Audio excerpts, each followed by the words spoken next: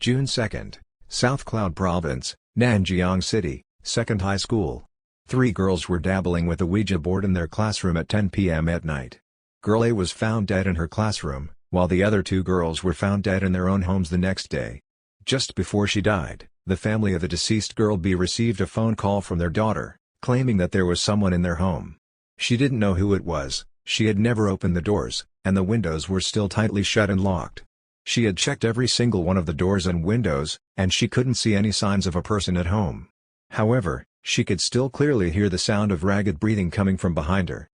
2 hours before the death of the deceased girl C, her father received a phone call from his daughter as well, similarly claiming that there seemed to be someone at home.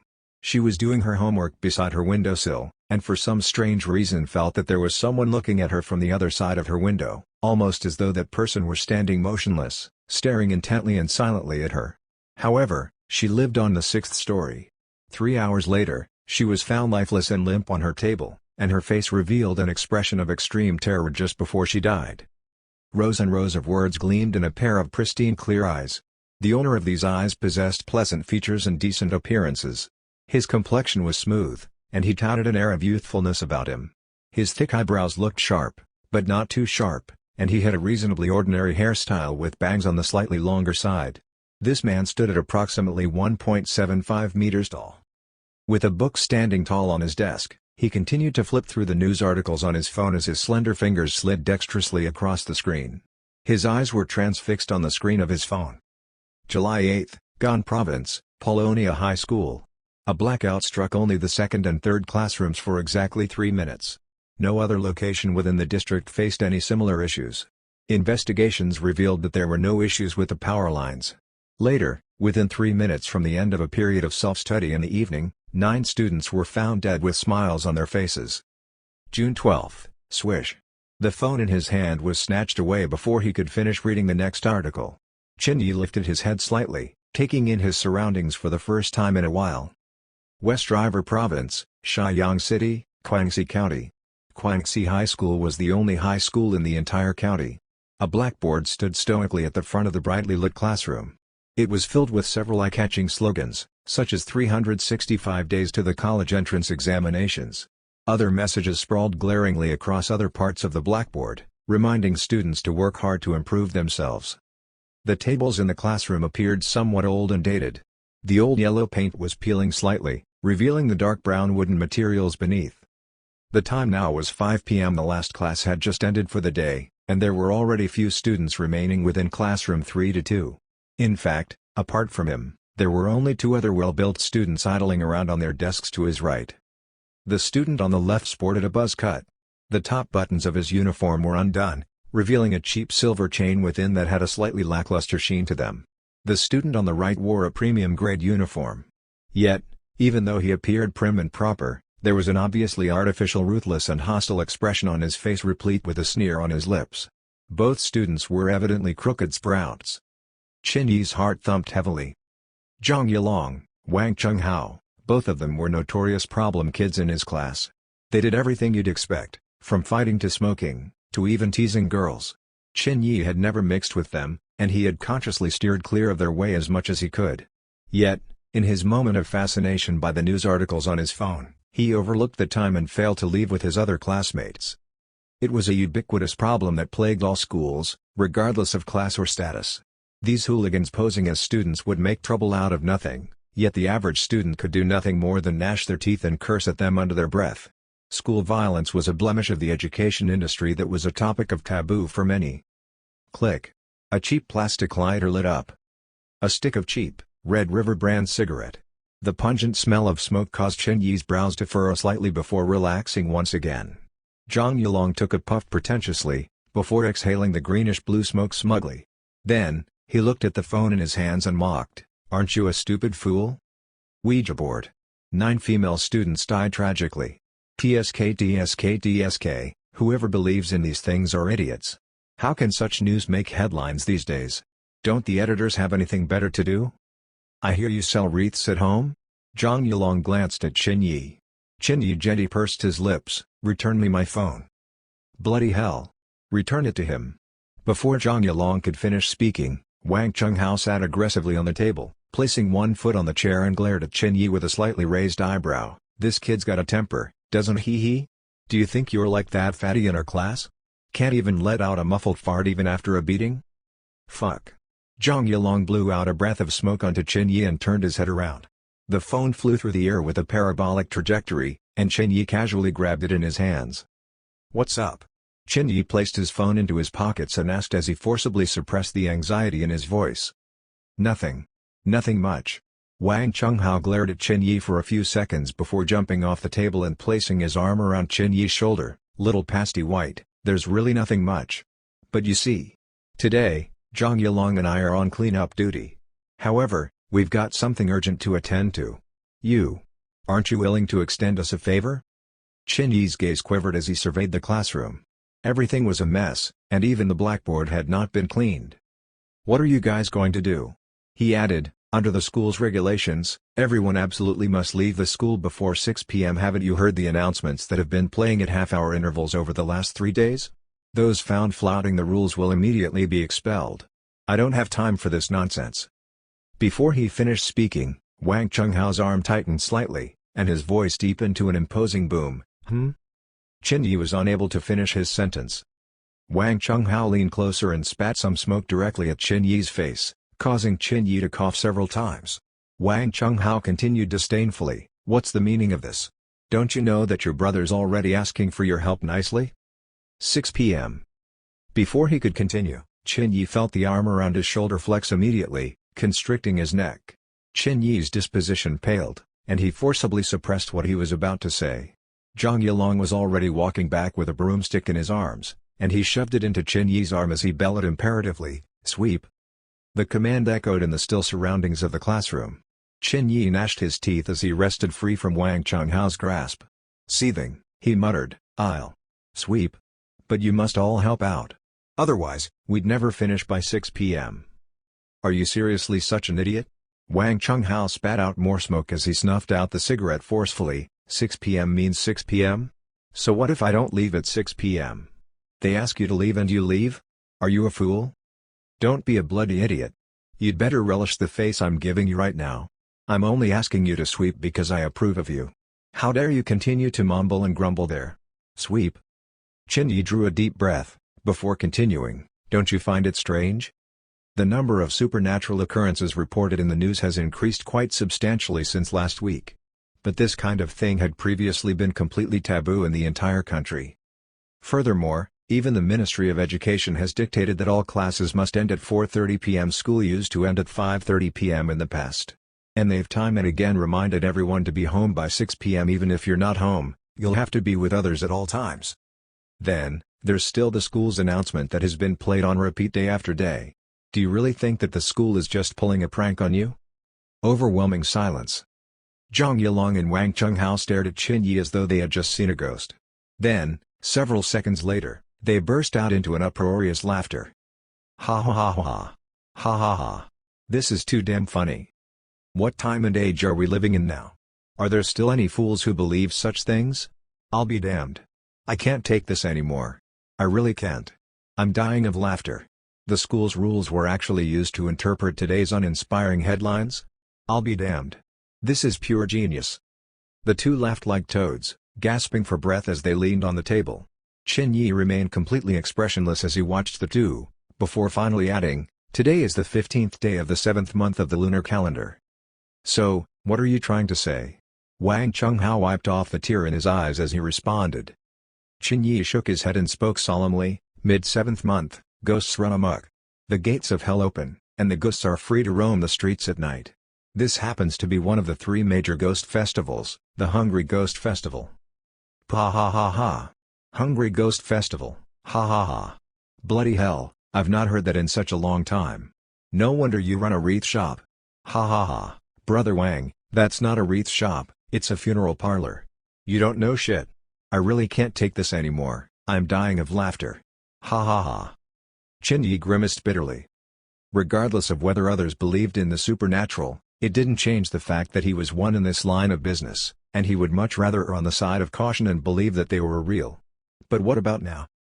How many people were there who still believed in such things? He picked up the duster silently and began to clean the blackboard. Wang Chunghao and Zhang Yilong were still guffawing on their desks, and it was evident they had no intention to help out to begin with. Instead, they picked up another cigarette and continued to make fun of what Qin Yi had said earlier. Qin Yi vaguely overheard some derisory phrases such as "stupid idiot looks just like a ghost," and the like. Time trickled by. Qin Yi had no expectations that the two other students would help him out at all as he continued to sweat profusely from the menial work. They were drawing close to their graduation, so not only was the blackboard covered in all forms of scribbles and marks, there were also innumerable sheets of rough paper used for calculations and other tattered practice papers scattered all over the floor. There were even broken pencils, bits of erasers and other stationery strewn around. It was a complete mess. Phew. He finally straightened his back after what seemed like a long time. Yet Zhang Yilong simply called out impatiently to him, "Can't take it anymore? How long more are you going to take?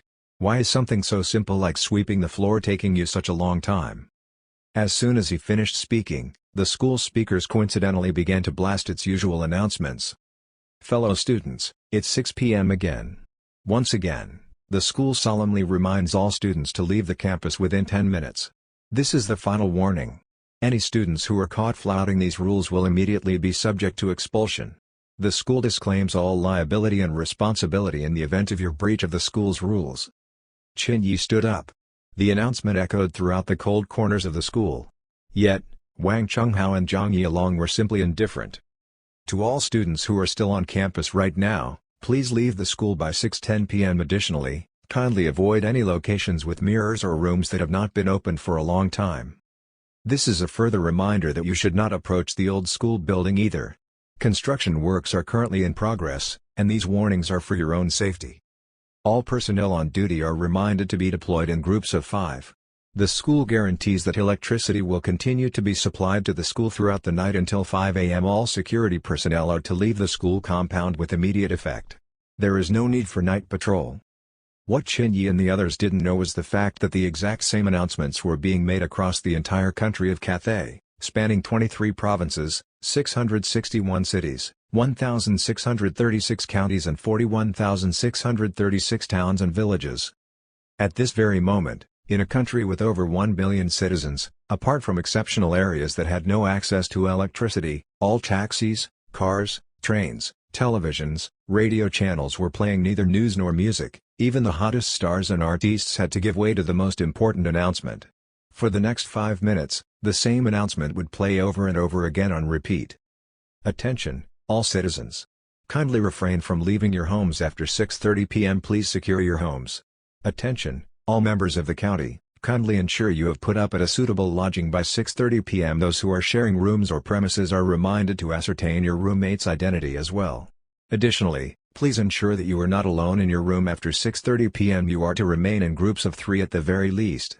Attention, all villagers."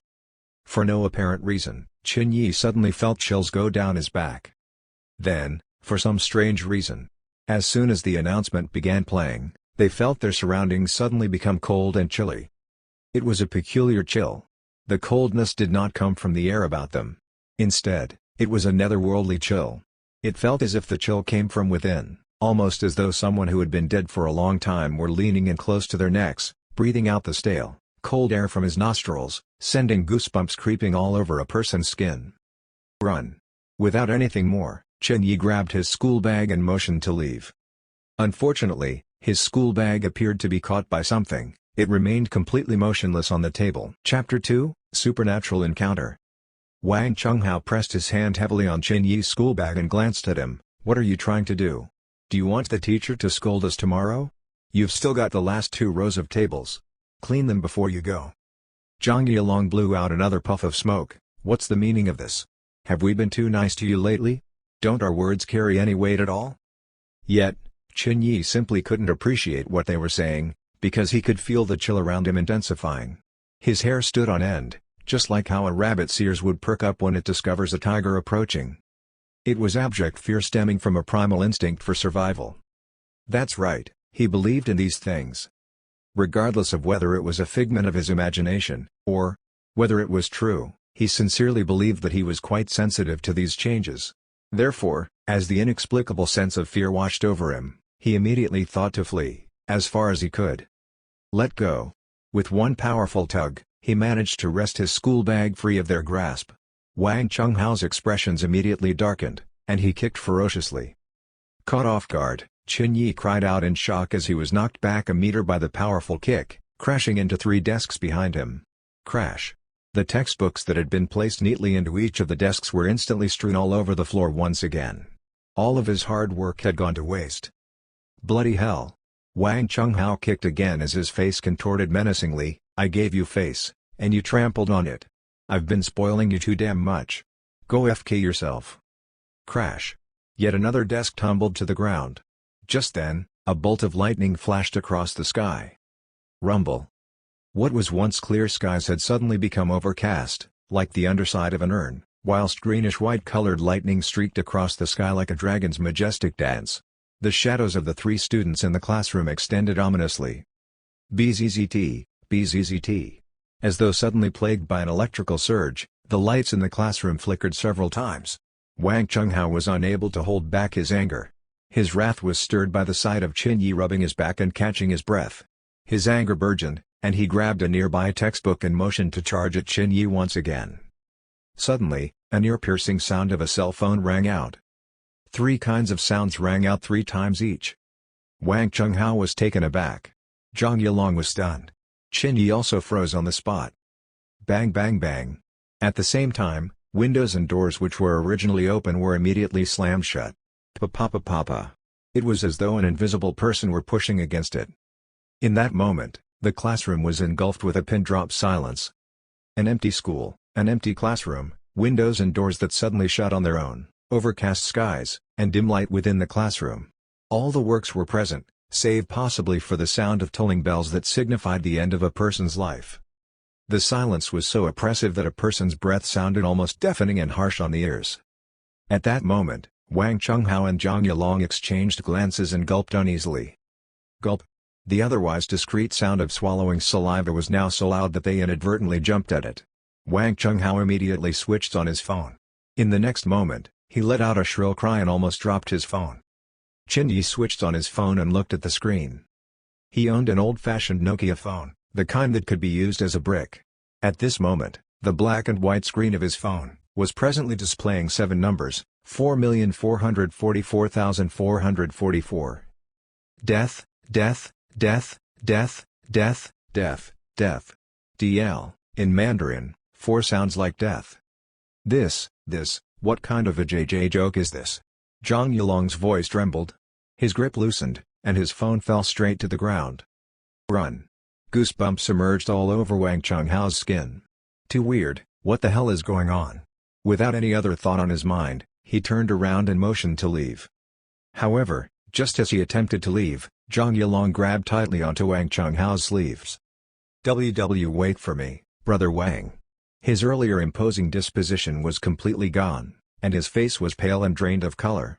Then, he turned his head stiffly and stared at Qin Yi. You. Go pick it up for me. Why don't you do it yourself? Qin Yi continued to massage his waist as he clambered up from the ground, made a beeline for the door and grabbed the handle hastily.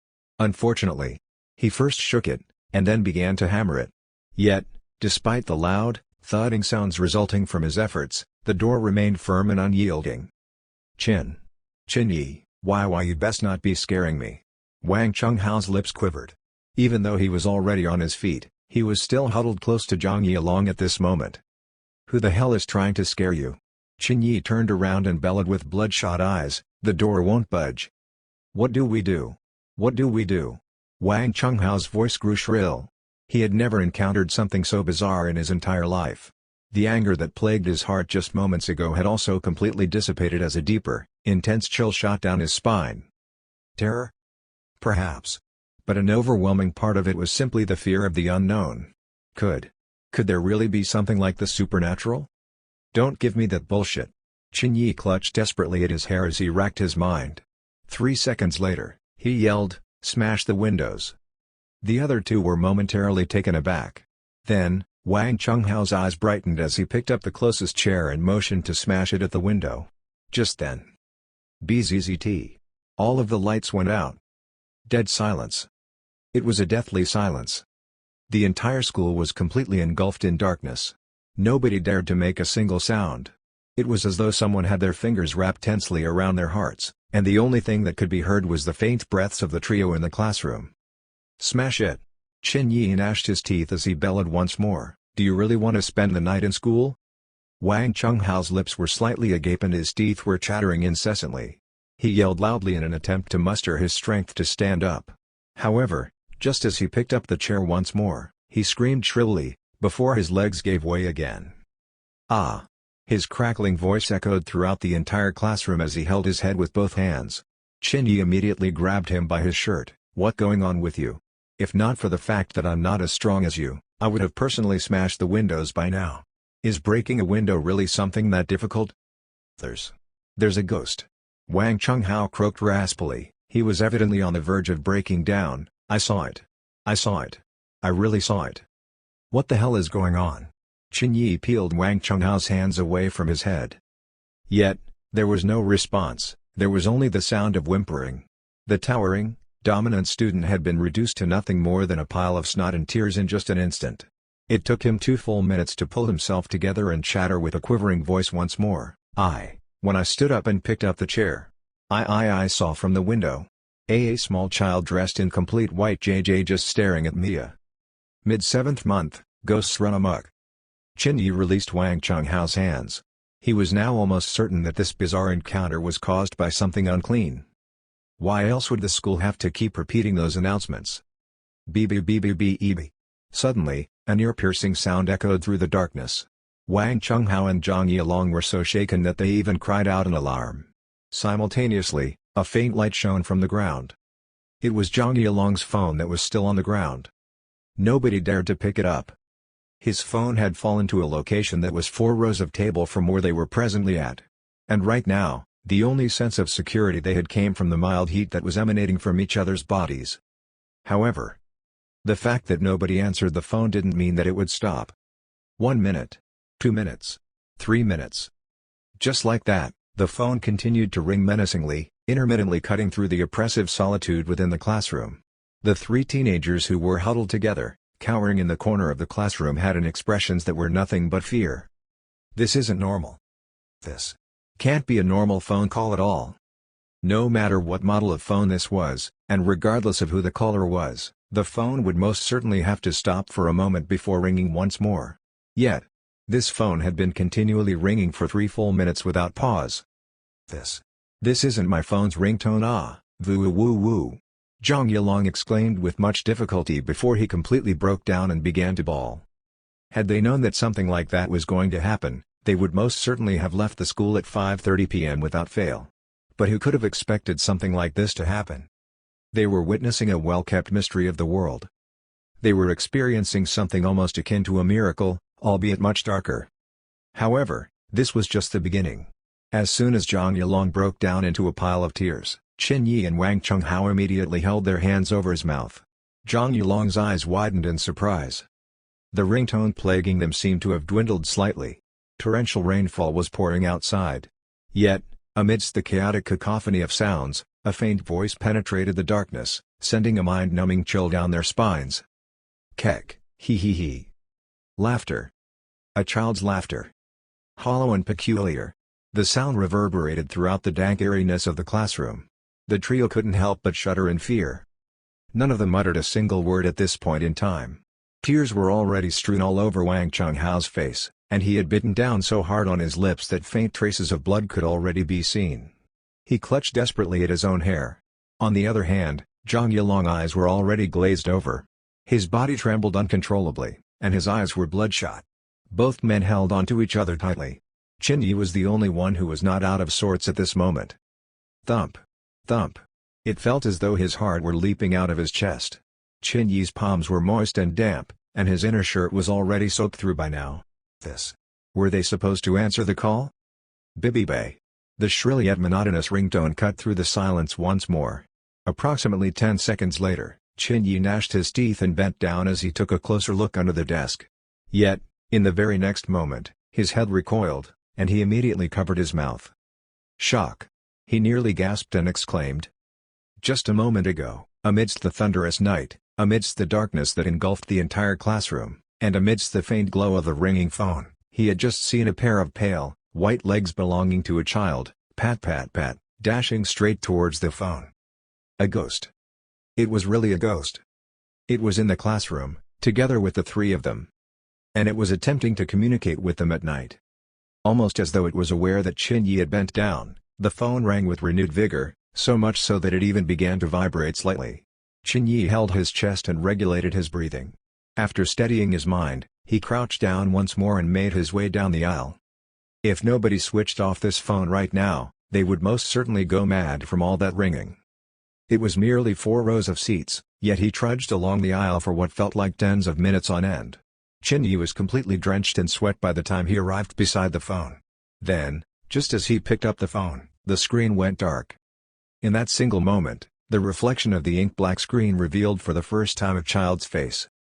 Long hair draped over the face, and the places where the eyes and mouth ought to have been were instead hollowed out, leaving 3 dark orifices that seemed to be widening in an exaggerated fashion as it shrieked at him. His heart nearly stopped and sweat percolated his skin. He suddenly whipped his body around and switched on the light on the phone once more, illuminating the area behind him. Nothing. His hands were trembling as he opened the message on the phone with bated breath. The message consisted of only 2 words. Look up. Drip. Just then, a drop of water fell from the top of his head, sliding across his neck icily before landing on the ground. At this moment, Chin Yi was still crouching in the aisle between the rows of desks and chairs. That drop of water was red in color. And it was thick. Blood. Chin Yi's body trembled. Something was just over his head. Chapter 3, Hell's Dictum. Chin Yi's neck stiffened as the amount of blood dripping from above increased. Despite the darkness engulfing the classroom, he glanced up slightly, gently tilting the phone in his hands so that it illuminated the area over his head. The dim glow of the light shifted slightly. In that split second, he saw a foot-long gaping wide mouth replete with pasty white skin hanging just overhead. With a sharpness, the vicious teeth snapped ferociously at him. From behind, it appeared as though a naked child with sickly skin was hugging Chin Yi's head as it took a bite from it. Ah! Zhang Yulong and Wang Chunghao squealed at the same time. Their eyes rolled back, and both of them passed out in the very next moment. Fortunately, the vicious teeth never got the chance to clamp down fully, nor did any grisly sound of crushing bones echo out. With his back turned, Chin Yi held a silver staff with intricate lotus flowers etched on both ends right above his head, wedging it horizontally right between the little child's mouth. Woo, woo. The bizarre child's body contorted as it struggled to shut its massive mouth. Unfortunately, the silver magic staff lodged in its mouth easily thwarted its efforts. Chin Yi's expression was now starkly different, laced with both an intent to tease and some measure of indifference. Smiling faintly, Chin Yi remarked, "You've finally made your appearance, huh? I've been searching for you for some time now. I'd even put on a show of weakness and cowardice. You've finally caved into my efforts." Boom. As soon as he finished speaking, a black wind visible to the naked eye erupted from Chin Yi's body. At the same time, a majestic, domineering voice boomed through the darkness, "By Hell's Dictum, all rabble must disperse." Whoosh! A sudden storm swept up, picking up all of the dust particles on the ground and sending them flying out of the classroom with a powerful shockwave visible to the naked eye. Even the curtains were immediately swept aside. As soon as the storm began billowing, the dark orifices on the bizarre child's face where eyes would otherwise have been constricted immediately. Did ghosts have physical bodies? Perhaps. Because, right this moment, one could see with the naked eye innumerable strands of black chi twining around the child's body.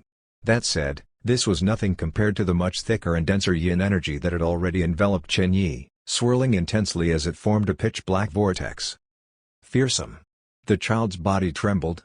This feeling was something that emanated from the deepest part of its soul. It was a manifestation of its primal instincts when faced with a qualitatively oppressive force. That's right. It had previously only heard of such qualitative levels of oppression. And this was. Suddenly, the child shuddered and let out a shrill shriek as it frantically sought to rush outside. Emissary of Hell. It's an emissary of Hell. Hell's gates are open. An emissary of Hell is here to arrest us. Swoosh.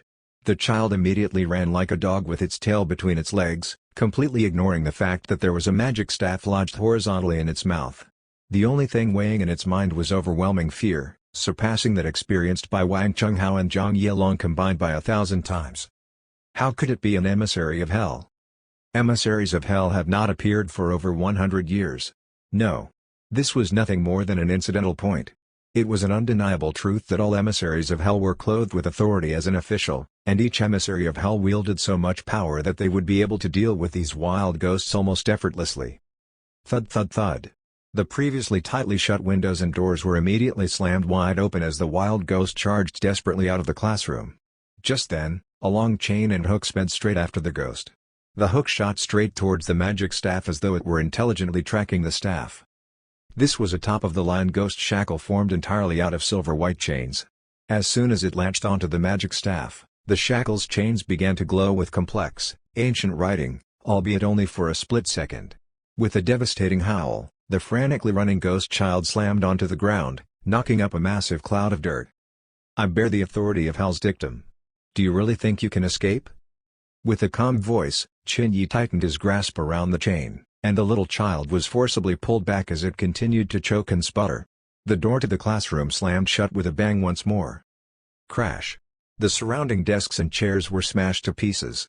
With a clang, the hook flew back, bringing back with it the silver-colored magic staff.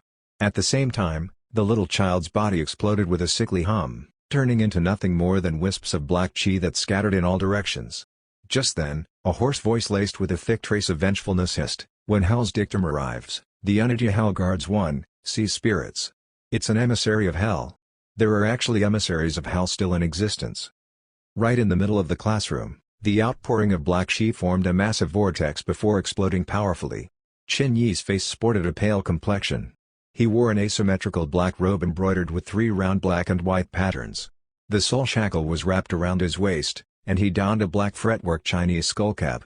Wisps of pure nether energy emerged from his sleeves and lapels, while his robe fluttered airily without any wind. He looked awesome and imposing. His hand wrapped gently around the scabbard on his waist as he exclaimed, "What ghostly existence speaks? Introduce yourself." There was no response. Several seconds later, the vengeful voice boomed aloud, "Hell has already washed its hands off the affairs of the mortal realm for 100 years. What gives you the right to interfere?" Whoosh! Yi drew the saber from his scabbard and gently ran his finger across its edge. "Well then. Today marks the first day of hell's governance once more." "You!" The voice screeched, and the windows and doors slammed open at the same time once more. A powerful gale blew into the classroom. Hey! I've only just taken up my post here as one of hell's emissaries after all. Wouldn't leaving right now be far too disrespectful?" Yi spoke softly. Yet, as soon as he finished speaking, a soft swishing sound sliced through the air. His blade was light as snow. Everything came to an abrupt halt. A blood-curdling scream echoed in the night. It was an incredibly deafening sound, yet it seemed to be drowned out by the torrential rainfall outside. The appearance of a child glowed faintly on the blade of his demon head saber before turning into wisps of black smoke and dissipating into the surroundings. Finally, it was swallowed by the ghastly head etched onto the hilt of the saber, igniting a bright green flame for a split second before flickering out. Yi furrowed his brows as he shut his eyes once more, almost as though he were attempting to sense something. Several moments later, he sighed with resignation, "It's not it either. I still can't find it anywhere within this hunting zone. Is that old granny just messing with me? Notwithstanding the fact that I've already captured 3 vengeful apparitions this month, I'm still nowhere close to achieving the requirements for tenureship. Is she just using me as free labor?" Just then, something caught his eye, and he glanced out the window into the distance. He had a good vantage point. The classroom was pitch black, so nobody from the outside could see anything on the inside. However, Yi could clearly see what was outside. Amidst the torrential rain, a stooping man dressed in ink black with a walking stick in hand was slowly hobbling towards him. "It's him again." Yi collected his thoughts and furrowed his brows. The black-colored energy enveloping his body abruptly vanished, and his clothes transformed back into his usual uniform. He controlled his breath, shut his eyes, and lay on the ground quietly. As the rain continued to pour down incessantly, the school returned to a state of complete stillness and silence. After what felt like 5 to 10 minutes, knocking sounds finally echoed from the door to the classroom. The knocks were neither fast nor slow. "Hello. I'm an investigator from the National Special Investigations Department, Guangxi County Branch. My registration number is AC-285. May I come in?" Naturally, nobody responded. After approximately 10 seconds, the voice added, "Then. Please pardon the intrusion." The door was gently pushed open. There were 2 coughs, followed by the light, rhythmic tapping of the walking stick on the ground. There were also faint traces of the clinking of chains muffled by the sound of thick clothing. Then, the visitor crouched down. His clothes brushed gently against the ground and rustled gently. Several moments later, he switched on his phone. "It's me." "Yes. There's nothing here. It's strange. This is the 3rd supernatural incident within Guangxi County, each of which had been caused by an evil ghost powerful enough to necessitate my personal involvement. Yet for some strange reason, each of these 3 evil ghosts had already been purged by someone else by the time I had arrived. There's no doubt, it's the same person. His mark is very distinct. In particular, the remnant yin energy is far thicker than the ordinary ghosts that we've seen. I've never seen such thick yin energy either. I know, I'll notify the city if necessary. But so far there's no sign that this B-rated supernatural entity is out to hurt anyone. It's almost as if it's only targeting the evil ghosts themselves. I don't think there's a need to alert the city just yet." Got it. I'll take care of the scene. Don't worry." After the man hung up, Qin-Yi heard a wistful sigh and the ignition mechanism of a lighter clicking softly. Shortly afterwards, a peculiar fragrance drifted through the air. Qin-Yi remained still and silent, like a tortoise playing dead. In fact, he waited for a full hour before taking a peek at his surroundings once more. There was no longer anyone left in the classroom. The desks and chairs had been magically restored to their initial condition. The only difference was that there was a pile of burned-out ash that was still emitting some residual heat lying on the teacher's podium. Qin-Yi picked up some of the ash and took a whiff of it, before sneering, "Incense of paramnesia. Anyone who smells this won't be able to remember anything that happened the next day when he wakes up. If I recall correctly, something like this is extremely valuable. Even the old granny doesn't have much of it. Yet, this person had just expended an entire stick of it just to take care of the scene? Isn't that far too extravagant?" Then, Qin-Yi shifted his gaze and looked thoughtfully out the door. "He's been pursuing me ever since the first evil ghost I'd cleansed and purged. It's almost like a wild dog that doesn't know how to give up. He's really fortunate though. If not for the fact that it's not his time yet, I would have given him rest a long time ago." Qin-Yi walked over to Zhang Yilong and Wang Chenghao's side, stretched out his arms and held their heads up gently. He then opened his eyes wide and glared disdainfully at them for several seconds more, before suddenly unleashing a barrage of fierce punches and kicks on their abdomen. Thud. Both students were sent flying towards the blackboard by a powerful kick, where they landed with a muffled thud. The incense of paramnesia will prevent you from recalling exactly what happened here. Since your parents haven't taught you properly, then let me teach you a lesson on behalf of your parents. Qin-Yi chuckled coldly as he grabbed Zhang Yilong and gave him a tight slap across the face. Before his face could recoil from the impact, Qin-Yi's chained a backhanded slap once more. "Don't you know the concept of unity among students? Friendship and fraternity? Students these days face my wrath." Pack. Pack. Pack. Crisp smacking sounds reverberated throughout the otherwise silent classroom. "Been hanging out with too many hooligans? You young sproutlings haven't even learned to fly yet. Have you ever seen what members of a true secret society are like?" Pack. Pack. Pack. "A good man doesn't live long, but the misfortune one brings upon himself lasts 1,000 years." Bursting with emotions, Qin-Yi lifted the 2 other students and slammed them down over his shoulder with a loud thud as though he were tossing a deflated ball. Finally, he clapped the dust off his hands in satisfaction. He was pleased. The 2 students were completely bruised and swollen, and yet their eyes were still tightly shut. Qin-Yi had beaten them up skillfully and methodically. It looked bad, it felt worse, yet they suffered no internal injuries at all. In other words, these were injuries that they would recover from in just a few days. They were merely students and classmates after all. There was no life or death feud between them, at least, there was no enmity that couldn't be resolved by a good, violent beating. Even if there were, he could just beat them up once more. After leaving the room, Qin-Yi walked to the bordering wall surrounding the school, leapt over a height of 2 meters with ease and somersaulted over the wall before landing on the other side. Incidentally, there was a bicycle parked right outside. The rain had already stopped by now, yet not a single person could be seen on the streets. The former bustling night markets had ceased operations as soon as the national announcements had begun. In fact, there were hardly any traces of the living right now.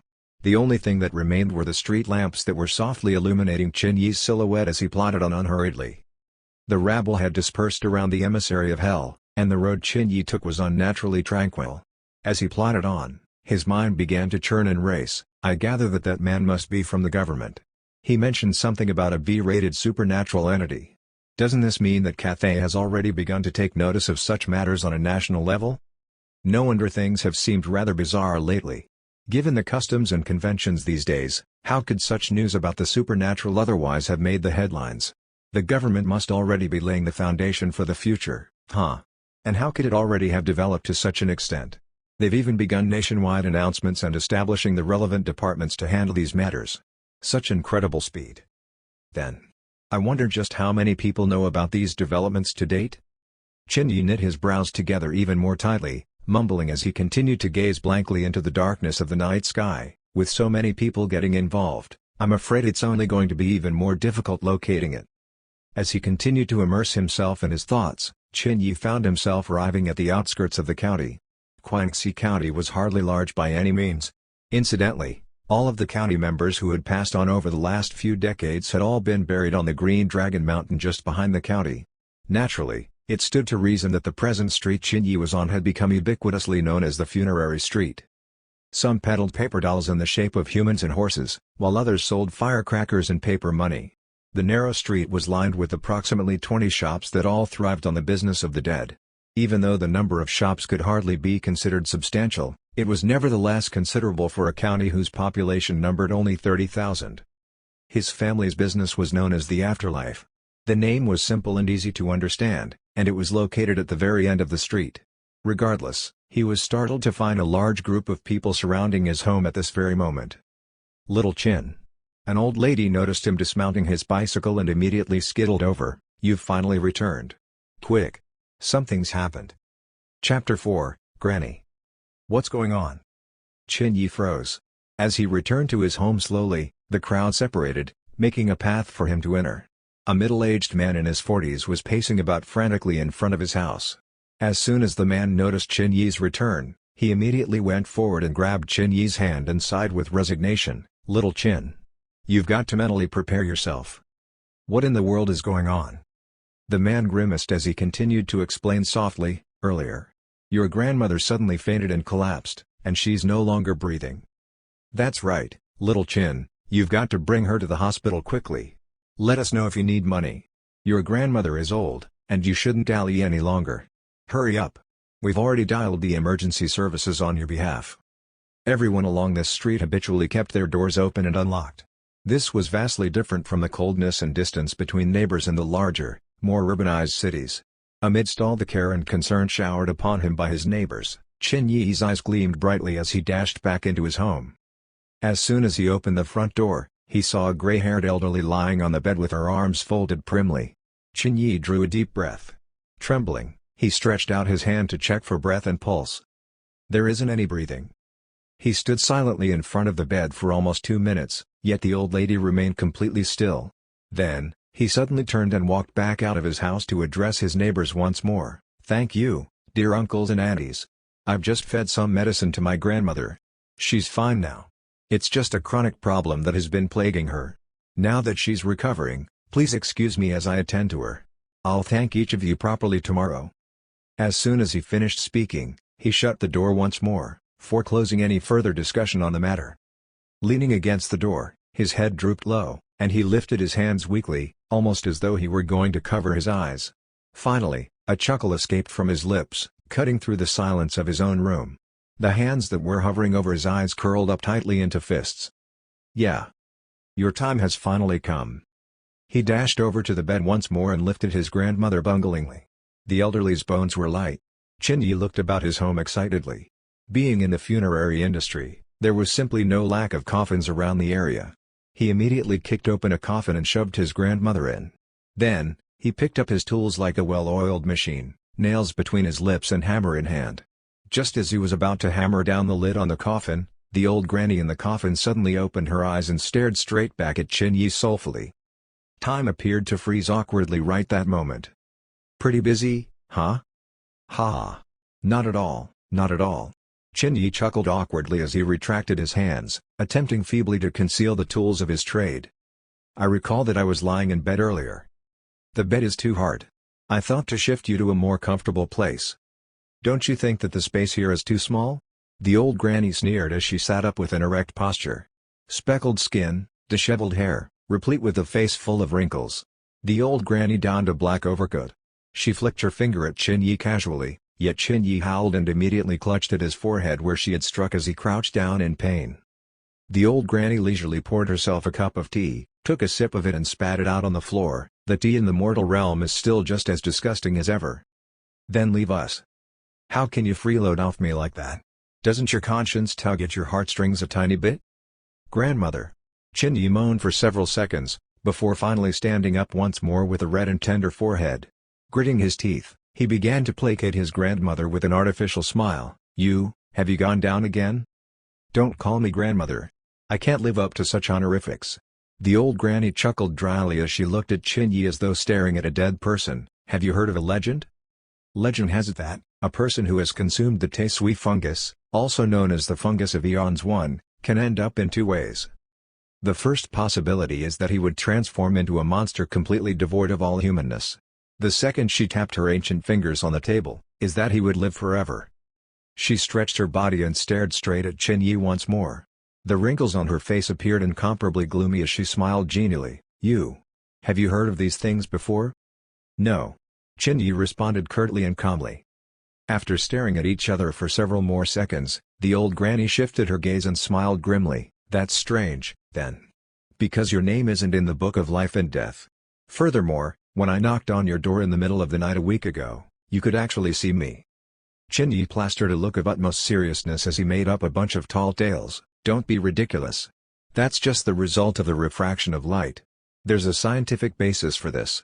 Canadian scientist Michael Pasinger has proven that exposing the temporal lobe of one's brain to electromagnetic flux can increase a person's propensity to report supernatural experiences. Furthermore, a toxicologist known as Albert Downey has hypothesized that protracted exposure to certain substances, such as carbon monoxide, formaldehyde, pesticides, etc., can produce an environment that is conducive for supernatural experiences. Before he could finish speaking, a muffled smack struck Chin Yi's forehead once more, causing him to fly back 2 meters and crash into the bed frame. This old bag of bones hates smart Alex the most. The old granny took out a foot-long pipe and lit it and puffed lightly. The surroundings were immediately filled with smoke. Have you managed to find it? Grimacing, Chin Yi rubbed his back and stood up. No. That's weird. The granny tapped on the pipe as she added, that doesn't make any sense. It has to be in this county. Chin Yi glanced at the old granny's expressions as he probed further. Just what exactly is it? Shouldn't you at least tell me that much?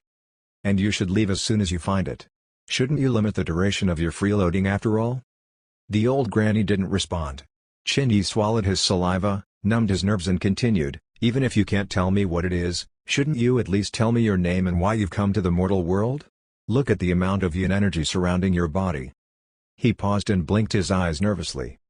If the amount of yin energy surrounding his own body was likened to a bonfire, then the yin energy emanating from this old granny could only be described as a beacon fire on the Great Wall of China.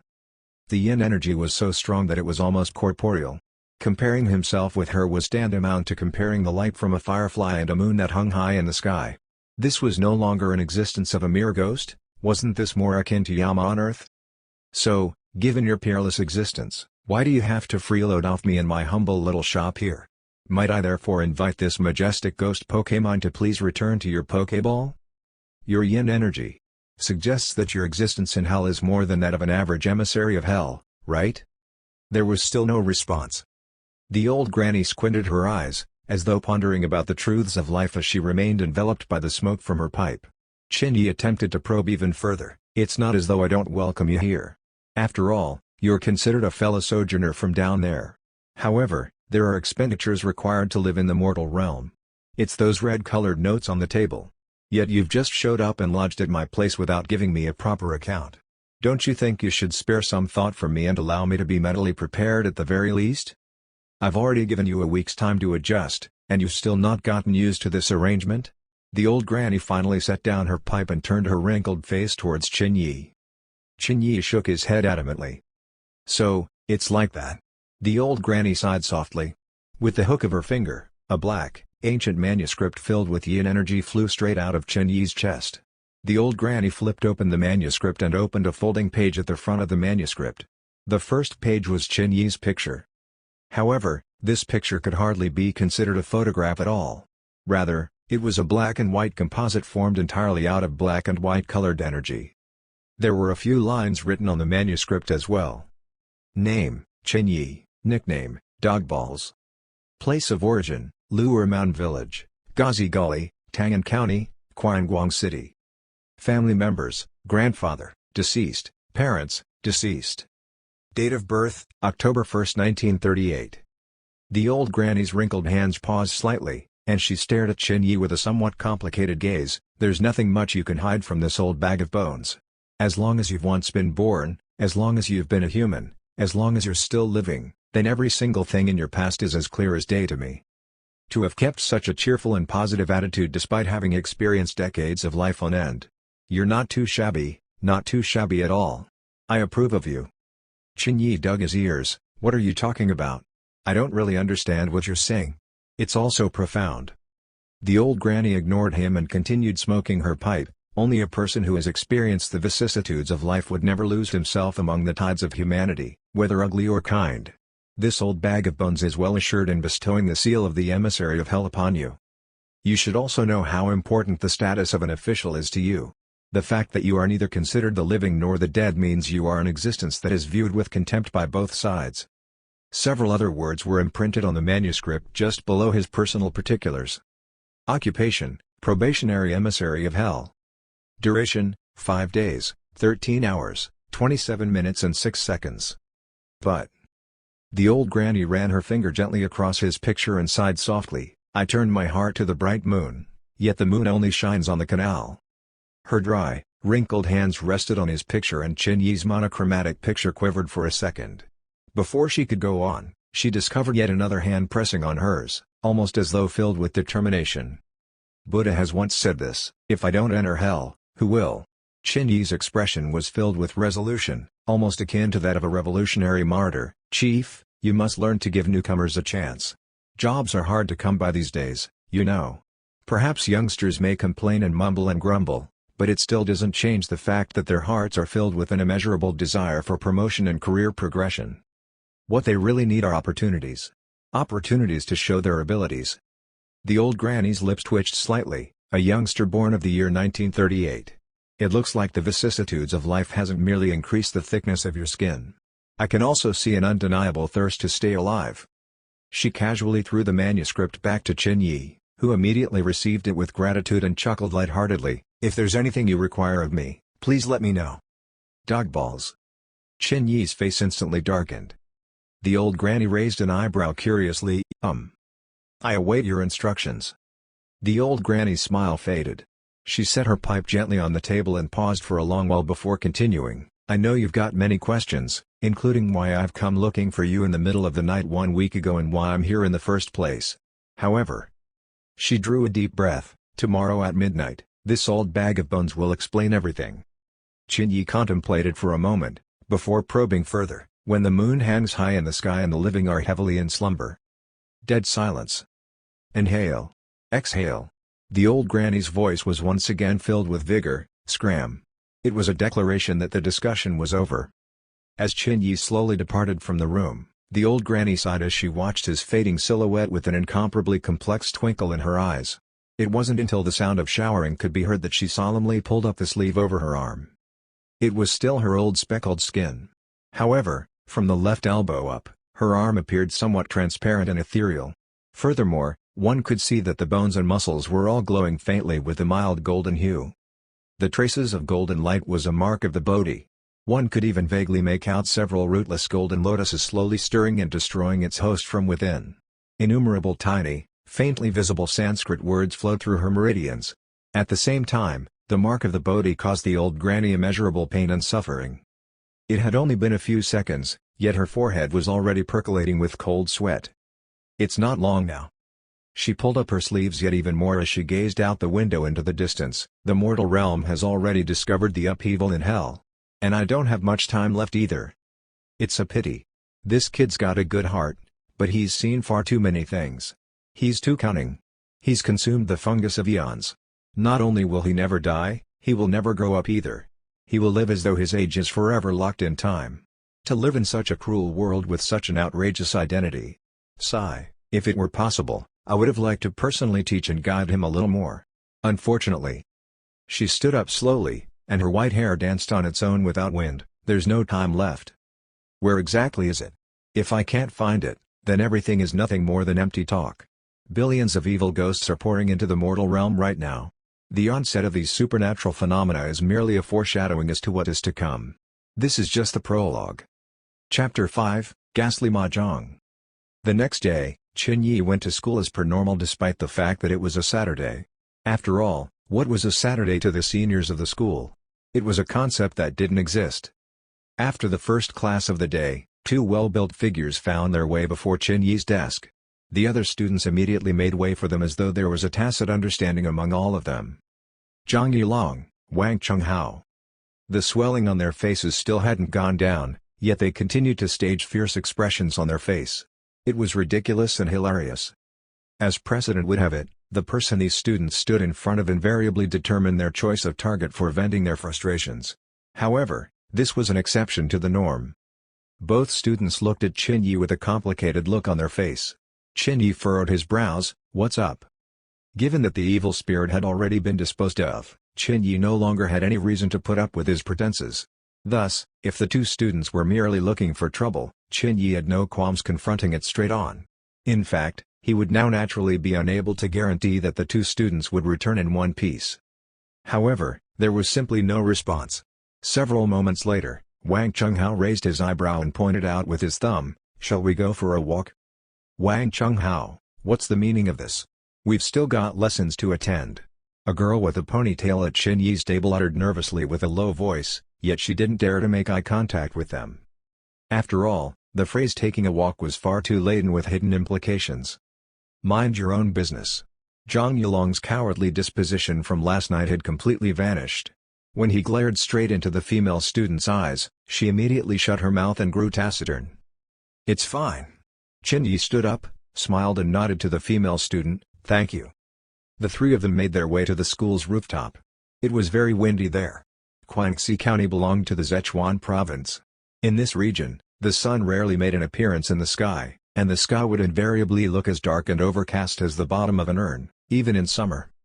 Scram! There were several students on the rooftop when they first arrived. Yet with one command from Wang Chunghao, the rooftop cleared out almost instantaneously. He didn't address his agenda immediately.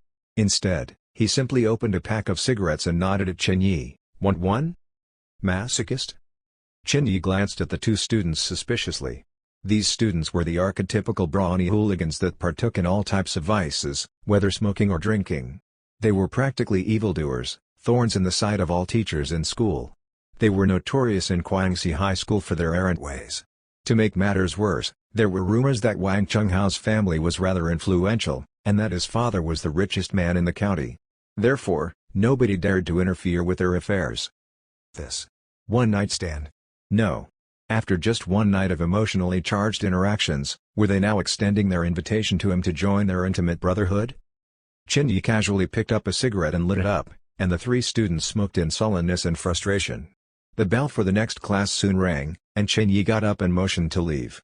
Just then, Wang Chunghao finally spoke up, "Hang on. It's time for class." "It's gym class."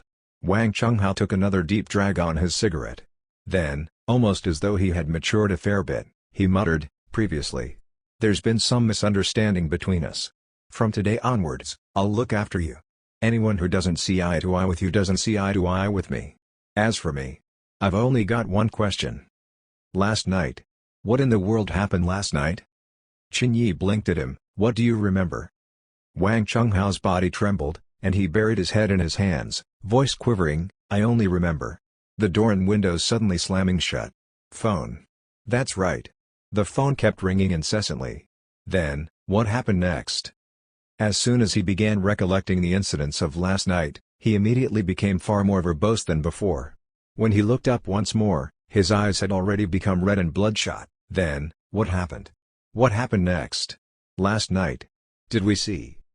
His voice softened to a whisper, and it took him several seconds to utter the rest of the sentence. Did we see something unclean? How did the school find out about these things? And why didn't they inform the students about it? How dangerous is that? Fuck. Zhang Yilong snuffed out his cigarette violently as he recalled to mind the horrific incident last night. His entire body was trembling ferociously as he took out his phone and added, "Look.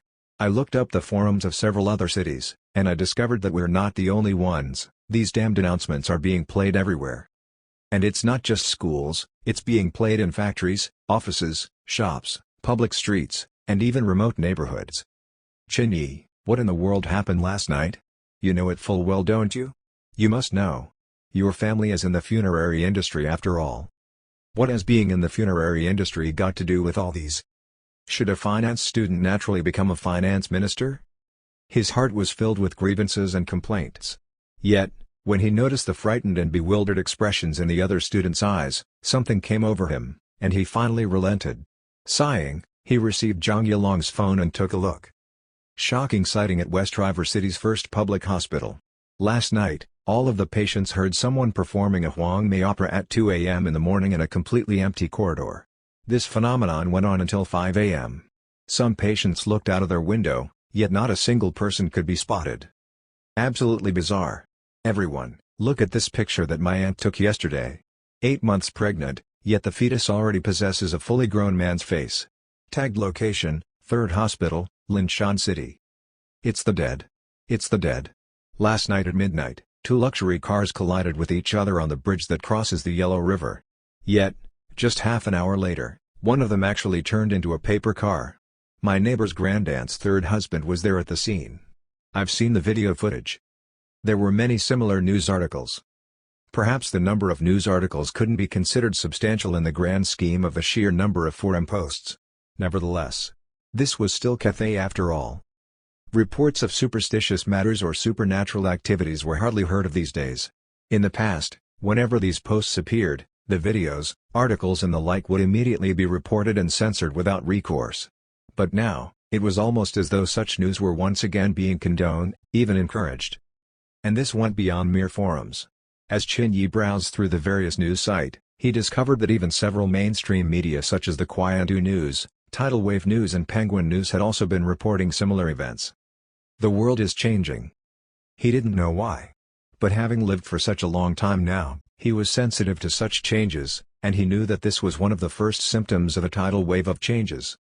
Even the media is starting to endorse such news. What in the world is happening to Cathay? Chen Yi. Chen Yi. Say something. Wang Chenghao's anxious and unsettled voice disrupted his train of thought. Chen Yi returned the phone and responded thoughtfully, "I don't know either. The only advice I can give you right now is to comply with the government's instructions.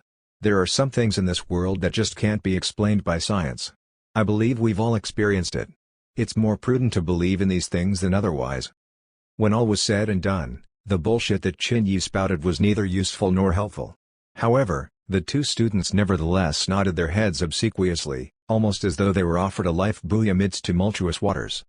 After all, there were many times when people weren't really seeking the truth, and all they wanted to hear were words of consolation. They wanted to have conviction and be able to believe, regardless of what the truth might be. "Then, I'll take my leave first." Chen Yi patted his buttocks as he stood up once more. However, Wang Chenghao suddenly added, "Chen Yi. Do you know of a way to deal with these things? You're afraid that they'll come after you again?" Upon closer inspection, Chen Yi noticed that Wang Chenghao truly appeared rather striking and imposing. Wang Chenghao stood at 1.8 meters tall. Even after last night's frightful event, his complexion was still rosy, and he was still filled with vigor. "No." Wang Chenghao bit down on his teeth as he mumbled, "It's not me. It's my family. Has been a little bit off lately. I don't have any means to help you." Chen Yi opened the door and walked out. Such matters should be left to the professionals. An amateur like me might only cause more trouble. It was difficult to be a senior in school. Time flew by in the blink of an eye. At 5 p.m. sharp, yet another wave of announcements was made. Just as Chen Yi mounted his bike, he suddenly paused and listened more closely. It's different. The announcements are different from yesterday. If you are still on campus, please leave the school by 6:10 p.m. by hook or by crook. From today onwards, the school will be commencing renovation works in all of the unoccupied classrooms. Entry into classrooms which have been sealed off is strictly forbidden. Any trespassers will immediately be expelled. All staff on duty are to return to their rooms by 7 p.m. and remain within their rooms. Anyone spotted outside by our CCTV cameras will summarily be dismissed. The school shall not be held responsible for any losses incurred by persons failing to comply with the school's regulations. He paused for a long time before mounting his bicycle and cycling home once more. However, his brows remained furrowed this whole time. It's really different. Only those who had experienced it could tell that the renovations were a lie, it was a mere cover-up. Something unpredictable was happening to the entire country of Cathay, and it was affecting every single county, and even every single village. Incidents like that which they experienced last night must be happening everywhere around the nation. The forum posts were nothing but starters. Cathay was presently giving their citizens a buffer period as they contemplated their next move. Were they going to subsequently make an announcement or take a stand on these issues? It was important to maintain stability within their nation. Cathay was a superpower with over 1 billion citizens after all. The consequences of chaos would be absolutely unfathomable. That said, the Cathayan government had evidently started to compromise on some fronts as well. This naturally meant that the magnitude of the supernatural upheaval concealed behind the fog of bureaucracy was probably hundreds or even thousands of times worse than he imagined. Furthermore, the change in the content of today's broadcasted announcement could only mean one thing. Things were quickly escalating out of control. It was like a rabid horse that had broken loose of its yoke and was going on a rampage. In just 1 week, from the initial schedule of one announcement per day, to the endless repetition of announcements after 6 p.m. 3 days ago, to now, the school had even begun to withdraw its employees and staff. All of this pointed to the severity of the matter. I wonder if the other countries know about just what's going on in here? As the wind whistled past his head, Chin Yi sighed wistfully. I don't know, but there must be someone who does. His gaze stretched into the distance, where the outskirts of the county was located, the haunter in the Pokeball. No, that old granny ghost must know something about this. Tonight at 12, huh? He arrived home in no time. Yet as soon as he stepped into his own home, that frosty look in his eyes immediately melted. He even began to suspect that he was being oversensitive about the entire incident. As soon as he opened the door, he noticed that the coffin in the center lay wide open, and a square piece had been cut right out of the coffin. 4 old ladies were each seated on one side of the square piece of the coffin. The old granny's hand was holding tightly onto something, and her expression was unimaginably frigid. Several seconds later, she pushed it onto the makeshift coffin table. 2 coins. 1. Very well. I'm out there painstakingly earning a living, yet you're in here pretending to look pretty? Excellent, you've even mastered the art of identifying those mahjong tiles by feel? And who are these other old ladies? Why haven't I seen them before? Did you actually manage to hook up with ladies from the other neighborhoods? By the way, is it really a good idea to play mahjong on a coffin in such an idyllic and innocent manner? The begrudging spirit within him was roiling, and his heart was filled with displeasure. Finally, he managed to forcibly suppress the rage in his heart. He had no choice. There were others around, and the old granny also appeared to be hiding a wealth of formidable abilities. It was therefore prudent to suppress his anxiety and endure for now. Bong. The lady on the other end of the table revealed 3 matching tiles. I'm waiting on a single tile. How can you be so fast? Are you cheating? If you have 1 BAMs or 2 BAMs, you'd better discard them now. I'm already waiting, but I'll discard them if I have to. I can't afford to mess with this fierce old lady. 1 BAMs. 2. The old granny took a drag on her cigarette before discarding a 1 BAMs tile. Unfortunately, her expression froze in the very next instant. I've won. All pung hand, clean hand, and I was waiting for a single 1 BAMs tile. The dues for this round are 30 million. The old lady seated opposite smiled widely, accentuating the wrinkles on her face as she revealed her mahjong tiles. 3. 30 million? How could you play with such high stakes? Hang on a minute, how are you going to even pay 30 million? Before Chin Yi could exclaim aloud, the old granny slapped a 100 million note onto the coffin board heroically as she exclaimed, "Go buy yourself a nice coffin." This was paper money with 100 million printed on it. Hang on. Chin Yi blinked several times. Then, as he took a closer examination of the 4 old ladies, he drew a deep breath, and took several steps back. Apart from the old granny, the other ladies didn't have legs at all. Everything from their calves down was completely illusory. Even their toes didn't touch the ground. This was a game of ghastly mahjong. Chapter 6, The Yin Yang rode very well. Chin Yi wondered in his heart whether it was time to change the signboard for his shop to read Gloaming Ghoul's Gambling Den. And then he would have the most epic ethnic song playing in the background. Perfect. No, wait. What kind of forcible conversion of property was this? Do you know just how much that coffin costs? Chin Yi stared daggers, fired freeze rays, ice arrows, fireballs, and even death rays at the old granny, yet the old granny completely turned a blind eye to it. Instead, she looked straight at the other old grannies seated around her and chuckled, "How's this grandson of mine? Not bad. Fairly pale skin, so he wouldn't need to purchase skincare products when he goes down under. 9 coins. He looks like one with a rather short lifespan. He'll be able to enjoy his youth down under. 3 coins. Kong. 5 yuan. He runs a family business, and whether coffin, money, paper servants or horses, he's got them all prepared. This kid is ready to head down under and enjoy life at any time, isn't he? Have you prepared the method to go down under, boy? Come here. Let me give you a piece of advice. Drowning is the worst way to go, and you won't even look good at the point of death. Wait. I've won. I was waiting for 1, 4 and 7 yuan. Going back to the topic, hanging isn't a good way to die either, since your tongue would hang out 3 feet long after death. It's a pain to roll it back. I would suggest a car accident. Adjust the angle properly and don't look back. If you do it properly, you won't suffer any pain, and your looks won't be affected either. You'll spiral up to heaven spectacularly with an instant explosion. Bloody hell. What happened to all the cultural norms and conventions? Isn't the usual response to a question like "How's my grandson?" would be "Not bad, he's well behaved," or "How old is he?" or "Has he learned to write?" What's up with their bizarre response? Aren't they being far too presumptuous here? No. In the first place, who's your grandson? Don't identify yourself as my relative. Chin Yi was so upset that he almost spat blood. His face had turned ashen by now. The old granny took another puff of her pipe as she added, "Take a closer look." The other gloomy grannies immediately turned their heads and scrutinized him further. The smiles on everyone's faces vanished in the very next instant. They all set down the mahjong tiles in their hands as well. The 4 old ladies exchanged glances with each other in silence. Then, several seconds later, one of the old ladies queried the old granny, "Is this the fungus of the eons?"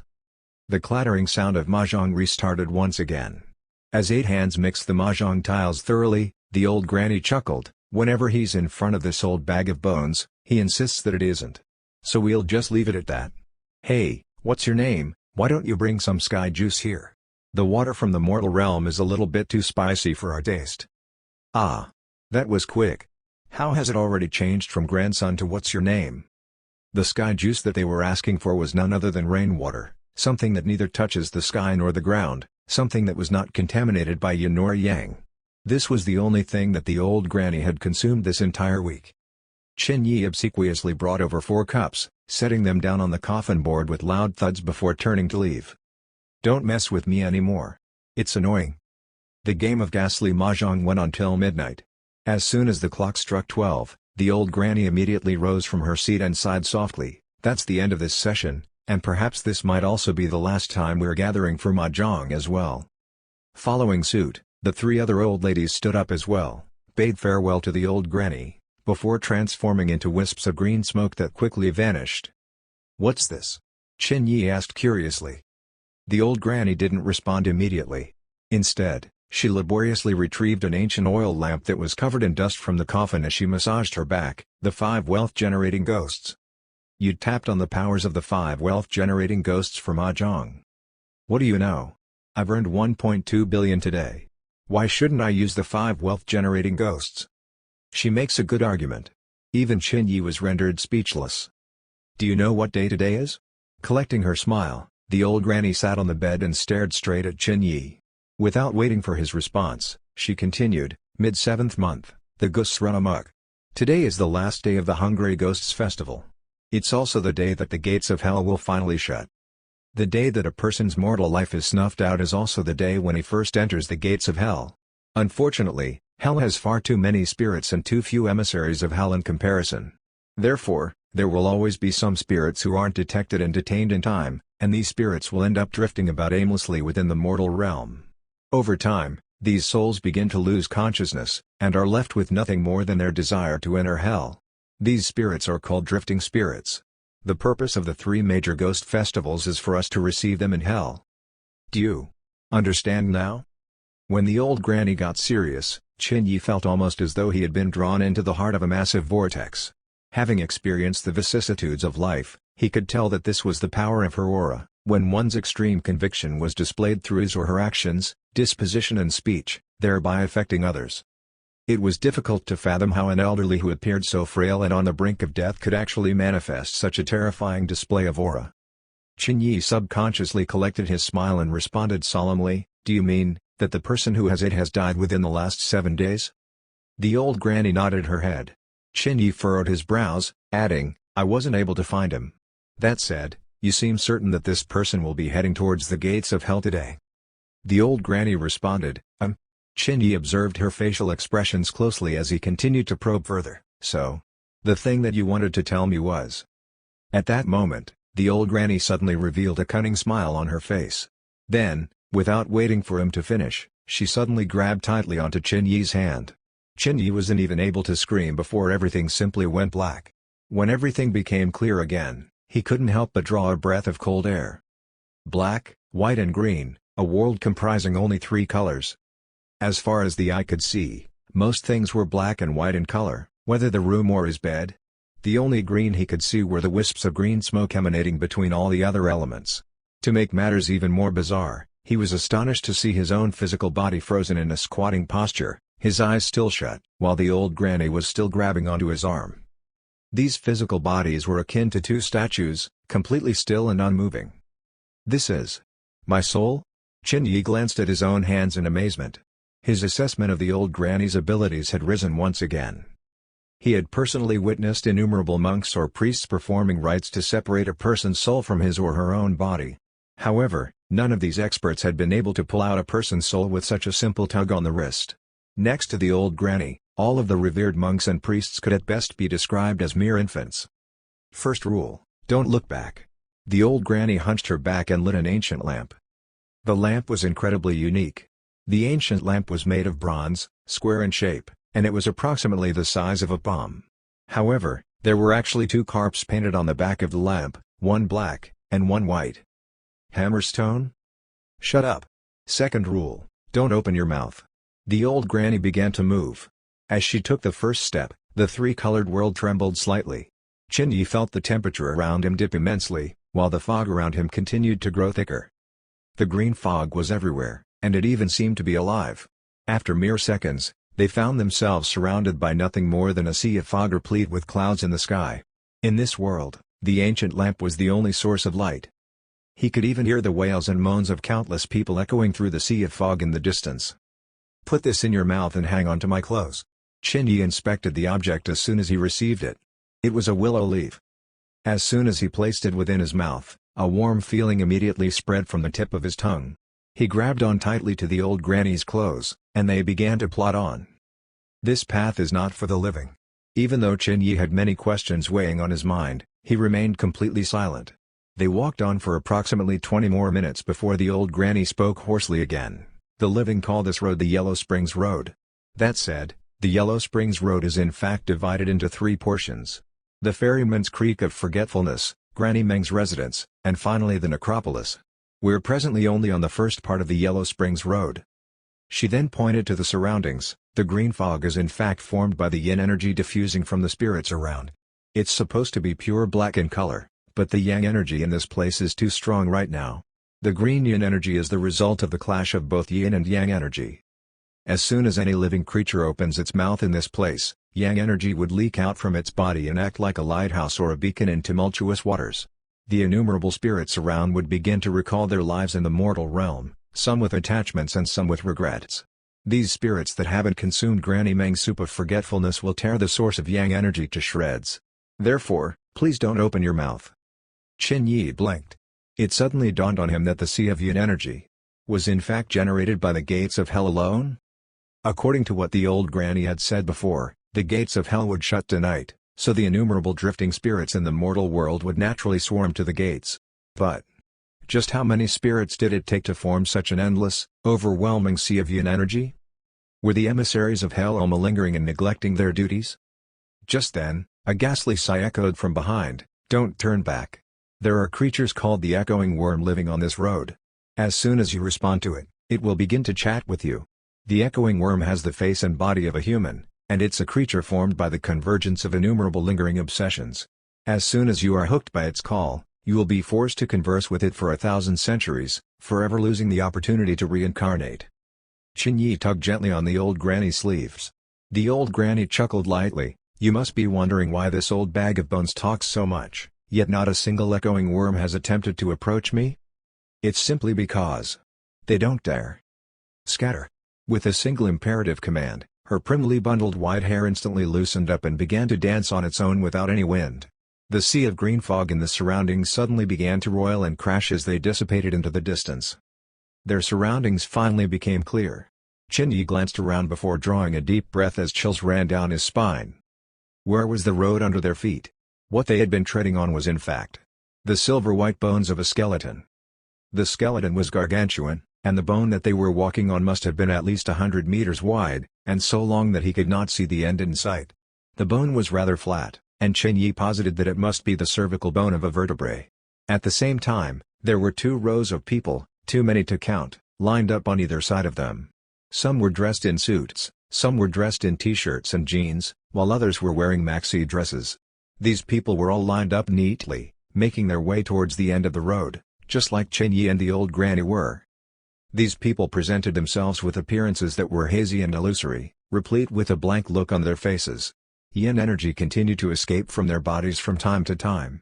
Yet the most frightening thing about these 2 lines of people was that their appearances were snapshots of their exact appearances just before they died. Some of them had long tongues sticking out of their mouths and disgusting, bulging eyes.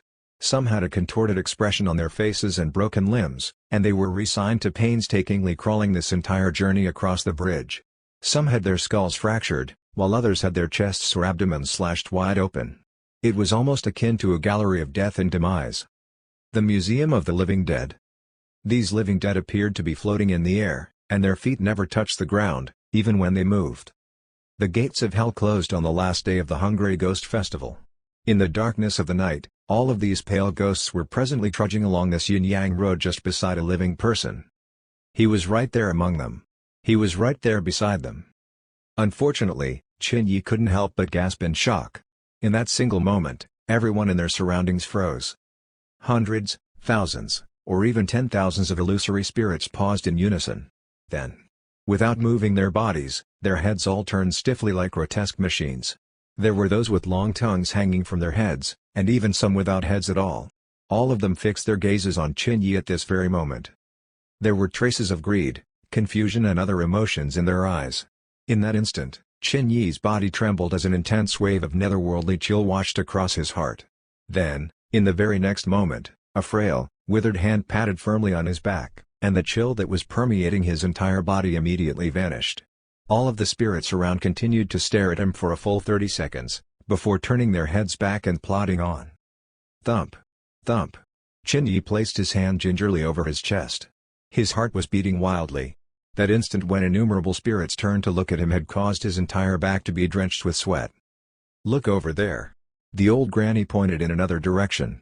Chen Yi glanced over, before covering his mouth in shock. His pupils constricted immediately. He could see the silhouette of something akin to a hill in the distance where gloomy yin energy filled the air. He was unable to see exactly what this was, but it appeared almost as though there were innumerable stink bugs piling one on top of the other. 2 green eyes burned brightly in the darkness as netherworldly flames flickered ceaselessly within them. And on its body hung countless people. They were living people, rather, living spirits. Each one of these spirits appeared to be muttering something inaudible. The spirit that hung closest to his current location was no more than 20 meters away. This was an echoing worm and its human pupae. Chapter 7, The Netherworld Odyssey. The hill-sized silhouette was at least tens of times larger than the old granny. The eyes blazing with netherworldly fire were akin to constellations in a surging sea of fog. It was evident that these eyes were trained directly on Chen Yi's body. Yet, not a single one of these echoing worms dared to approach him. Just like that, the 2 continued to plod along the path of bones. In fact, for every step that the old granny moved forward, the massive eyes would equally take a single step back. It was almost as though the constellations in the sky were shifting as a result of the old granny's approach. This is known as the netherworld odyssey. If you're skilled enough, you'll be able to find what you're looking for here as long as the spirit has passed within the last 7 days. You can even temporarily restore that person's memory and communicate directly with him.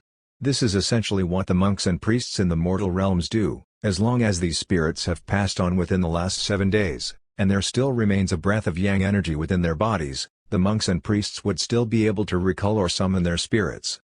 In fact, if you're fortunate enough to be promoted beyond the rank of a netherworld operative, you won't even need to embark on the netherworld odyssey any longer. You would already be clothed with the authority to directly arrest or detain any spirit along the yin-yang road without question. Alright, lower your head. We've arrived. You may speak now. Chin-Yi gathered his spirits once more and lowered his head. The skeletal path had come to an end, and a massive boat lay waiting at the end of the road.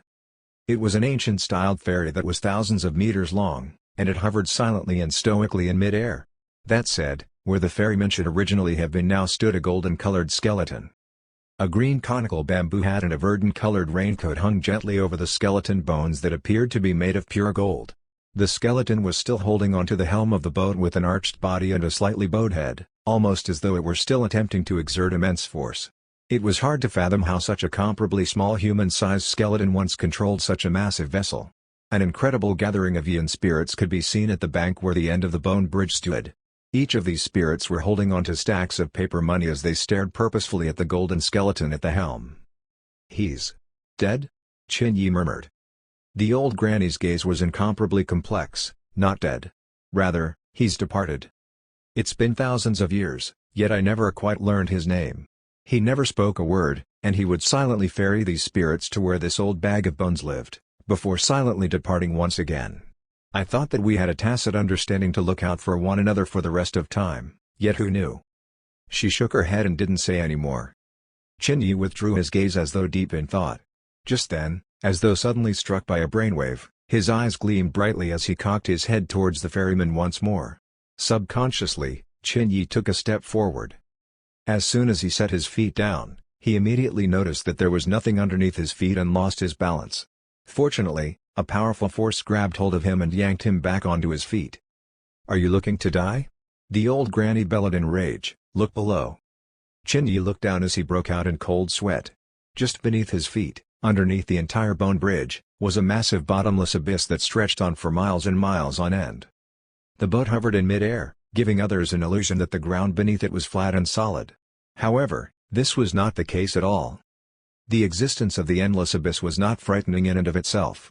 Rather, what was frightening was the fact that one could only see this abyss when he stepped out of the bone bridge. Furthermore, in the moment that Chin-Yi lost his footing, he thought he vaguely heard a woman's soft chuckle echo through the abyss.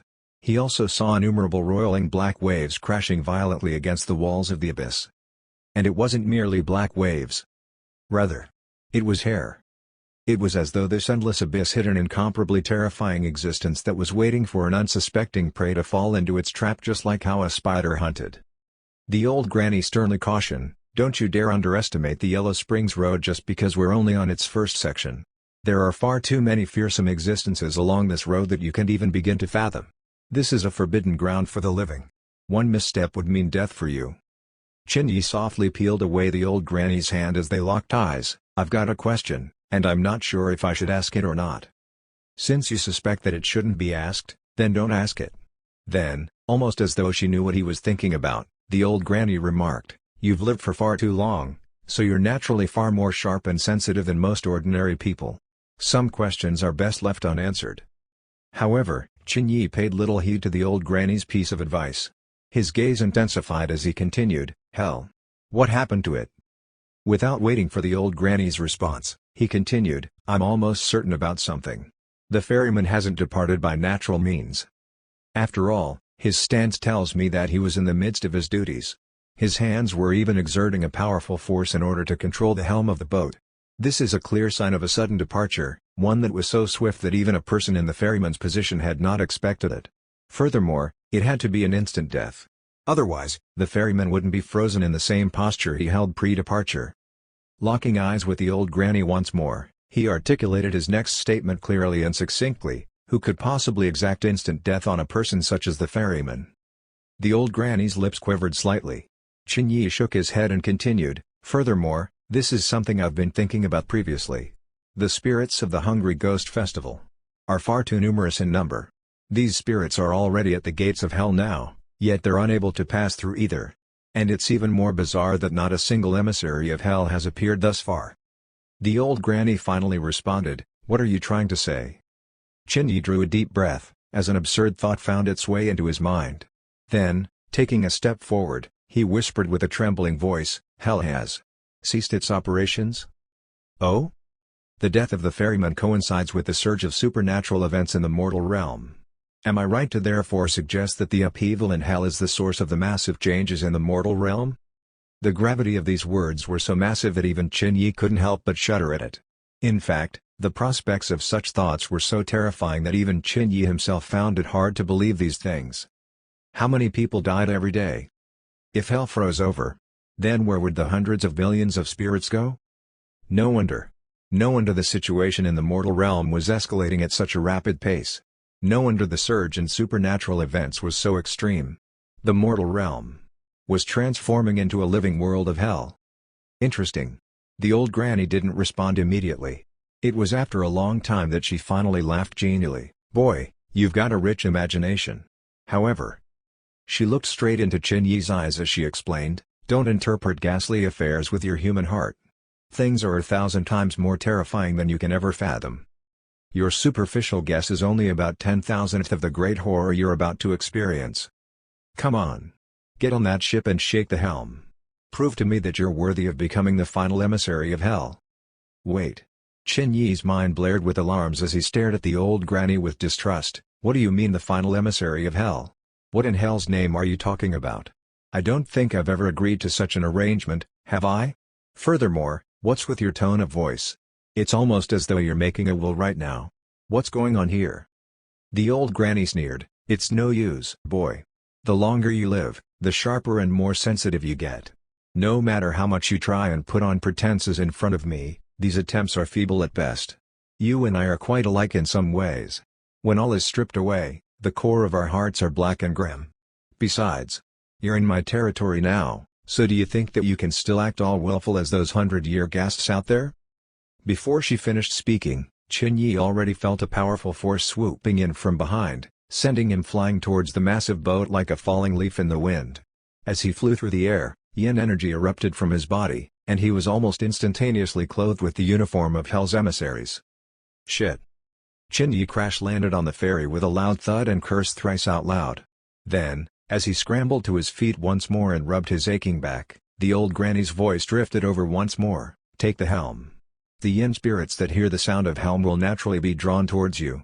But fret not, because they won't be able to board the boat. You've seen it earlier, this isn't a boat that just anybody can board. Furthermore, the massive abyss between the boat and the bone bridge you were just on conceals a fearsome existence. Thus, you can rest assured." Chen Yi gritted his teeth, "Then who am I supposed to ferry? What in the world do you want me to do? Can't you just speak in clear terms? What's the hurry?" The old granny gave him a judgmental look as she added somberly, "This boat isn't something that an average peon can operate. Whether you possess the qualifications to be appointed an emissary of hell and become one of hell's officials will all depend on whether you can steer this boat." "I'll be damned. I don't want to do this anymore, alright?" "That's fine, dogballs." The old granny lit her pipe as she added, "You've got 3 more days in the mortal realm." Chen Yi's voice deepened by an octave, "No, we were just having a pleasant exchange, weren't we? Could you please refrain from jumping to such astonishing conclusions? The desire to live is strong with this one." The old granny blew out some smoke. "Those who have consumed the fungus of the eons will never die nor grow old. However, they also become existences rejected by both the mortal realm and the netherworld.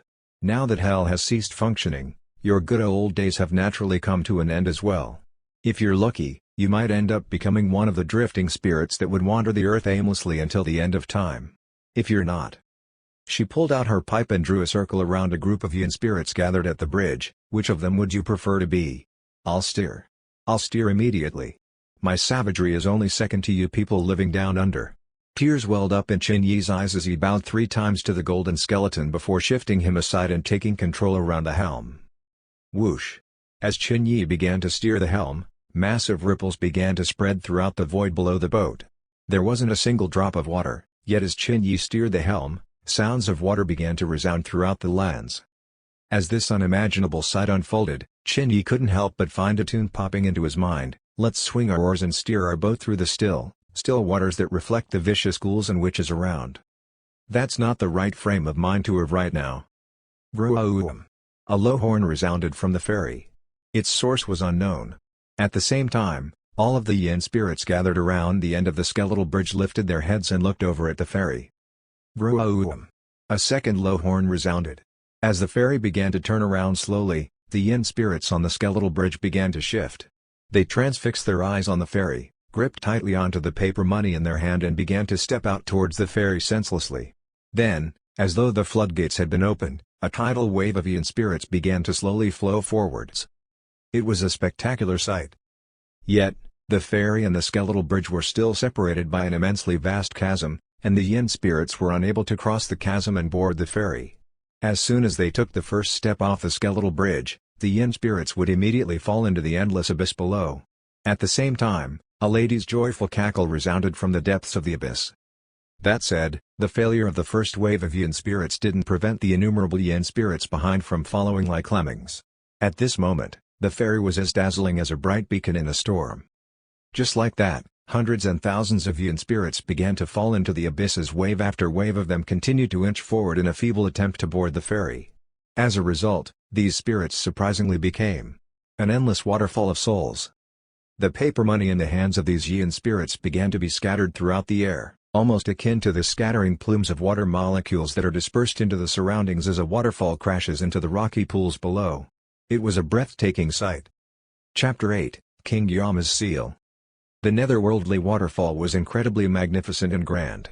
After all, the yin spirits lingering about in the mortal realm before the Hungry Ghost Festival numbered well above the hundreds of thousands. When the congregation of spirits rushed towards the ferryman's creek of forgetfulness all at once, the waterfall of souls naturally continued for tens and tens of minutes on end. Whoosh! The boat continued to hover about, as though weightlessly. Chen Yi was still furiously steering the helm, yet the ferry appeared as though it would never reach the skeletal bridge. Time trickled by, while innumerable yin spirits continued to flock towards the end of the skeletal bridge like moths to a flame as they fell into the depths of the abyss to their demise. 20 minutes. 40 minutes. All of a sudden, of all of the yin spirits present at the end of the bone bridge, one spirit suddenly stepped onto the void without falling off. At the same time, the old granny let out a long, sorrowful sigh. Her figure vanished abruptly, and a streak of dark, inky yin energy swept across the void, drawing the yin spirit with it. When the yin spirit next appeared, it had already boarded the ferry in the distance. Is that him? Chen Yi unintentionally caught a glance at the yin spirit. It was a middle-aged man, and his appearances were hardly blemished in the slightest. The spirit presented himself with a chiseled jawline, a well-defined nose bridge and sharp eyebrows. His clothes were even tastefully chosen, of the Armani brand. The person that made this immeasurably formidable old granny go through all the trouble, was actually no more than a mere ordinary person? That's right. Hell is experiencing an upheaval right now, and I'm no longer able to pinpoint his exact location. Guangxi County is well populated, and time was of the essence. This old bag of bones only knows that this man had died within the last 7 days, and that he's most definitely come into contact with it. Coming to the gates of hell was the best option available to us. As soon as she finished speaking, the old granny plunged her hand straight into that yin spirit's chest. Yerg! A blood-curdling shriek rang out, and the man's expressions twisted wildly. In the next moment, an indescribable netherworldly chill filled every corner of the entire ferry. Boom! Without warning, a powerful gust of wind struck Chen Yi, causing his robes to fly up horizontally into the air. His eyes widened with disbelief and he gasped in astonishment, "My God! This was yin energy." It wasn't overwhelming in intensity, yet the purity of the yin energy was simply unbelievable. Bzzzzzt. The rush of yin energy was so strong that even the void on which the ferry hovered upon trembled slightly. Even the monster below the abyss had gone completely silent. It was impossible for such quality of yin energy to appear on a mere yin spirit's body. Its energy was even more terrifying than that of the old grannies. What in the world is this thing? Man? A millennial ghost? Humph. Right this moment, The old granny groaned and stretched out her hand as she stumbled back several steps. Her head was covered with sweat, and her arms were ostensibly glowing with a faint golden hue. Even more bizarrely, tens of age spots immediately appeared on her face, as though she had aged dozens of years in the blink of an eye. Everything went silent in that instant. Thump. Thump. His heartbeats reverberated powerfully throughout his auditory canals. Qin Yi realized belatedly that his entire body was now soaked with sweat. His heart palpitated as he mumbled, "A ghost king?" The old granny stared silently at her own hand. Several seconds later, she eked out a miserable smile. "It is on this person's body.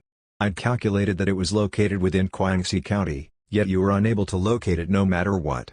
Thus, I'd figured that our next best option was to wait here for him when the gates of hell opened during the Hungry Ghost Festival. That's when its holder would finally be summoned here." Qin Yi blinked back at the old granny. "What exactly is it?" The old granny paused for 2 seconds before responding, "King Yanluo's seal." "Oh, so that's what it, hang on a minute."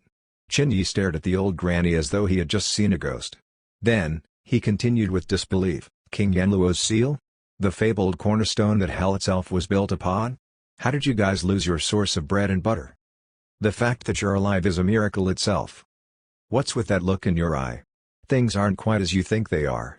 The old granny glared viciously at Qin Yi before sighing wistfully. "When hell was first established, there were in existence 3 primordial treasures. King Yanluo's seal was one of them. Then, King Yanluo's seal shattered due to a particular cause. However, as with all other primordial treasures out there, as long as you are able to locate a single piece, that single piece will show you where the other pieces are." "Wait a minute." Qin Yi astutely picked up on the key points and pointed to himself. "You're not harboring any unrealistic fantasies, are you?" "What do you mean, boy? You're now presented with the opportunity to be conferred the title of Hell's last official. Where's your sense of responsibility and duty to the citizens of Hell?" "Bloody hell. I don't want anything to do with this at all." "That's fine too, dogballs. You've got 3 days left in the mortal realm." Qin Yi's voice deepened by an octave, and his survival instincts kicked in once more. Let's be serious about the matter and steer clear of these unnecessary, fear-mongering talk, shall we? For instance, let's talk about how I'm not actually very good at games and puzzles that require high IQ?" The old granny glanced at him. "If the skin doesn't exist, the fur has nothing to latch onto. Don't you understand this principle? If hell finds itself in a quandary, the first person to end up dying is someone like you who has allegiance with neither the living nor the dead." Vicious. The veins on Qin Yi's temples were bulging and throbbing. Life was a bitch. Since there was no way for him to resist such developments, then he was determined to lie there submissively and enjoy it to the fullest. Right now, his heart was filled with a resolve to laugh boisterously as he took things in his stride. "Ah. No. Softer, old granny. How did a mere mortal like him manage to lay his hands on King Yanluo's seal?" Shelving his earlier thoughts for a moment, Qin Yi turned to assess the yin spirit standing before his very eyes. Then, just as he was about to continue, Qin Yi suddenly paused and blinked vacantly. His gaze was glued onto the yin spirit's body. "What's the matter? I've seen him before." Several seconds later, Qin Yi turned around and knit his brows tightly together. "This is Wang Chenghao's father? Are you certain?" The old granny's gaze immediately turned serious. "I'm certain." Qin Yi answered affirmatively. "He's the richest man in all of Guangxi County, Wang Zeman. I've seen him before at the parents-teachers meeting. His son, Wang Chenghao, is in the same class as I am." "He's actually dead? Why didn't I hear of it?" He paused mid-sentence for the second time in quick succession, and his eyes gleamed brightly. "Something's up. Something's not right." The death of the richest man in Guangxi County would have qualified for headline news, and it would be widely reported all across the county, whether on regular news or social media. Going one step further, even if such news were not reported at all, there would at the very least be some measure of difference in Wang Chenghao's behavior. But there was none. Wang Chenghao's behavior over the last 2 days was most certainly not reflective of one who had just lost his own father. Most importantly, he was reminded of a particular exchange that they had. "Qin Yi, do you know of a way to deal with these things? You're afraid that they'll come after you again?" "No. It's not me. It's my family. Has been a little bit off lately." Things were getting stranger by the minute. Hell looked like it had ceased operations. King Yanluo's seal had shattered and was scattered across the mortal realm, the ferryman had departed for good, and the number of supernatural events within the mortal realm was surging as well. Ch revised his earlier assessment of the matter. Hell, something far worse than mere cessation of operations might have occurred to hell. Let's go. Shaking his head, Ch addressed the old granny once more. Eh? What happened to your strong desire to live? Ch rolled his eyes at her. Since resistance was futile, the next best thing to do was to take immediate action. After all, wasn't one's survival of paramount importance? Survival. This word didn't merely mean a continued sustenance of life, like how any other dog would live. Rather it implied a sense of stability in his livelihood, just like how a dog residing within a pagoda finds solace in its shelter. That's what I like most about you. You know your limits. The old granny took out a talisman and stuck it on Wang Zeman's forehead, before casually scrunching up the talisman into a ball. Just like that, the yin spirit became nothing more than a ball sealed with a paper talisman. The old granny placed it within Chen Yi's pocket. No way. After going through all the trouble to locate him, how could you just handle him so casually? Take good care of it. Your classmate. I'm afraid he might be holding on to the most important key to this matter. But now is not the time for such discussions. As soon as she finished speaking, she pushed Chen Yi away and took the helm. Then, with one forceful stroke of movement, the fairy's horn blared authoritatively once again. Earlier, didn't you hazard a guess that hell has ceased operations? Since you've already passed the qualification test, I'll let you witness for yourself right now the reality that is 10,000 times more horrific than your shallow postulations, the whole truth about hell. Ho-unk. As soon as the old granny took the helm, the fairy began to travel at unfathomable speeds, passing through the void and into the depths of hell. After some time, a massive roar reverberated throughout the rift where the massive abyss was located. Then, 10 minutes later, a gargantuan woman's head slowly surfaced. It was extremely beautiful, with sharp, striking eyebrows and almond-shaped eyes. Her lips were vermilion like blood, while her skin was as white and smooth as curdled fat. There was not a single facial feature that could not be described as exquisite. Any more, and it would have been excessive, while any less would have meant imperfection. However, its entire existence was confined only to the head. There was absolutely nothing from the neck down. 3,000 strands of green-colored threads danced in the air behind the head. This gargantuan head was by no means smaller than the fairy that had taken off into the distance. It could almost be likened to the sun, albeit with human features. It was incredibly bizarre. That's the last emissary of hell you've chosen? Her eyes gazed deeply in the direction where the fairy had departed. After a long time, she sighed, if the skin doesn't exist, the fur has nothing to latch onto. Well said. Then, without hell, what use is there for our existence now? Yet you're still willing to put all your eggs in one basket and give it your all. What's the use of it all? If the mortal realm is going to be chaotic, then so be it. Humans and ghosts are so fundamentally different to begin with, so what makes you think that this is a problem that could be resolved with just a mere human strength? Why bother with such trifles? Shaking with clear disapprobation, the stunningly beautiful head slowly sank into the depths of the abyss once again. With the old granny at the helm and Chen Yi at the bow, the fairy moved incredibly quickly. Their surroundings were filled with a dense and pure black fog. Yet as the fairy continued to charge forward at immense speeds, the sea of dense black fog continued to split cleanly in two halves, almost like how Moses parted the Red Sea. After some time, the fog finally cleared up, and a massive bridge appeared before their eyes. It was a limestone bridge, and it was incredibly wide. The width itself must have been at least 10,000 meters, while the end was well out of sight. The entire bridge was made from neatly laid limestones. However, it appeared to be rather old and worn out, and several pieces had even been tarnished with dirt or cut and scratched. There was even some moss-like growth that seemed to be thriving between the slabs. It was clear that the bridge had seen its fair share of years. Anyone standing on this bridge would feel as small as an ant. Chen Yi stood there in amazement as he took in the majestic sight of the 10,000-meter-wide bridge. Then, drawing a deep breath, he remarked, "Could this be the Naraka Bridge?" 1. The old granny's gaze was incomparably complex. She loosened her grip on the helm and pointed at the bridge. Just 100 years ago, I would have been seated there, dishing out bowl after bowl of soup for the souls seeking to forget their past. Chen Yi shifted his gaze to where the old granny was pointing. At the front of the bridge stood a broken three-legged cauldron made of bronze. The cauldron was massive, approximately 100 meters tall. All sorts of flowers, birds, insects and snakes were carved on the surface of the cauldron, while 4 bronze dragons were welded onto the cauldron in a manner that made them look like they were crawling out of the cauldron. The mouths of the dragons were no more than half a meter from the ground. Underneath the cauldron sat an ancient, old-fashioned square table that could seat 8 people.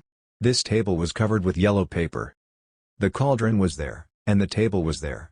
Yet, nobody else was around. Legend has it that the Naraka Bridge stood in the midst of the Yellow Springs Road. Anyone who made it here, regardless of who it was, would find themselves crying out in helplessness.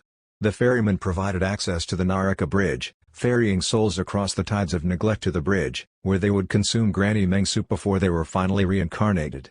Chen Yi exclaimed at the sight as he continued with a murmur, "Those who consumed Granny Meng soup would forget everything that had happened in the past. If one desires to retain their memories, they would have to leap into the tides of neglect and wait for 1,000 years to pass."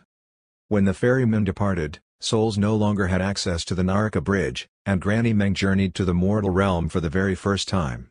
That was when she discovered the millions of spirits trapped on the other side of the tides of neglect. Esteemed Granny Meng, what exactly happened to hell? You don't seem in the least bit surprised, are you? Granny Meng could tell from Chen Yi's expressions that he had already deciphered this much. At this moment, his eyes were only filled with wonder at the magnificence of the Naraka Bridge. Chen Yi shook his head with a bitter smile. "I'd already guessed your identity when you mentioned that the ferryman sent spirits to your place of residence. After all, the ferryman had only one port of call. Why else do you think this young master didn't put up a stronger resistance? This young master is a hot-blooded young man. 3 days? So what if it's 3 days? This young master would much rather die in 3 days standing tall and strong than cower in fear and beg for mercy. But..." And the key was on this qualification. "But I just don't have the ability to do it. This esteemed old granny possesses the power to reduce me to a pile of minced meat with a simple flick of the wrist. Would there really be a point in putting up any form of resistance? If not, it may well be wiser to change my attitude from stubbornness to a harmonious one." And that's how this young master would deal with the situation so flawlessly. Chapter 9, Kashida Garbha's Enlightenment. Granny Meng led Chen Yi onto the Naraka Bridge. Everything was still and silent. Standing before such a magnificent bridge completely redefined his perspective of heavenly worship. How incredible would the sight have been when the Naraka Bridge were filled with souls, while the guardians of the netherworld, the ox head and the horse face, stood watch over them all, brandishing their weapons. As they walked along the bridge, Granny Meng gently ran her finger along the bridge's railing. After a long time, she sighed wistfully once more. "Kid, look down." Chen Yi cautiously stretched out his head. He couldn't help but wish that his neck were a meter long right now. Where's the fearlessness accompanying a revered official of hell? Granny Meng chided. "I'm afraid of heights." Chen Yi responded innocently. Granny Meng was stupefied. What kind of official has she appointed on hell's behalf? Fear of death, fear of heights, and a spirit of cunning. Couldn't you just balance these traits with a few more merits? With his hands grasping the railing tightly, Chen Yi took a quick glance below, and he immediately drew a breath of cold air. Beneath them was a completely destitute wasteland. It had not been this way all this while. Rather, there were dilapidated huts and houses built in a haphazard manner, and there were red, already extinguished lanterns scattered all over the place. At the same time, countless boulders continuously rained down on the destitute lands below like meteors. Chen Yi even noticed a massive corpse lying in the distance. He couldn't tell what exactly this corpse was, or how large it was. That said, he could tell that it was a serpent-like creature whose vertebrae extended out from the depths of the thick, dense fog and stretched out into the distant horizon. Everything below looked almost as though a bustling city had been ravaged by a massive serpent. Granny Meng's claw-like fingers wrapped around the railing on the Naraka Bridge as she spoke hoarsely. "Once upon a time, the tides of neglect flowed underneath this bridge as well. It was also known as the Yellow Springs. But there's nothing left now. Do you know what that serpent-like creature is called?" She shut her eyes, before continuing as though in pain. "It's called the Orgon or the Torch Dragon. If you go back in time 500 years, you'll see a single burning candle, the Torch Dragon's light, illuminating the entire place. This also happens to be hell's only source of light. However, it's departed since then, and the light has also been snuffed out. Hell has since become what you see now." "Was that why everything was enshrouded in thick, black fog when we first arrived?" Chen Yi opened his mouth slightly, staring in astonishment at the roiling fog around him. The ferryman had departed, and Granny Meng had personally made the trip to the mortal realm. Even the torch dragon has departed hell as well. As the winds of desolation swept throughout the lands, it carried with it faint echoes of grieving spirits and traces of destruction. What in the world has happened to hell? You must be wondering what happened to hell, aren't you? Granny Meng remarked as though she knew his thoughts. The truth is, it's not just the torch dragon. All of hell has been emptied out since 100 years ago. She waved her hands lightly, and the fog in front of her began to disperse slowly. Fainter.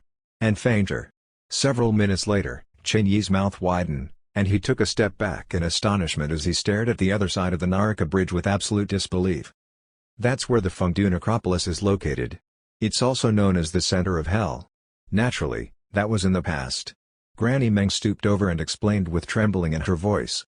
Chen Yi simply couldn't believe what he saw. After all, he was staring at the exact location where the Fengdu necropolis originally stood. However, all he could see was the source of a bodhi or irradiating brightly in all directions. A golden Buddha rose authoritatively from the ground.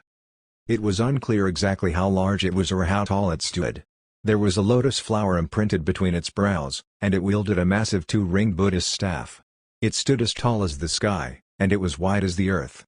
Countless golden lotuses were sprouting up in the surroundings before perishing quickly. These were all signs evincing a Buddhist kingdom establishing itself right in the midst of hell.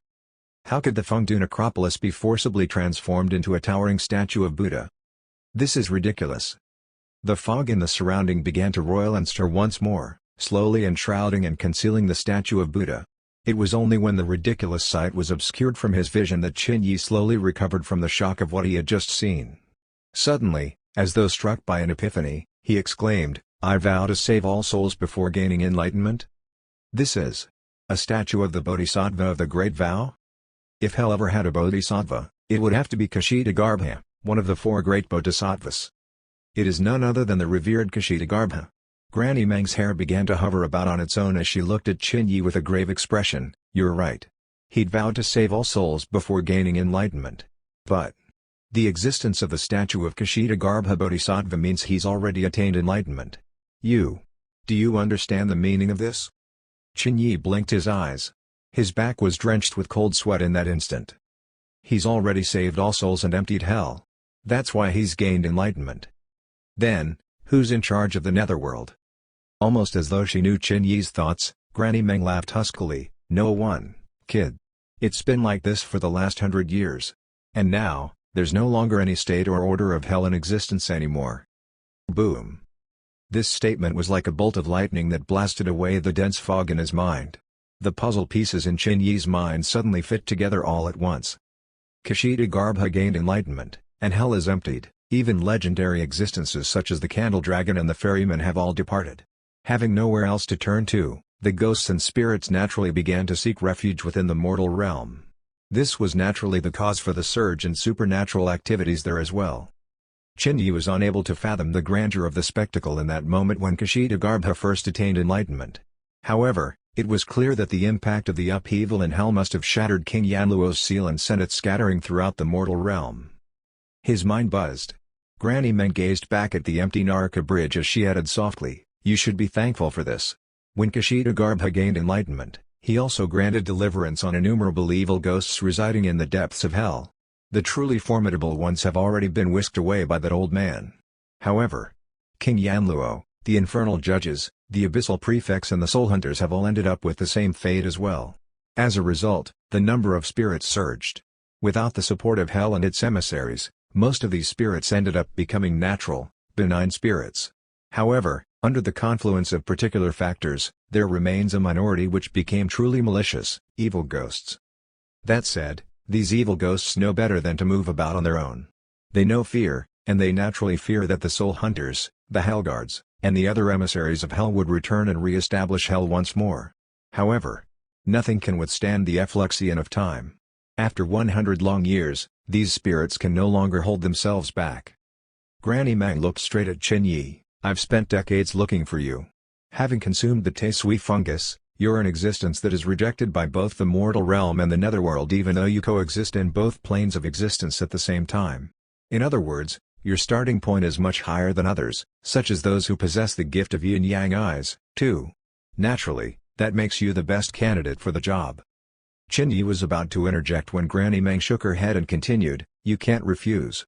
Once I depart for good, there will no longer be any other clergy within hell, and existences such as yourself that straddle both planes of mortal realm and the netherworld are bound to perish. And if you don't care about such matters, let's just say that the emergence of evil ghosts just like Sadako and Chirenmei is only a matter of time, DL, of The Ring and another Chinese horror film/story respectively. Hell has been emptied, and evil ghosts roam the mortal realm." Silence. Chen Yi had never expected his conclusion to be so far off the mark. This wasn't anything like a mere cessation of operations. Right now, hell didn't even exist any longer. "But I don't even live there.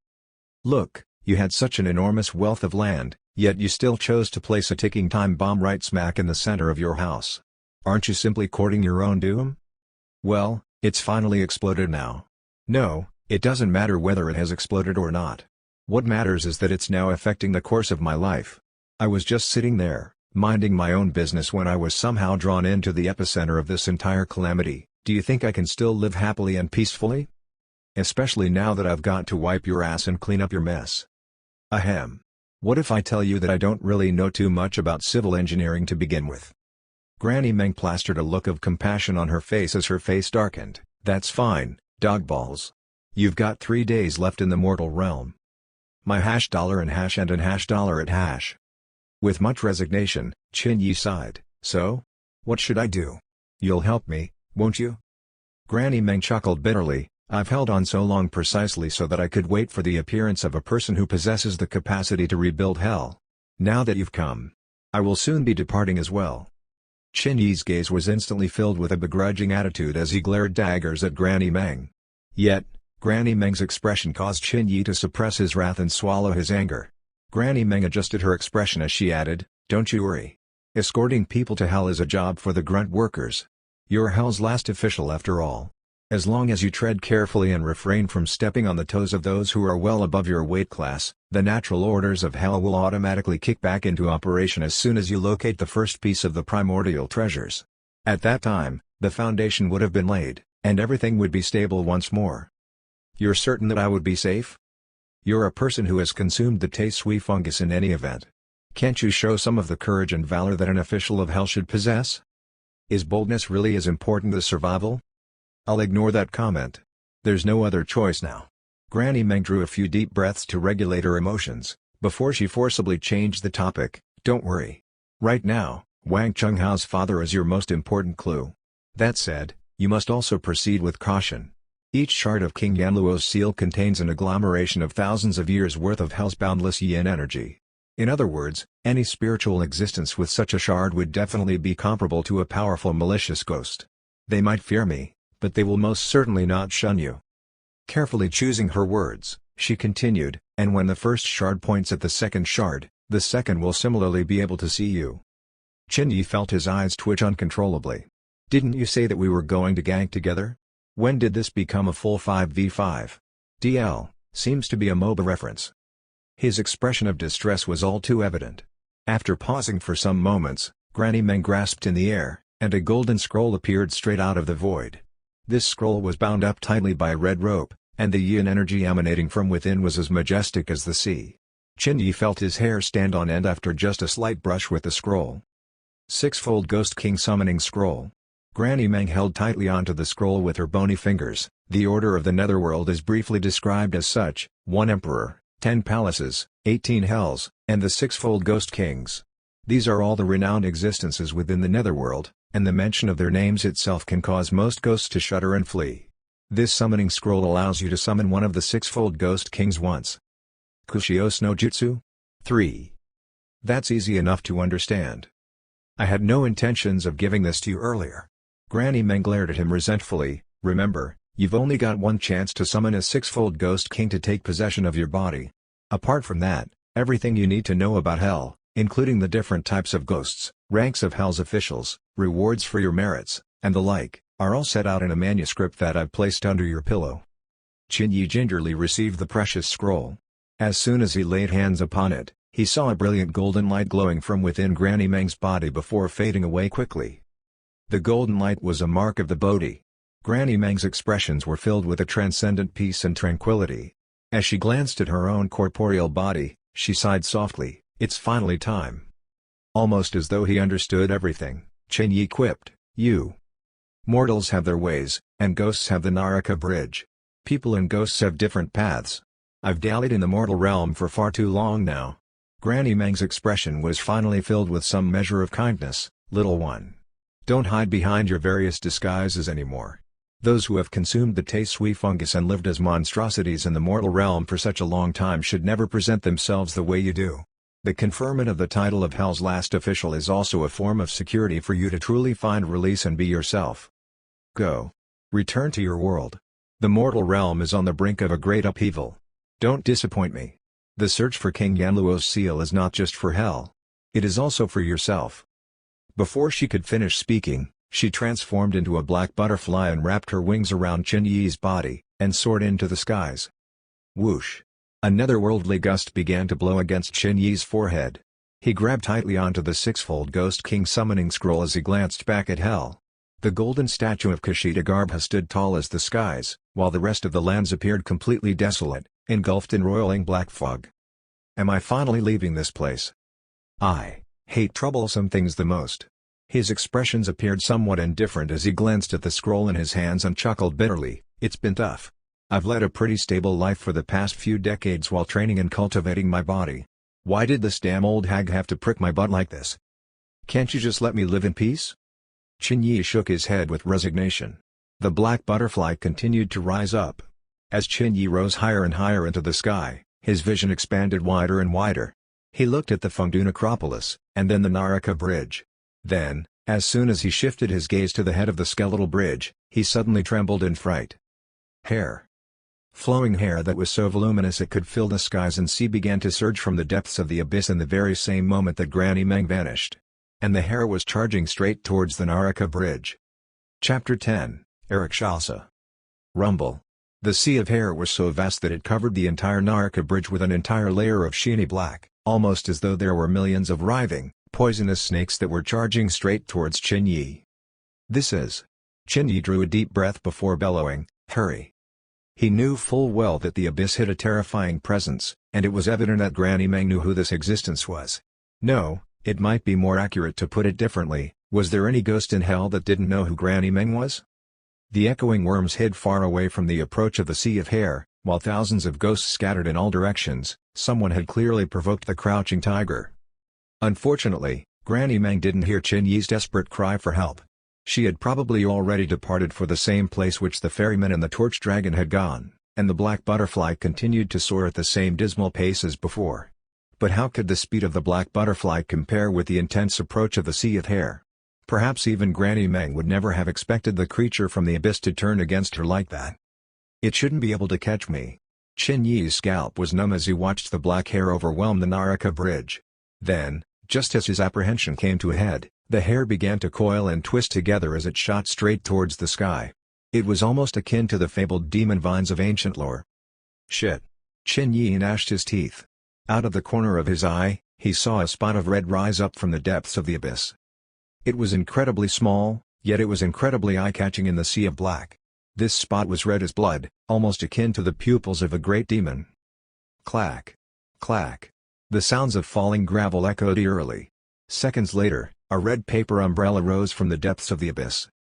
This umbrella obscured most of its owner's body. 3,000 strands of fine hair hung loosely beneath the umbrella. Its owner donned a vibrantly colored silken palace uniform comprising of the clashing colors of green, red, white and yellow.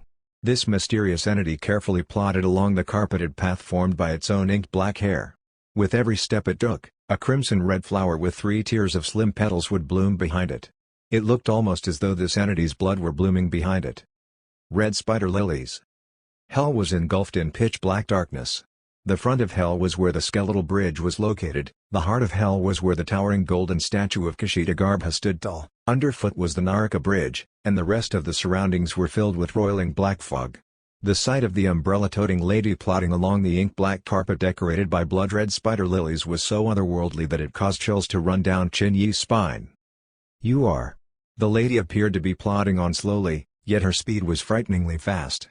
Within moments, She had already caught up to Chin Yi and stopped mere dozens of meters in front of him. Rakshasa. The lady's voice was crisp and clear, like wind chimes clanging beautifully in the wind. There was an ethereal twang to her voice. Without raising her red umbrella, she continued to speak softly, "Don't be afraid, I'm one of Hell's officials too. In fact, I was previously an infernal judge ruling over the Peak District of Hell." Chin Yi didn't let his guard down in the slightest as he cautiously took a step back. He had not read the details that Granny Meng had prepared for him and left under his pillow, and he was naturally unable to appreciate just where an infernal judge stood among all of Hell's officials. That said, why would a person who was once an infernal judge be relegated to the depths of the abyss? Furthermore, Rakshasa was a name that he had heard somewhere before. This was the name used by Indians. Transliterated, her name would be Rakshasa. Only Hell's most terrifying evil spirits could be referred to as Rakshasa, vicious and murderous, and incomparably bloodthirsty. And right now, such an entity was actually standing right before him. "Do you know?" Rakshasa lowered her umbrella slightly, and her body trembled slightly. "The first section of the Yellow Springs Road, also known as the Skeletal Bridge, cannot be traversed by normal Yin spirits at all. Only 3 types of people qualify to traverse this segment of the road. Firstly, emissaries of Hell. Secondly, those who had been approved by Hell, or those who have even been invited to Hell as guests. And thirdly—" her body trembled even more vigorously, almost as though she were barely holding onto an umbrella weighing thousands of kilograms, "those who have come into contact with shards of Hell's primordial treasures." SSS. The hair beneath her umbrella began to emit a peculiar sound as she began to hunch her body slightly. SSS. SSSS. "And you? How about we make a deal?" "What deal?" Chin Yi continued to stare at her with the utmost vigilance. Rakshasa was behaving abnormally no matter how one looked at it. Rakshasa responded, "Give me the Yin spirit." Chin Yi's eyes shifted slightly. "If you say it's a deal, then there must be something in it for me. What do I stand to gain?" SSS. SSSSSS. Rakshasa's body was trembling even more powerfully at this moment. "I can let you leave this place alive." The faint sound of dripping drool could be heard emanating from underneath the umbrella. SSS. "I can't hold back much longer. I've not tasted blood or food for the last few centuries. Do you know how tempting your existence is?" Her body shuddered as she slowly inched her way over. "Do you truly appreciate the significance of the existence of this Yin spirit?" SSS. "Do you really think that the old granny has exchanged 100 years of her time, even trading in her merits and achievements just to prolong her existence that little bit longer, just so that you could locate a single shard of King Yanluo's seal? Since you neither appreciate nor understand all that, SSS, then you should simply hand it over to me." As soon as she finished speaking, the red umbrella shattered. Her vibrant, clashing robes were immediately rent by an invisible force, and a goosebumps-inducing figure finally revealed itself. It was a head. It was only a head. There was no body. Hair extended wildly and endlessly out of the orifices where the eyes, ears and mouth should be, almost like thousands and thousands of snakes slithering out of their cages.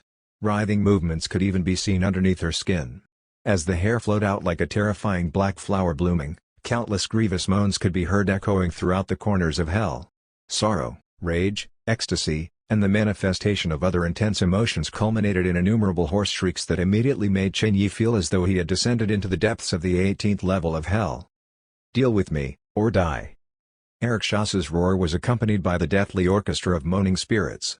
Its grandeur was like the sight of mountain range upon mountain range, yet the intense undertones of chaos were akin to powerful tsunamis crashing onto turbulent waves amidst turbulent winds. Right now, Chin Yi felt as though he were standing in the eye of the storm as his black robes fluttered with the intense gale. What terrifying Yin energy! With one hand shielding his eyes from the gale, Chin Yi's senses were now operating at its limits. He forcefully suppressed the intense thumping of his heart as he retorted, "But this is something that the esteemed Granny Meng has handed to me." "Hey! SSS." The human head in the core of the vortex appeared to smile in bemusement, before bursting out into a wild laughter. "Ha ha ha! Ha ha ha ha!" Everyone in Hell, including all emissaries of Hell without exception, had once been guilty of 1,000 sins in their lifetime. Do you really expect there to exist any true feelings or emotional entanglement between Granny Meng and I? Ho ho ho! Don't joke with me like that. If she were still here, I might still be somewhat afraid of her. SSS. Human, You simply don't understand what that key you're holding onto will bring upon you. You're not worthy to use something like that. Come, hand it over. Quickly. Boom. As soon as she finished speaking, Chen Yi felt as though he were struck squarely by a gargantuan invisible hand, and he immediately stumbled back tens of meters. Shit. He wiped off the blood that had trickled out of the corner of his lips. One sound was all it took. He was evidently being overwhelmed by mere sound waves. His internal organs were stricken with intense pain, while his hell's emissary robes appeared almost as though they were on the brink of immolation. The corners of his robes were already charred and filled with scorch marks. In other words, the defensive capabilities of his hell's emissary robes had been overwhelmed by mere sound waves. This was by no means an opponent he could face. Swoosh! Just as his thoughts began to spin, innumerable strands of hair began to converge like a spooky shadow, weaving and coiling, until it formed a ghastly hand that pointed straight at Chen Yi's vitals. Chen Yi's pupils constricted as he bellowed, "I'll hand it over." There was no room for hesitation at all. Swish! The hair paused 3 meters away. It had taken less than a tenth of a second to traverse a distance of tens of meters. A drop of cold sweat rolled off Chen Yi's forehead. He could even begin to detect the greasy smell from his own hair. He held one hand up into the air, and locked eyes with the monstrosity that was tens of meters away as he slowly crouched down. It was all to show that he hid no ill intent. He was already drenched in cold sweat. His other hand reached into his robe, as though feeling for something. "Don't play tricks, mortal." Eric Chausse cautioned placidly, "Schemes are something that you can only employ when you have the capacity to do so. Our abilities are worlds apart, and no amount of scheming will." Her voice suddenly paused. Chen Yi smiled. Why was he smiling? Eric Chausse was taken aback. Has realization only dawned on him on the brink of death? Does he really think that I would truly let him off the hook after he hands over the all-important spirit? Does he really think he's so lucky? Or is he simply scared out of his wits right now? Just then, Chen Yi's hell's emissary robes began to dance on their own, while the soul shackle around his waist began to make a clanging noise. In the very next moment, his robes exploded, revealing a mere mortal's clothes within. Yet, right where his chest was, a golden scroll had slowly begun to unravel. His fingertips were tugging on a piece of red string. This. Eric Chausse's heart was suddenly overwhelmed with an ominous feeling. However, she was not given the luxury of time to contemplate her next move. With a loud bang, an incomparably dense swathe of yin energy suddenly transformed into a raging tide that washed across the entire Naraka bridge. Majestic and imposing, pure and boundless. If Eric Chausse's yin energy could be likened to the Yellow River, then the present wave of yin energy could only be described as the vast oceans. By the time the yin energy ebbed, Eric Chausse's hair on the ground had already been completely singed and burned up.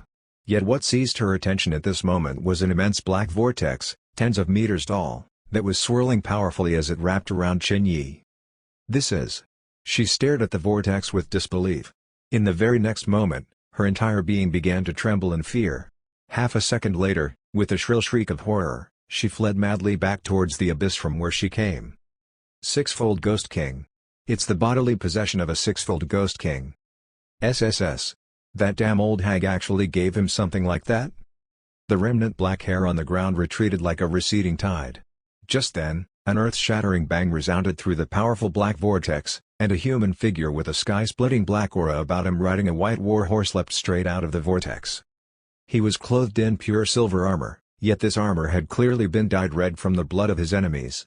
His pants were torn and tattered, and he was evidently dressed in the garments of ancient times.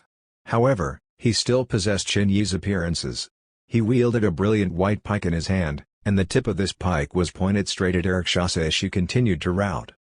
Tap. The white horse's hooves lifted lightly, and it shot forward. In the blink of an eye, it had already traversed hundreds of meters. Destruction was nigh. The white horse with silver saddle looked as valiant as a shooting star in the night sky. Chatter, chatter. As the murderous aura shot straight towards her, Eric Chausse's teeth began to chatter incessantly while she shrieked, "No! Mercy! Mercy! PSSSH!" Before she could finish speaking, a pike ran straight through her forehead. The sounds of chaos ceased instantly, and in that moment, there was only silence.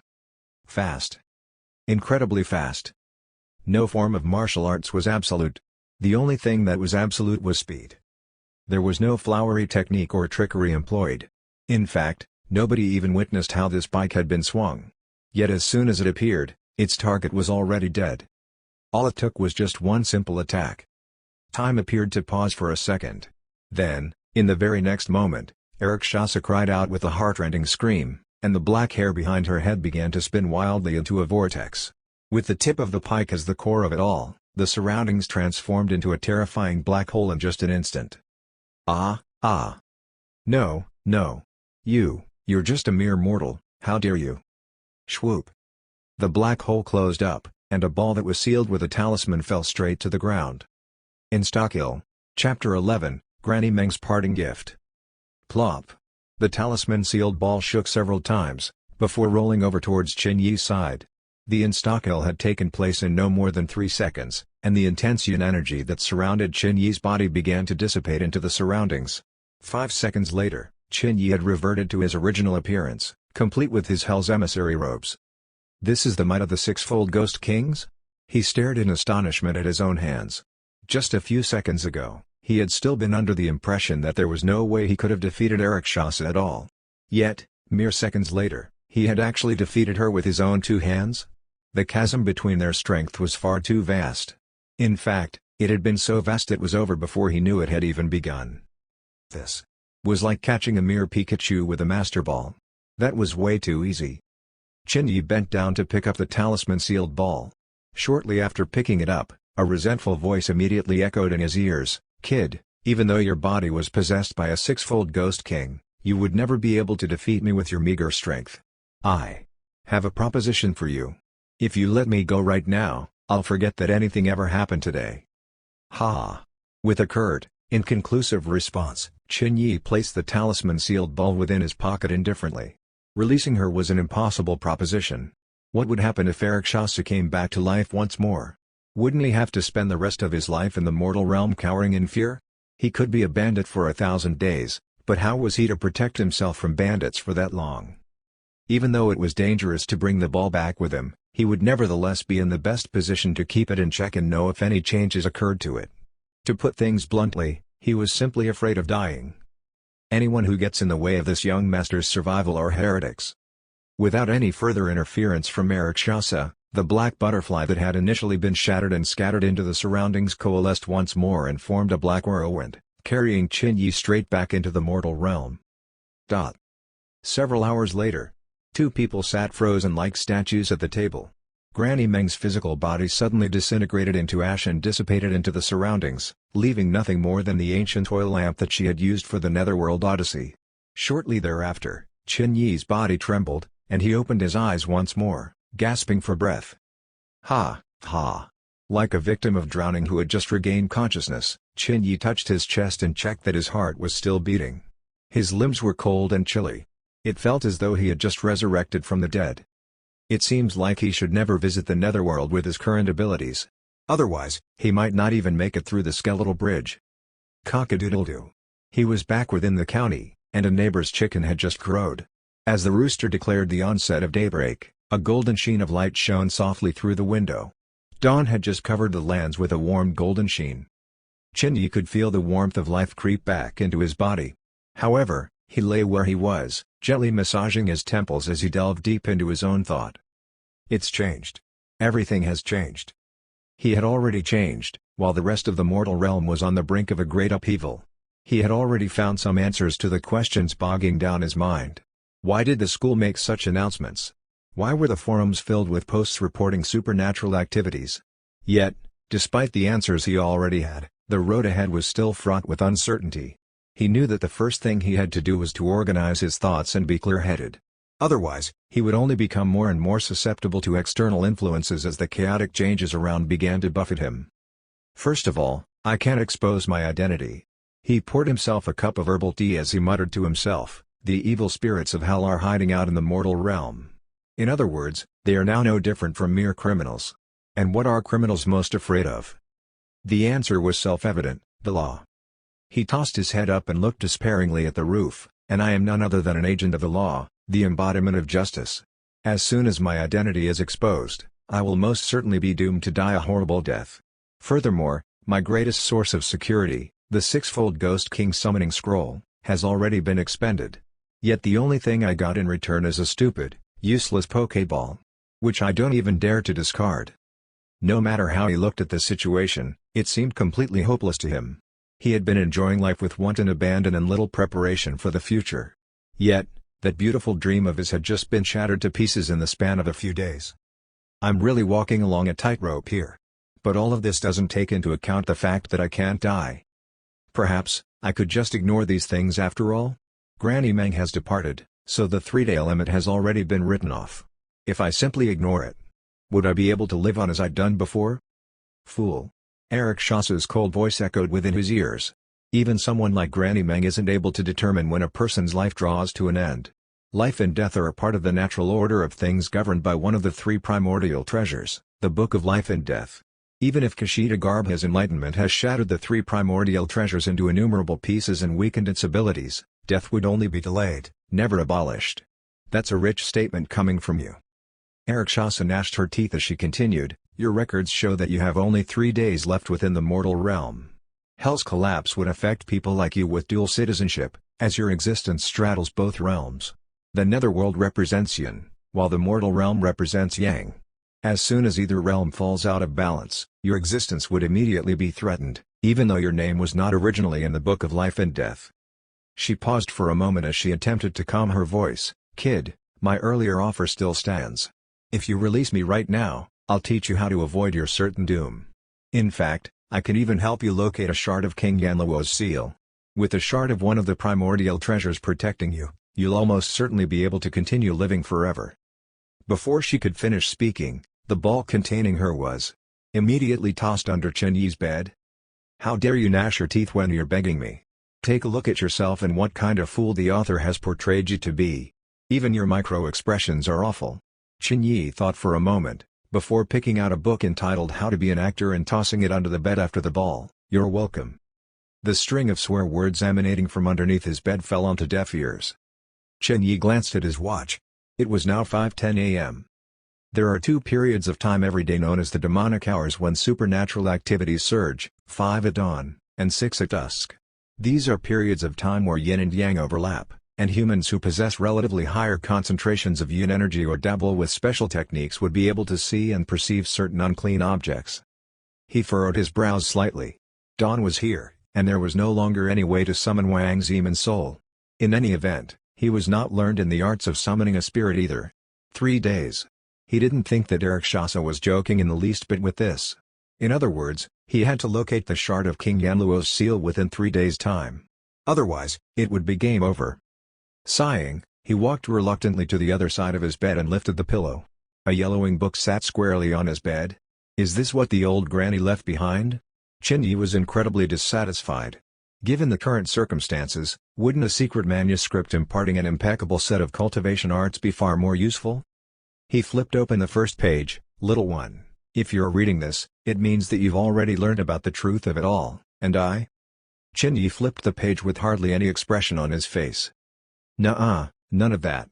Do you even know what kind of situation I'm in right now? I've just been forced into a corner by you, yet you want me to commiserate with you? Not happening. What I want is a secret technique. A secret treasure. A magic beast or a genie. I don't give a damn where you've gone off to. The second page. This old bag of bones expects you to treat me coldly and ignore the first page. Therefore, this old bag of bones is going to repeat myself once more. Little one, if you're reading this, it means that you've already learned about the truth of it all, and I? Chen Yi flipped the page without any expression on his face once more. The third page. Don't repeat the same mistake again and again. This is the last time this old bag of bones is going to say this. I'm going to miss this world and the job that I've been doing for the last few thousands of years. Little one, if you're reading this, it means that you've already learned about the truth of it all, and I? Pack. Chen Yi immediately closed the book with one hand. After breathing deeply and regulating his emotions, he finally looked at the book once more, again without a single expression on his face, as he flipped to the fourth page. She's finally getting to the damned point. Why do some authors like to repeat text over and over? Is she just trying to pad the word count? His expression grew somber. As the old saying goes, knowledge is power. What he was reading was going to be the foundation and building blocks for his survival as a rookie emissary of hell. In fact, He secretly hoped that he would be able to find a loophole allowing him to escape from certain death within 3 days so that he could continue living life under the radar right here. The 4th page finally got to the point. It led straight in with the header, Grading System of Hell's Emissaries and Ghosts. All of Hell's officials are also referred to as emissaries of Hell. The lowest grade of these are known as netherworld operatives or simply operatives, and these govern the affairs of villages. The next grade of Hell's emissaries are known as soul hunters, and they govern the affairs of counties. They are considered a low-grade emissary of Hell. Middle-grade emissaries of Hell are differentiated into 2 separate tiers. Those who govern affairs at the city level are referred to as the unity Hell Guards or simply Hell Guards, while those who govern affairs at the provincial level and oversee affairs at the city level are referred to as the infernal judges or judges. Upper-grade emissaries of Hells are also further distinguished by 2 separate tiers. Those who govern district-level affairs are known as the abyssal prefects or prefects, while those governing affairs at the national level are known as Yama King. When someone has served in his station as Yama King for more than 500 years, he may be elected King Yanlua by referendum among the citizens of the Netherworld. In all of Netherworld, there are a total of 1,200,000 Netherworld operatives, 240,000 soul hunters, 35,000 Unitya Hellguards, 1,200 infernal judges, 90 abyssal prefects and 10 Yama Kings. The 10 Yama Kings are also known as the Yamas of the 10 Palaces. No census has been conducted on the emissaries of Hell under the grade of operatives. Based on our last estimate, there are approximately 10 million of them. Separately, there are also the 6-fold Ghost Kings, namely, Zhao Yun, Yingbu, Yangun, Fan Kuai, Ran Min, and Bei Qi. These are special investigators who wander the lands. As soon as they locate a high-ranking evil spirit, they have the authority to execute them on the spot. 1. Take heed, no emissary of Hell is allowed to interfere with the affairs of the mortal realm. Anyone who flouts these rules will suffer the punishment of the natural order of the world, also known as the Heavenly Tao. Although Hell has collapsed, the Heavenly Tao remains. You would do well to take heed in this regard. Qin Yi's hands paused momentarily. Having read the contents of the 4th page, he finally had some level of understanding of the hierarchy in Hell. At the same time, he finally realized how terrifying in existence Rakshasa was. She was a governor of provincial-level affairs, one of the 1,200 infernal judges of Hell. In other words, of the billions of spirits in Hell, she was among the top 1,200 spirits. Yet, right now, this governor was simply lying miserably underneath his own bed. This can't do.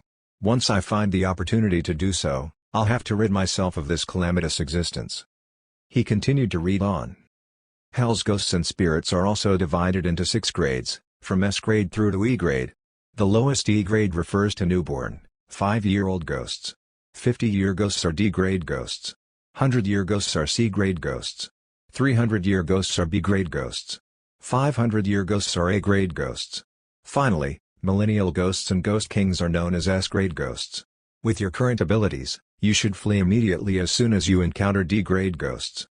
When these ghosts have been subdued by you, they will automatically become sealed within soul spheres. Qin Yi's eyes shone with understanding. Soul sphere, so that's what this Pokeball-like device is called? He continued reading, the soul spheres cannot be opened by anyone else apart from the person who sealed them. Every 100 years, these soul spheres are personally sent by an abyssal prefect to Kashida Garbha to be incinerated en masse. In that instant, a fleeting thought flashed across the bottom of his mind. He tried to latch onto this thought, but to no avail. Qin Yi furrowed his brows for some time, but he was still unable to recall that fleeting thought. Shaking his head, he continued to read on. Strangely enough, the contents of the book appeared to have burned itself into his mind even though he had only been skimming through it. After flipping through several pages, his hand paused once more. The Undying. Chapter 12, Rakshas's Conditions. The Undying. Probability of occurrence, 1 in 100 million. It is an occurrence that is only seen when a person has consumed the Taisui fungus, also known as the fungus of eons. That person will gain a body known as the body of nirvana. When a person consumes the fungus of eons, there is a 50% chance that he will lose control of his mind and become a mindless monster, and a 50% chance that he will gain the body of nirvana. If a person is fortunate enough not to die after consuming the fungus of eons, he will gain immortality, and he will automatically be subject to reincarnation every time he dies. He will not enter hell. Instead, he will gain new life in a period of time that is any time between 10 to 100 years in the future. However, He will also lose all memory he has ever had of the past. Qin Yi's eyes were glued to the pages of Granny Meng's records. There it is again. It's the same feeling of enlightenment as before. It was as though the contents of the pages had imprinted themselves on his mind. Just like that, Qin Yi continued to read through its contents for a full 20 minutes, before he suddenly stood up. So that's how it is. Among the countless pieces of information left for him, there really was a method to circumventing the 3-day curse of death, and the words of warning issued by the provincial governor lying in the soul sphere under his bed. Since you've ruined my sixfold Ghost King summoning scroll, you shall serve me as recompense. Qin Yi did not set out and about his tasks immediately. Instead, he deliberated for another half an hour before crouching down and pulling out from under the bed the provincial-level bureaucrat that appeared to be preoccupied with learning how to be an actor. Kid. I wish upon you a horrible death. I'll wait for you in hell. As soon as you die, I'm going to sentence your soul to the Sky Lantern punishment. 1. As soon as Qin Yi retrieved the soul sphere from under the bed, a massive outpouring of curses and swearing gushed out at him. Qin Yi tossed the soul sphere into the air lightly as he spoke. Granny Meng has left something for me. The soul sphere quietened down in that instant. I've just discovered what's unique about people who have consumed the Taisui fungus. Eric Shasa remained completely silent. Furthermore, I've even learned that the soul sphere will be delivered to Kashida Garbha Bodhisattva every 100 years to be incinerated and destroyed. I must admit, that's not a bad national policy. What are you trying to say? Eric Shasa muttered icily. Don't be anxious. I'd like to explain my hypothesis to you. I'll explain, and you can listen and let me know at the end whether you find such a hypothesis interesting, shall we? Without waiting for Eric Shasa's response, he immediately continued, firstly, how many people in Cathay die every year? I remember one estimate pegged the figures at 5 million people. Then, what about the total deaths in 100 years? That's 500 million. 500 million soul sphere hanging on a single person's body? Did such matters really need to be attended to by a prefect-class emissary of hell? Do these abyssal prefects have too much time on their hands? Eric Shasa remained silent. For some strange reason, a bad premonition began to creep into her heart. There must have been something else that would necessitate such extreme actions. What could it be? I contemplated the possibility of an issue, and that is. Qin Yi smiled faintly as he glanced at the soul sphere. Spirits perish on the Naraka Bridge. I would even venture to guess that the prefects are specifically tasked as such because emissaries of hell under the rank of prefect have no way of even entering the Buddhist kingdom established by Kashida Garbha Bodhisattva. Isn't that right? Even you, a spirit that was once judge class. TSK, TSK, TSK, you could only hide in the cracks of the abyss, far away from the Naraka Bridge, as you sought shelter for survival. In fact, even renowned emissaries of hell like Granny Meng aren't even able to cross the Naraka Bridge and enter the Fengdu necropolis, right? Is that nonsense all that your hypothesis entailed? Eric Shasa muttered coldly. Despite that, she failed to notice that her disposition had ostensibly softened somewhat. No. Qin Yi wagged his finger. We'll move on to part 2 of my hypothesis, which has to do with why I didn't experience any sense of rejection on the Naraka Bridge. In that instant, Qin Yi discovered that the soul sphere in his hands had ceased to move completely. There was not even a faint trace of struggling. It was almost as though Eric Shasa had suddenly died. Are you afraid now? I've just figured it out. Granny Meng had earlier mentioned this as well. A person with an immortal body like myself can come into contact with any objects, be they yin or yang in nature. Unfortunately for you, even though Kashida Garbha Bodhisattva can overwhelm you at any moment, he is of no threat to me whatsoever. In other words, I have the capacity to make it all the way into the Fengdu necropolis if I wanted to. Isn't that right? Dead silence. He. People have to learn to respect me when they speak to me. You're something that I've traded my sixfold Ghost King summoning scroll for. On that matter, that was my only trump card, Qin Yi complained. Suddenly, the soul sphere trembled as Eric Shasa roared, gnashing her teeth. Just what are you trying to say?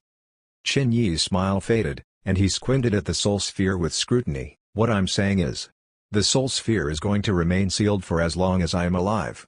And if I choose to embark on the netherworld odyssey once more and toss you at the feet of Kashida Garbha Bodhisattva, what do you think is going to happen to you? My dear, ignorant, ex-provincial bureaucrat? There was dead silence once again. Qin Yi no longer spoke. He simply continued to toss the soul sphere into the air playfully. Sure enough, Granny Meng was right. When he stripped off all the layers masking his true self, He realized that his heart was pretty darn tainted after all. "You can try." Several seconds later, Rakshasa sneered at him, "I'm a former judge no matter how you look at it. Kshitigarbha doesn't have the ability to purge me. Besides," she mocked contemptuously, "with your abilities? How dare a mere operative like you dream of completing the netherworld odyssey? You would be shredded to pieces by the lingering spirits before you even make it past the skeletal bridge." As soon as she finished speaking, Chin Yi stood up abruptly and drew the curtains. What are you doing?" Rakshasa's voice trembled slightly. Without responding, Chin Yi silently picked up the ancient lamp that Granny Meng had left on the table and began to study it carefully. "If memory serves me well, all I have to do is to light this lamp, and I would be able to embark on the netherworld odyssey." "What the hell are you trying to do? It's no use. You would never be able to complete the netherworld odyssey with your present abilities." There was still no response. After some time, Chin Yi breathed a sigh of relief as he popped open the lid of the ancient lamp. "To be honest, there's really no reason for us to be at loggerheads with one another. I'll tell you the true purpose of King Yanluo's seal. No, I can even tell you why Granny Meng had actually gone out of her way to select and appoint a final emissary of hell. Don't you find it strange? Hell has so many emissaries, and there's even the possibility of locating a few that manage to survive the great upheaval. At the same time, aren't there also many skilled cultivators and priests in the mortal realm? Which one of them isn't better than you?" There was still no response. Chin Yi flicked his lighter and ignited a flame. "Stay your hand!" Rakshasa cried out with a shrill, hoarse voice. Chin Yi was just about to bring the lighter into the ancient lamp when he paused and glanced at the soul sphere with a grimace on his face. "Have you decided to put down your pretenses? Didn't you say that Kshitigarbha can't purge you?" This time, it was Rakshasa who had been silenced. The only sound she made right now was from the gnashing of her teeth. "Do go on. It's not very satisfying when you simply stop at that." "Shut up." Rakshasa's voice trembled with contempt. "What are you trying to do? I'll be honest with you, Kshitigarbha has the power to purge me in an instant.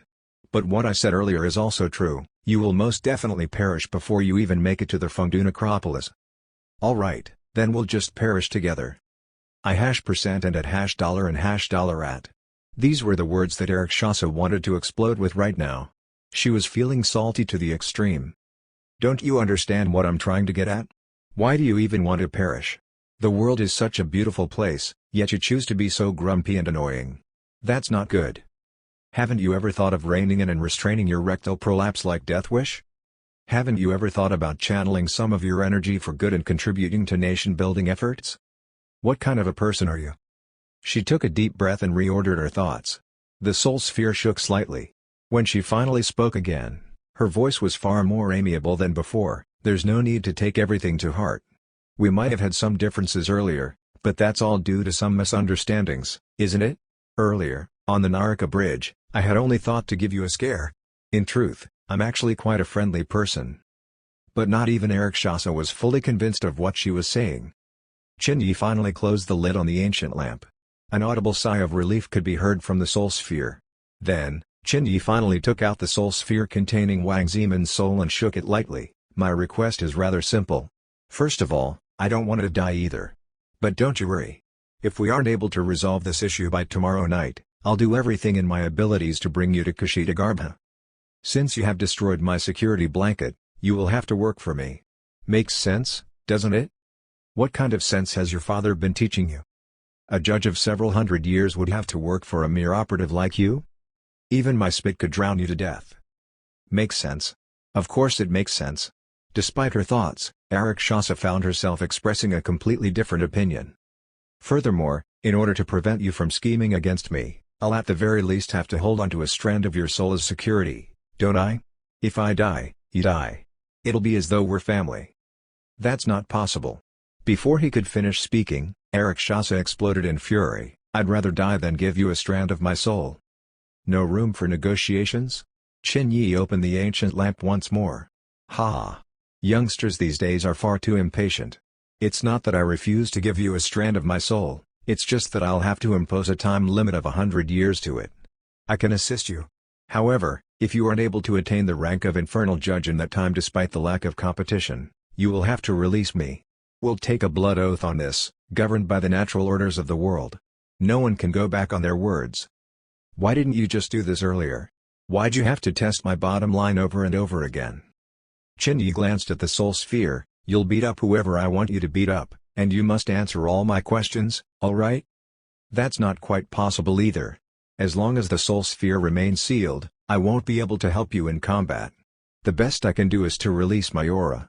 That said, hell has collapsed, and its clergy have departed as well.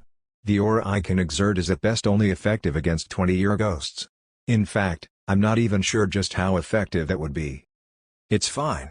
Then. We'll just leave it at that. Deal. Take an oath together with me. Rakshasa had practically forced herself to conclude the negotiations with the word deal. Although she knew that Ch would very likely perish during the netherworld odyssey, what if, in the off chance, he didn't? What if he really made it to the feet of Kshitigarbha's statue? As a former infernal judge, was she simply going to perish with a mere operative class emissary of hell? This was not even a choice to her. To her mind, her life was far, far more valuable than such operative class emissaries. After reciting a long string of ancient mnemonics, Ch felt his surroundings tremble slightly. Then, he sensed a feeling of connection arising between their hearts spontaneously. He secretly breathed a sigh of relief. He had already anticipated that Rakshasa would never be able to assist him in battle. After all, that would necessitate unsealing the soul sphere. This was something he could never do. What he coveted was the knowledge hidden in the depths of Rakshasa's mind. Her experience. Nothing was more important than that. In fact, one could argue that this was even more precious than the sixfold Ghost King summoning scroll itself. One was a one-use, disposable destructive weapon, while the other was a tool that could aid him in the long run. He was like a newborn trying to survive an immortal realm infested with malicious ghosts. Naturally, knowledge was power. He secretly heaved a sigh of relief. I've finally found myself a little genie. That said, this little genie's always going to be scheming against me. Alright, now tell me, why exactly is this soul so important? How am I going to overcome this 3-day ordeal? Chapter 13, Arthi's Minithal. Rakshasa remained silent for some time. She was presumably adjusting her emotions and organizing her thoughts. After a long pause, the soul sphere shifted slightly once more. Yet, before she could speak her mind, Ch immediately quipped as he continued to massage his temples, Rakshasa is far too much of a tongue twister. For convenience sake, I'll henceforth call you Arti, alright? Your full name shall be Arthi's Minithal. It's catchy, clear and easy to remember. And it's even got international influences. What do you think? I'll be damned. Thoughts of perishing together with Ch began to surface in Rakshasa's heart. This obviously isn't even an Asian name. And, I get the feeling it's a man's name? Are you serious? As you wish. She unwillingly acceded. Then, drawing a deep breath, she continued, the main reason why this spirit is important has very much to do with you. A person who has consumed the fungus of eons is immortal. His name no longer exists in the book of life and death, and his existence straddles both the mortal realm and the netherworld. But by the same token, as soon as the balance between the realms have gone awry, you will surely die. She continued indistinctly, these situations should never happen in the first place. However, who could have expected that Kshitigarbha would actually fulfill his great ambitions? The only way in which you can continue surviving is to locate the first shard of one of the primordial treasures. That said, have you thought about this before? She lowered her voice, before uttering each of the following words with pristine clarity. Once you locate the first shard, you will never be able to stop. What do you mean by that? Before Ch could finish his sentence, his mind was suddenly struck with a revelation, and he quietened down completely. I won't be able to stop, that's right. So that's how it is. He had to locate the first shard if he didn't want to die. Yet, acquiring the first shard was also tantamount to striking the first note of the netherworldly overture. Once it begins, no one would be able to make it stop again. After he located the first shard, he would immediately be pointed to the second shard, and the owner of the second shard would also be pointed to his existence. Then, when he obtained the second shard would communicate with the third, and so on and so forth. At that time, regardless of whether he liked it or not, there would be no way of extricating himself from the vicious cycle any longer. It was an infinitely occurring loop. Arthi's voice softened somewhat. Furthermore, each and every shard of the primordial treasures are filled with boundless yin energy. Any ghostly existence that lays hold of it, even 1 or 2 year ghosts, would find their strength amplified and comparable with a 10 or 20 year ghost respectively. Kid. You'd better pray hard right now. If you're unlucky and the owner of the first shard is already a malevolent ghast that is stronger than a D-grade ghost, then you will still be doomed to die 3 days from now. Qin Yi remained silent. Instead, he shut his eyes and began to deliberate his options carefully. His fingers tapped rhythmically on the table, and the taps echoed crisply throughout the cold corners of his little home. This was like an urn filled with parasites of all sorts, and each of these parasites was given a shard of a primordial treasure. It was a survival of the fittest. As long as one was given a shard, it would have to fight to the death, whether it liked it or not. There was no escape. So, the first mover has an advantage. He opened his eyes, and a murderous intent flickered across the depths of his eyes. Incidentally, he had uttered this phrase at the exact same time that Arthis did. Since there's no longer any room for a retreat, then there's no point contemplating retreat itself. Either you die, or they die. As a judge who had been dishonored for committing the most heinous of crimes, Arthis' heart was naturally cold as ice. She glanced at Qin Yi. "I'd never thought that we would see eye to eye on this. Don't worry, since we're already bound by the blood oath, I will never stand idly by as I watch you die. Furthermore, I'd caught a glimpse of this Yin spirit earlier when I was in hell, and I could sense that the scent of the primordial treasure shard isn't too strong. You should count your lucky stars. The ghost manipulating him must not have obtained the shard too long ago." Qin Yi nodded his head as he glanced at his phone once more. It was already 7:10 a.m. Since the first mover has an advantage, and since there's no way to summon the soul in a day, we'll start with my classmate, Wang Chunghao. If his first opponent didn't perish in 3 days' time, Qin Yi would be following in Granny Meng's footsteps very shortly. Earlier that night, at 3 a.m. Just as Qin Yi was embarking on the netherworld odyssey, a tall, well-built teenager living in the most upscale neighborhood in Clear Creek County was lying on his bed with a frown on his face. He was deep in slumber. Even though it was summer, his home was nevertheless equipped with a state-of-the-art central air conditioning system fully equipped with air-refreshing technology. One such system would cost upwards of RMB 100,000. The home of Wang Zeman, the richest man in Clear Creek County, was located within the Kanglin neighborhood. All of the houses in this neighborhood were detached villas. If one peered out of the windows of any of these villas, they would be blown away by a magnificent, unobstructed view of the Daba mountain range that stretched on for miles and miles on end. When the night breeze came, it would carry the gentle, rustling sounds of the bamboo forests on the mountains with it, bringing tranquility to the mind and easing the heart. This was also a very green neighborhood. Naturally, the price of homes in this neighborhood was comparable with the top neighborhoods within the entire province. The exclusivity of this region also explained why there were only 3 or 4 villas in this location. There was even a pleasant-looking forest not far away. The only drawback was that in the dead of the night, and under the dim glow of the moon, the forest gloom appeared somewhat eerie and creepy. Wang Chunghao was lying on his bed in slumber, ostensibly disturbed. He tossed and turned, and his eyebrows were tightly knit together. Finally, he screamed loudly and woke up abruptly. "Ha! Ha!" He gasped for breath as he patted his chest. His heart was still beating wildly. Even though 2 days had lapsed, that nightmarish incident was still as fresh in his mind as ever. In the very next moment, he suddenly froze. Even his heart appeared to have paused. A sense of intense dread began to spread from his spine, making his scalp go completely numb. A lady was seated at the foot of his bed. Silently, with her back towards him. Her waist-length hair was hanging loosely, and she was dressed from top to toe in pale white. "Why you?" Wang Chunghao was so scared witless that he immediately backed himself to the headboard and repeatedly flicked on the light switch. "Don't bother. The power is out." The lady's voice was somewhat hoarse, almost as though she were chewing on something. "Auntie Lu." Wang Chunghao finally settled down a little. Auntie Lu was his stepmother. However, he had continued to address her as Auntie Lu because he had never been able to bring himself to call her mother.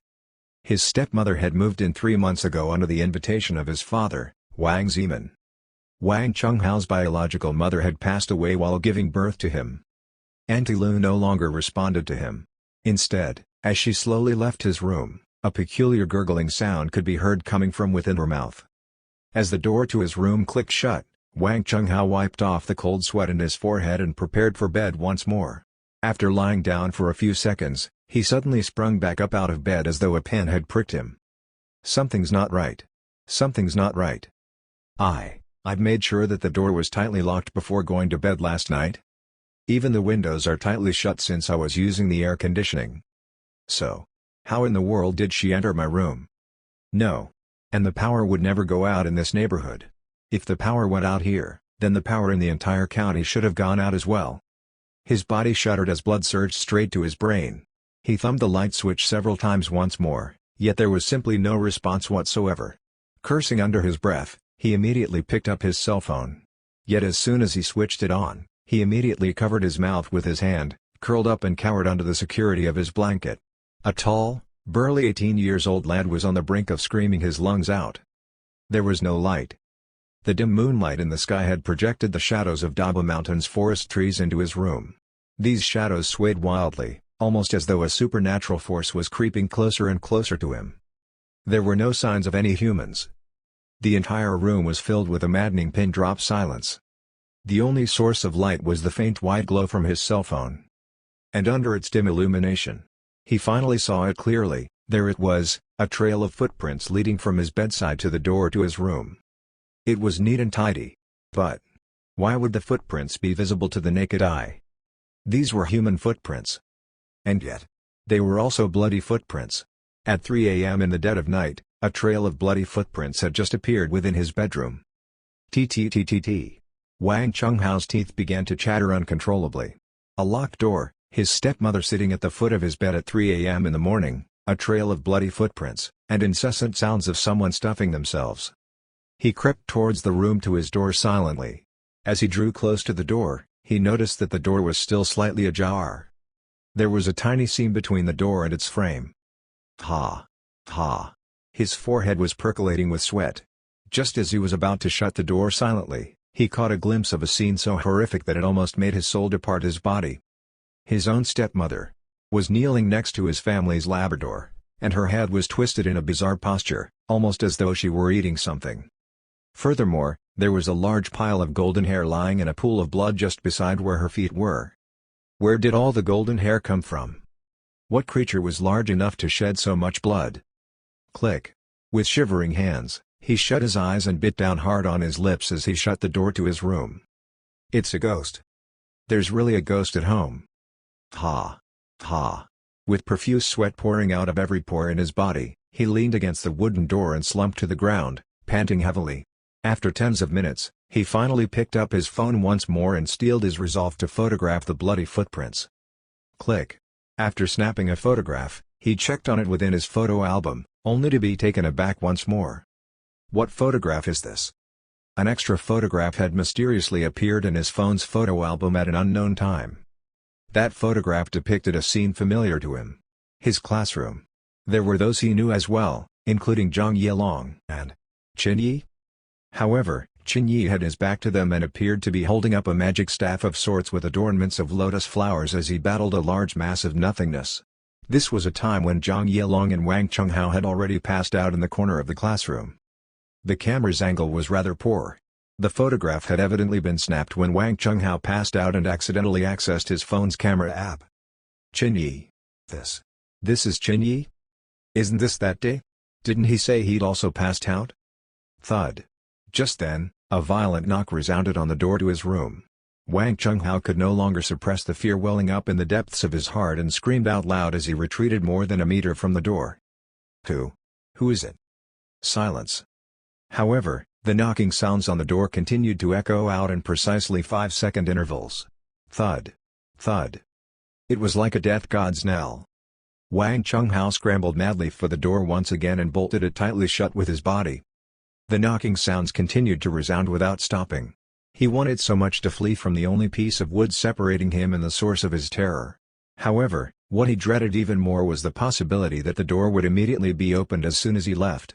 He wanted to secure the door to his room, yet this meant that he had to remain uncomfortably close to the very source of his terror itself. The fear was so intense that tears began to stream from his eyes. Never had he looked forward to the moment of dawn as much as he did right now.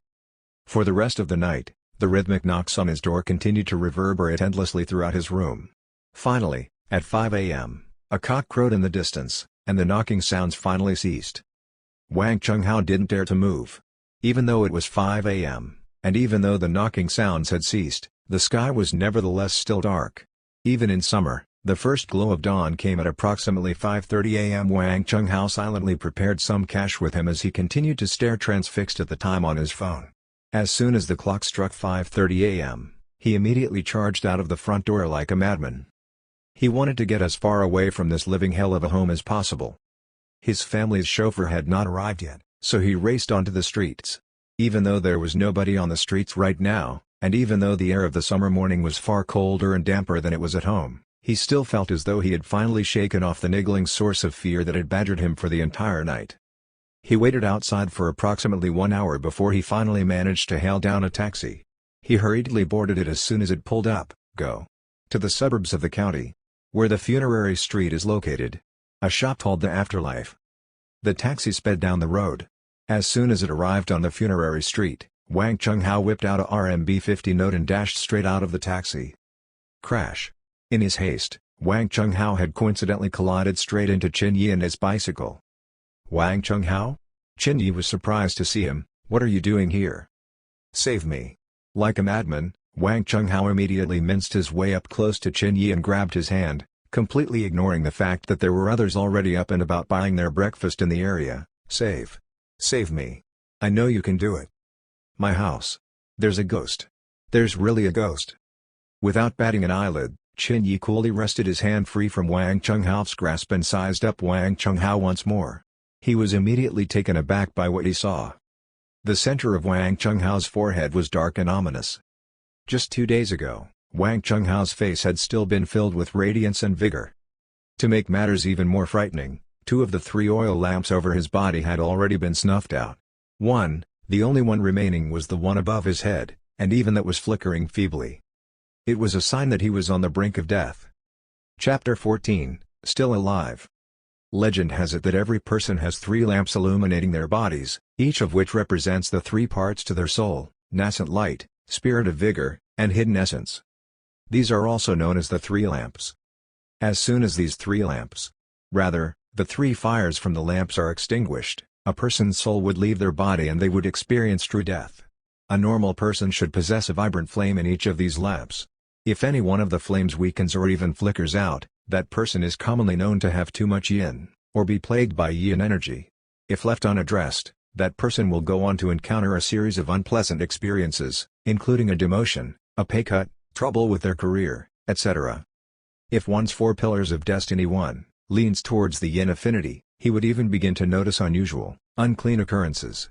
Other legends say that when one walks along the street at midnight, or even evenings if one walks along a secluded path, one should never turn his head to answer any person's call, especially if the voice sounds unfamiliar.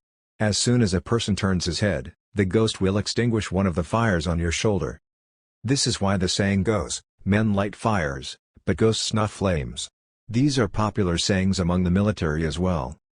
Perhaps it was a result of Qin Yi having already completed the netherworld odyssey once, but all he had to do was to think about it in order to perceive the 3 lamps hovering about Wang Chunghao's body. Currently, notwithstanding that only 1 day had lapsed since they last saw each other, the lamps hovering about his body were almost entirely extinguished. This was by no means a good sign at all. The fact that a radiant, hot-blooded teenager could be reduced to such a tragic state in just 1 day meant that this ghost was definitely not to be underestimated. The netherworld and the mortal realms are 2 entirely separate planes of existence. Ordinary spirits would never be able to affect a mortal to such an extent. Qin Yi had hung the soul sphere on his bag like a cute ornament. Arthis cautiously added, I had once assumed a post in the mortal realm for 100 years as well. Those entities depicted in mortal horror films, such as Sadako, Chirenmei and Jason, are all ghosts that are at least of the 50-year grade. Right now, I can already say with utmost certainty that the ghost we're dealing with has obtained the shard of King Yanluo's seal not more than half a year ago. Otherwise, a mere mortal like your friend would already have perished. This is good news for you. Qin Yi nodded his head as he looked at the dazed Wang Chunghao. Then, just as Wang Chunghao began to break out in cold sweat once more, Qin Yi began to speak placidly, How did you discover it? Wang Chunghao bit down on his lower lip, switched on his phone and showed Qin Yi the photograph that had mysteriously appeared. His gaze lingered on Qin Yi, scrutinizing every expression on his face. When Qin Yi returned Wang Chunghao's phone, and before he could even begin speaking, Wang Chunghao immediately grabbed hold of Qin Yi's arm tightly and pleaded with a trembling voice, Previously, I'm sorry for all I've done to you previously. I'll never do it again. Please. Please save me just this once." This was a towering, well-built teenager who had habitually flaunted his endowment of strength in front of others. Yet, his feet were currently ostensibly weak and limp, and it was clear from the scars on his lips just how much he had bitten down on them last night. If not for the fact that he was on a public street right now, he might already have knelt down to beg Qin Yi for help. If their other classmates could see how Wang Chunghao was clinging on to Qin Yi like an ornamental brooch and pleading for his help, they might very well find themselves completely flabbergasted. "Let's speak somewhere else." Qin Yi lifted his head as he responded resolutely. As soon Qin Yi finished speaking, Wang Chunghao dragged him off his bicycle. "Let's go. You haven't had breakfast, right? It's my treat. I'll buy you anything you want. And just leave your bicycle here. Once we get back, I'll give you a Pinarello." The two students hailed a taxi. As soon as they hopped on, Arthis mocked, "Mercy? That's an emotion only the weak possess. Do you think I'll actually have such useless feelings for someone who has only crossed paths with me for less than 3 years?" Qin Yi gazed out of the window as he responded placidly, "He's no more than a sojourner in my life. That said, since this matter implicates him, it's convenient to have his help." The two students went straight to a small shop within the county town that was hailed by all high school students to be a dating paradise. This shop's design was clearly inspired by various popular anime series. Even though the shop had been standing for more than 10 years now, it had managed to keep prices low and maintain the quality of its products.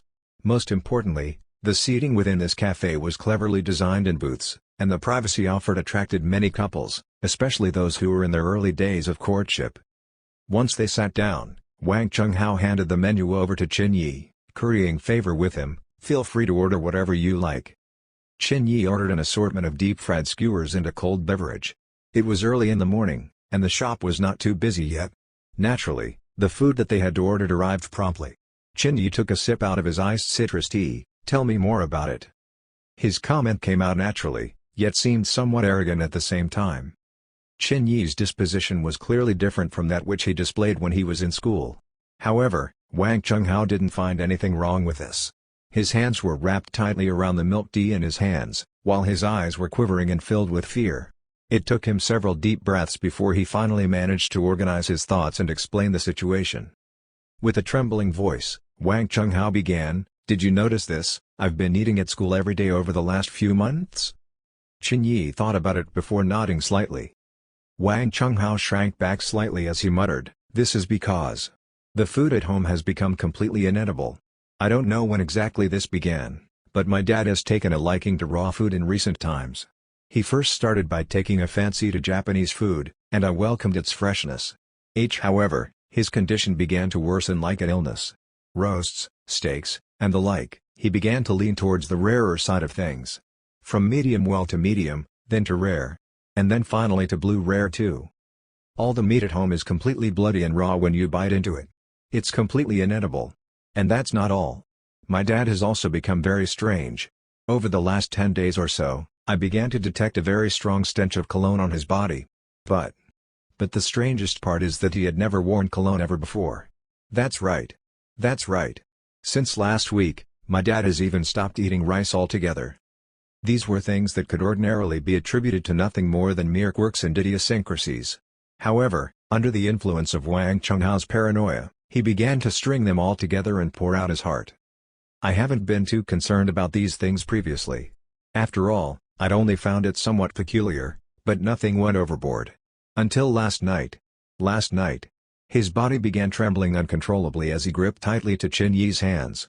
His hands were already covered with sweat. I'd clearly locked the door to my room, yet that woman was there, sitting at the foot of my bed at 3 in the morning. When she stepped out, she even left a trail of bloody footprints. Furthermore.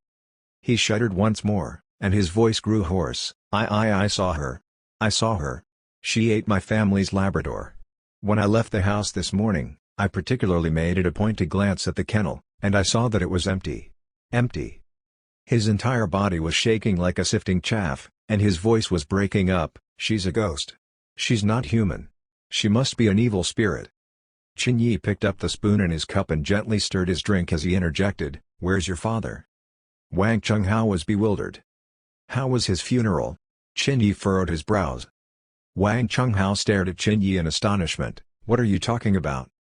Qin Yi appeared somewhat upset. "I'm talking about your father's funeral. Did your mother handle it, or were you in charge of it?" "My father's funeral?" Wang Chunghao's lips trembled as he squeezed Qin Yi's hands tightly. "BB brother Qin. Don't scare me like that. My father should still be alive and well." Swish. Qin Yi's gaze flickered as he gazed deeply into Wang Chunghao's eyes. At this moment, the only sounds that could be heard was the light rustling of leaves in the soft morning breeze. It was quiet. So quiet that it was even slightly eerie. Sweating profusely, Wang Chunghao took out his cell phone and dialed the number of his father, Wang Zeman. "Hey, how? Father's busy right now. Study hard. I'm hanging up now." It was a brief conversation, but it was most certainly the voice of Wang Zeman. That said, there was still something peculiar about his voice.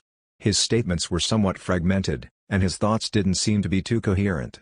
It could be likened to the words spoken by a person who had not been speaking for a long time. Wang Chunghao's lips trembled furiously.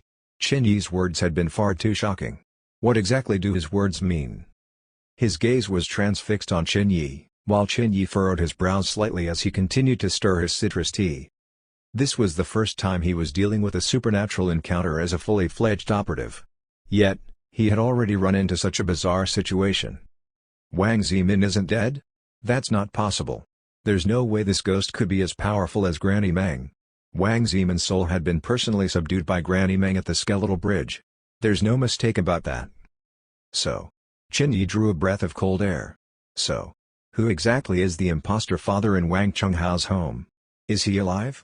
Or is he something else altogether? I understand. Let's go.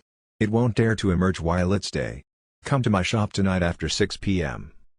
Wang Chunghao's Adam's apple shifted slightly, and his chest rose and fell sharply as he nodded his head furiously. However, he didn't leave. He continued to stare anxiously at Qin Yi. Afraid to leave? Qin Yi pointed at an adjacent booth. "Sit over there." Wang Chunghao pleaded with a hoarse voice, I won't disturb what you're doing in any way. Don't leave me. Get over there." Wang Chunghao gritted his teeth helplessly as he resigned himself to leave. But, just then, Qin Yi suddenly clutched at his heart and leaned back onto his chair weakly with an extremely pale face. "Qin Yi. Brother Qin. What happened? What happened to you?" Wang Chunghao almost jumped at the sight. In that moment of crisis, he didn't even notice how he had subconsciously elevated Qin Yi's status in his heart. Qin Yi didn't respond. Just underneath where his palm lay, his heart had actually slowly stopped beating altogether. This was a feeling that his fleshly body could clearly perceive. It was a feeling of the thread of life slowly drawing to an end. His surroundings suddenly seemed muted. Thump. Thump. Thump. Thump. The only sound he could hear was that of his heart painstakingly drawing blood from every single blood vessel in its body as it inched closer to stillness. His life's countdown timer had begun. Go. Qin Yi's face was incredibly pale, yet he still managed to maintain his earlier command to Wang Chunghao.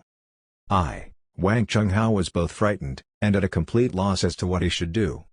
Scram. Qin Yi's bellowed with a low voice as the bulging veins on his forehead began to throb. This time, Wang Chunghao picked up his school bag and dashed straight to the adjacent booth without any unnecessary words. "You must let me know if you need anything." The booth was finally silent. Qin Yi could somewhat sense that Arthis was calling out to him. However, his hearing was impaired at this very moment. His moment of weakness lasted for a full 5 minutes. It was only after that his heart gradually resumed its normal pulse, and color returned to his face once again. After yet another 5 minutes, he sighed in relief as he chugged down his tea. That felt horrible. He had just experienced the feeling of dying, and he never wanted to experience the same a second time. The moribund remembrance. Arthi's voice was grave. "The imbalance in hell has caused your source of immortality to become shattered. Your name has once again appeared in the book of life and death. Even though hell has collapsed and the primordial treasures have been reduced to mere shards, some of these things will continue to function on their own accord. For instance, the book of life and death. Otherwise, this world would be filled with innumerable immortal monstrosities. This accords with the heavenly Tao." Qin Yi nodded his head. Death was knocking on his door. His time was running out. You can be certain that every single person in his family is problematic. Arthis no longer minced her words, and kept her advice succinct. The only unknown to us right now is how the problem had begun manifesting, whether by way of possession or otherwise. What we do know is that Wang Chenghao's father is the key to unlocking this mystery. He is most certainly dead. However, it is only his soul that is dead. His body still remains alive. There are but a few possible causes for such circumstances. Let me now impart to you the first immutable principle of all emissaries of hell. No matter how bizarre the situation may seem, everything is related to a ghost's obsession prior to his or her death. Every ghost is born from obsession. Whether that person died a violent death, or an unjust death, or something completely different altogether, it is invariably their pre-death obsession that keeps their spirit around and prevents them from moving on. Over time, these spirits turn into evil ghosts. When that happens, you can be certain that every single abnormality or peculiarity with the location or person it haunts can somehow be explained by the ghost's obsession in its previous life. This is because ghosts will instinctively repeat their obsessions after death. These details may be minor, but they are most definitely the key to granting deliverance on this spirit. She concluded affirmatively, "Tonight, when the clock strikes 12, I'll teach you how to summon a spirit. We'll reawaken Wang Zeman's spirit, and the spotlight shall fall squarely on him." Chapter 15, Summoning a Spirit. Qin Yi nodded his head.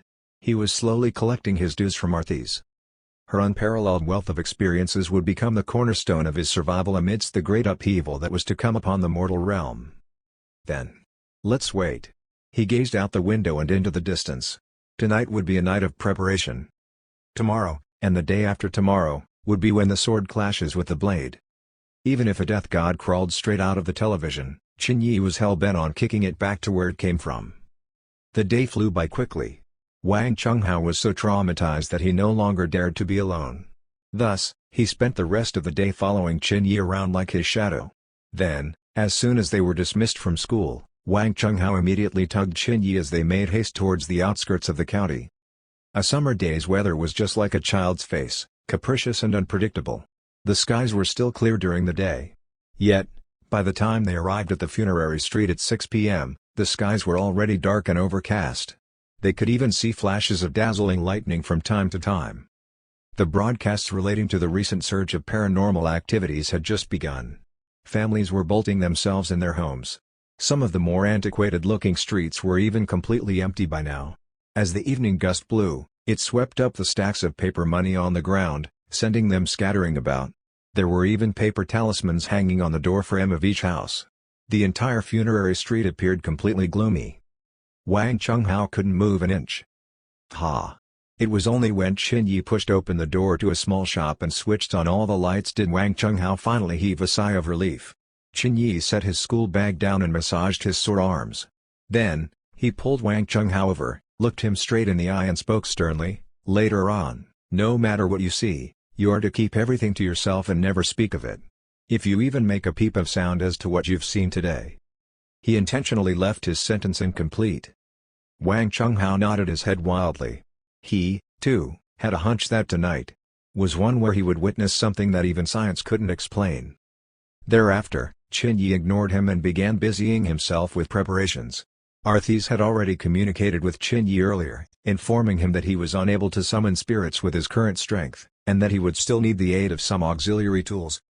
Incense of the dead, an incense crafted from ground bone meal. It sufficed that it was made from generic bone meal, and it did not necessarily have to be bone meal ground from human bones. Portrait of the Unithya. Since the role of the Unithya Hell Guards is to escort yin spirits to hell, their portrait can naturally act as the medium and backbone of their communication between the netherworld and the mortal realm. This auxiliary tool was an imperative. A bowl of rice. And not just any rice, it had to be yin rice.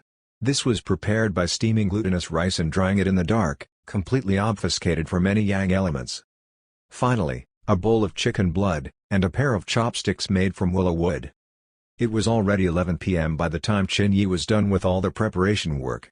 Thereafter, he shut his eyes and rested for a while on his chair. Very soon, the clock struck 12. According to Arthis' instructions, the first step was to hang the portraits of the Unithya Hell Guards on both sides of the altar. As the scrolls unraveled with a light rustling sound, they revealed the portraits of the Unithya Hell Guards of black and white. Both Unithya Hell Guards had pale, ghastly complexions, and tongues that extended 1 meter out of their mouths. The only difference was that one was dressed in a long white robe, while the other was dressed in a long black robe. The incense was set on the altar. Incense was something that was quintessential for any funerary procession. 2 large words were written on the portrait over the black Unitya Hellguard's head, World Peace. Similarly, 2 large words were written on the portrait over the white Anaya Hellguard's head, Instant Wealth. Right after the incense was placed on the table, Chinyi placed the bowl of yin rice on the altar and inserted the willow wood chopsticks vertically in them. This was tantamount to a plea to the Unitya Hellguards to have mercy and allow the yin spirit one final chance to communicate with the mortal realm. If their response was positive, the chopsticks would fall over. If not, the chopsticks would remain standing upright for 3 full incense sticks of time. At that time, one would be wise not to attempt any further summoning of souls. Whoever attempts to summon a soul then would perish. After all, if King Yanluo has decreed that a person should die at noon, nobody would dare say otherwise. Arthes had further explained that even though hell no longer existed, this was still part and parcel of the heavenly Tao which continues to maintain the natural order of the world. Otherwise, the world would already have fallen into chaos by now. Chen Yi ignored Wang Chunghao. He shut his eyes and drew a deep breath, before wisps of yin energy began emerging from his body. As soon as Wang Chunghao saw this, he immediately opened his mouth to scream. Fortunately, he quickly placed his hand over his mouth just in time to prevent a peep from escaping his lips. That said, he continued to tremble vigorously as he retreated to the corner of the bed. Whoosh! As the yin energy congealed in the air, Qin Yi was suddenly clothed with his Hell's emissary uniform. He had just shed his identity as a mere mortal, and he was now praying to the heavens in his capacity as an emissary of Hell. Then, Qin Yi held up the incense of the dead and ignited them. As they burned with an eerie green glow, wisps of smoke began to drift into the surroundings. The entire room was indescribably bizarre right now. Finally, Qin Yi bowed reverently to the portraits of the Unitya Hellguards and whispered in accordance with Arthes' instructions, "This inexperienced one seeks guidance." Operative Qin Yi humbly prays that the esteemed Unitya Hellguards open their eyes. Once he finished speaking, he placed the 3 incense sticks into the incense burner, and placed the soul sphere containing Wang's Zeman's soul onto the bowl of yin rice. There are presently yin spirits who traverse the mortal realm, wreaking havoc and harming humans. I urge the heavens to extend a lifeline and leave the man surnamed Wang a breath of yang energy. This lowly official promises to repay this favor. Man surnamed Wang? He means, my father? Wang Chunghao balled himself up in the corner of the room. He was so creeped out right now that his soul felt detached from his body. He remained completely silent as cold sweat continued to pour out of his pores. Just then, the Unitya Hellguards suddenly moved. Almost as though a draft was sweeping through the room, both portraits began to rise gently and fall in tandem. Wang Chunghao's scalp went numb, and he almost screamed aloud. This was because the windows and the door were all shut. There was no reason for a draft to be blowing through the house at all. How did it move? What in the world is going on here? Qin Yi didn't say another word. Instead, he simply half knelt in front of the altar as he watched the incense of the dead burn down slowly. 5 minutes. 10 minutes. An incense stick of time was a full 15 minutes. Then, at the 13th minute, Qin Yi's eyes gleamed brightly. The pair of willow wood chopsticks that were standing vertically in the yin rice had just shifted slightly. Then, in the very next moment, it silently fell to the side. At the same time, the yin rice began to diminish and vanish into thin air. This process was somewhat slow and measured, and it almost seemed as though an invisible entity was slowly consuming the rice. Quickly! Arthes shouted, "You only get one shot at summoning a spirit. There's no room for redos. You've managed to borrow a breath of yang energy from the heavens, and the emissary of hell's act of consuming the yin rice is a sign that it is giving you face. The yin spirit will depart for good as soon as the yin rice completely disappears, regardless of whether you've finished your line of questioning or not." Qin Yi was incredibly anxious. Despite having lived for such a long time, this was still the first time he had encountered something like this. Clasping his hands together, he softly murmured, "The fisherman's light calls the spirits of hell, let the gleaming stars of night illuminate the netherworldly abode. Open." As soon as he finished speaking, the soul sphere opened with a rustling sound and transformed into a talisman that spontaneously combusted in the air. Simultaneously, a green vortex of yin energy began to congeal in the middle of the room, and a ghastly shade emerged slowly from the heart of the vortex, almost as though he were emerging from the surface of a water body. "Ah!" Wang Chunghao let out a muffled sound and promptly covered his mouth before passing out completely. Chen Yi heaved a sigh of relief as he began on his line of questioning. Wang Zeman? Ah. Wang Zeman's response was a shrill, blood-curdling shriek. It was one filled with agony. Wang Zeman was dressed in a ramrod straight suit. As soon as he appeared, he immediately collapsed onto his knees and clutched at his head, screaming his lungs and heart out. Chen Yi was taken aback, although I can empathize with what you've gone through. Don't you think that your present actions are still somewhat overboard? Could you please rein it in a little? Something's wrong with his soul. Arthas interjected, grab hold of him. Chen Yi's temples throbbed. What was with this feeling? He was just reminded of an instance when he sent his Pikachu out to deal with a wild, ghost Pokémon. Roe. Before he could make his move, Wang Zeman suddenly threw his head up into the air, and a 2-meter-high pillar of green flames shot straight out of his mouth. His voice no longer sounded like a human's voice any longer. It was a dark and windy night, and Chen Yi was in the midst of a summoning ritual. As the netherworldly flames blazed in the dark, the portraits of the Unichi Hellguards were sent floating into the air, and the gloomy jade-colored shadows in the surroundings shifted in tandem with the flickering flames. It was sufficient to send chills down anyone's spine. Clack. Just as the pillar of flame shot straight into the sky, the soul shackles around Chen Yi's waist shot straight towards Wang Zeman and latched onto his skull. With a miserable roar, the chilling green pillar of flame finally subsided and vanished into Wang Zeman's mouth once more. The Sky Lantern Punishment. Arthas was somewhat surprised. Open his mouth. You'll find something surprising inside. The netherworldly Sky Lantern Punishment is the worst form of torture for any soul around. The victim will be prevented from entering the cycle of reincarnation. Instead, he is forced to suffer from the endless, excruciating pain of his soul's immolation. Geez. I wonder who it is that hates him so much? Chen Yi grabbed hold of Wang Zeman's jaw. It was icy cold to the touch, and even somewhat illusory.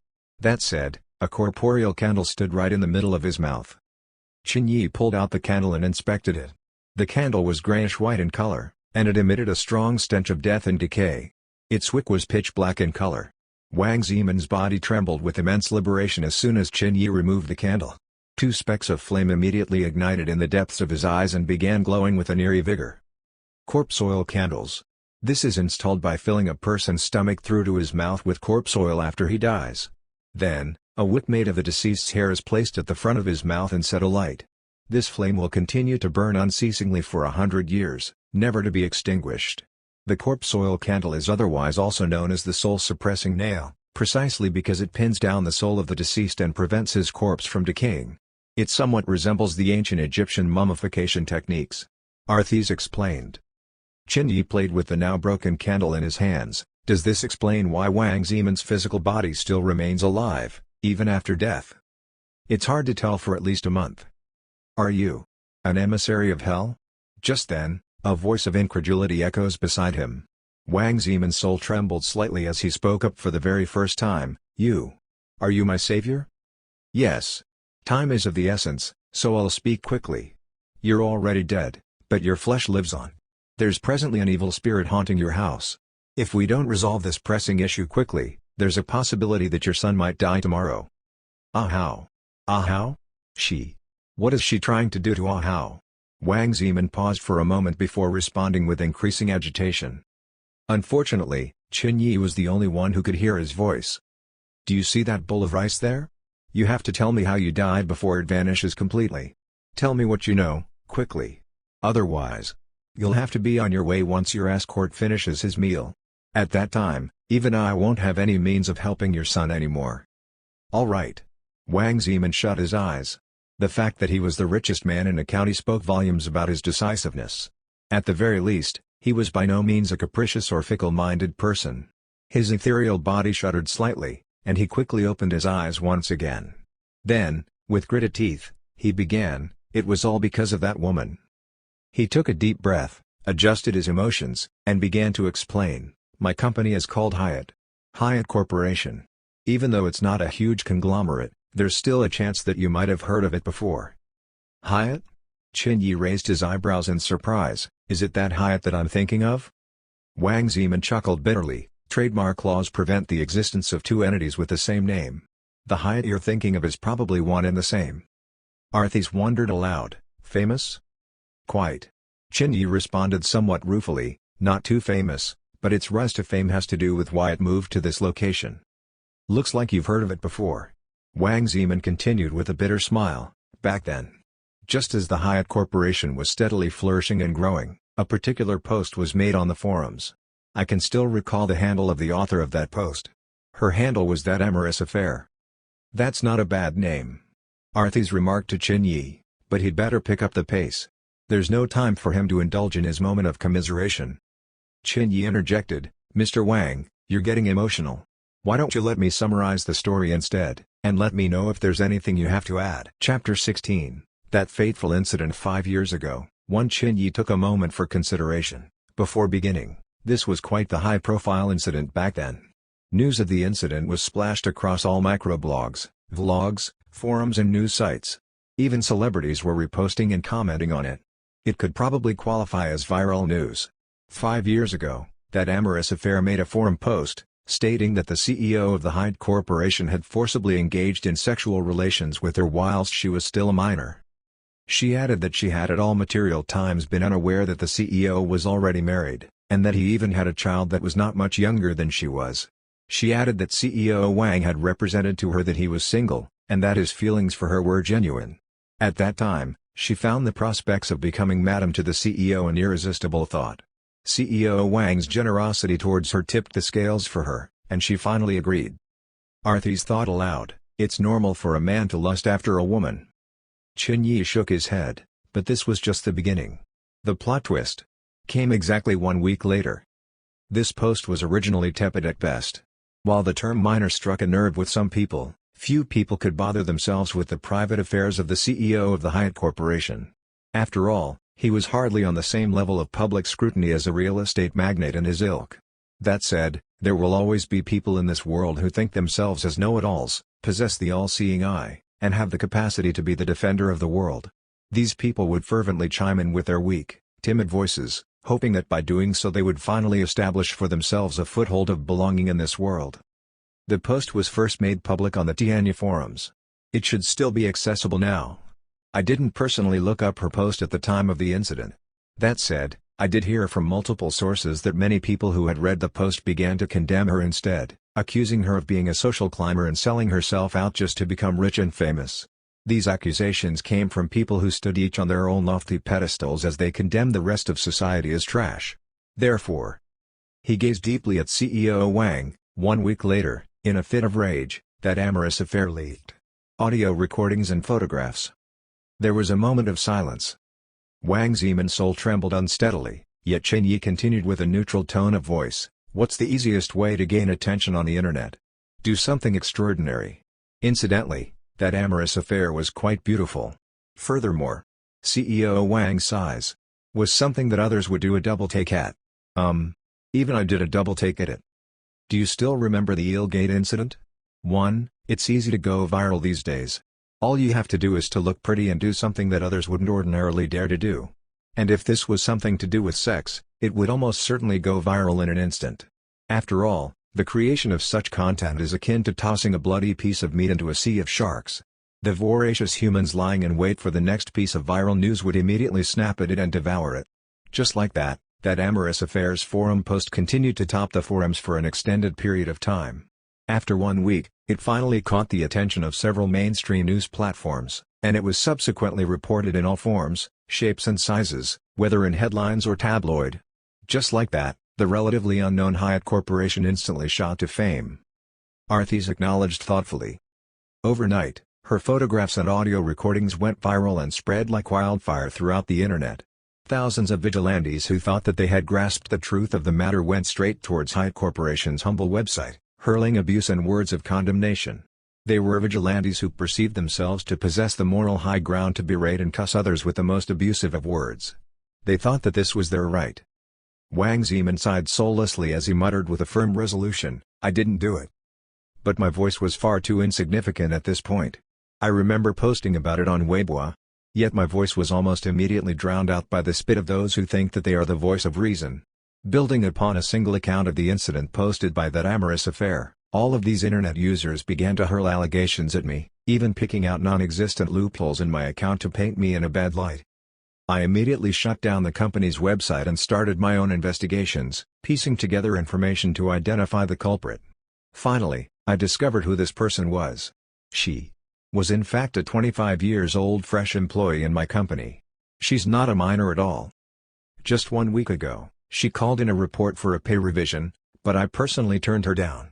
After all, there were only a few employees within the Hyatt Corporation, and I personally took charge of these affairs. She alleged that her wages were too low. Certainly, her salary was a bit low, but there's no boss willing to pay workers any more than absolutely necessary. Hell, we all try to pay as little as we can. At the end of the day, it takes two hands to clap. These arrangements only work because one is willing to dish out the punishment, while the other is willing to receive it. It's a partnership by mutual agreement. If you can't accept these terms of engagement, find another job.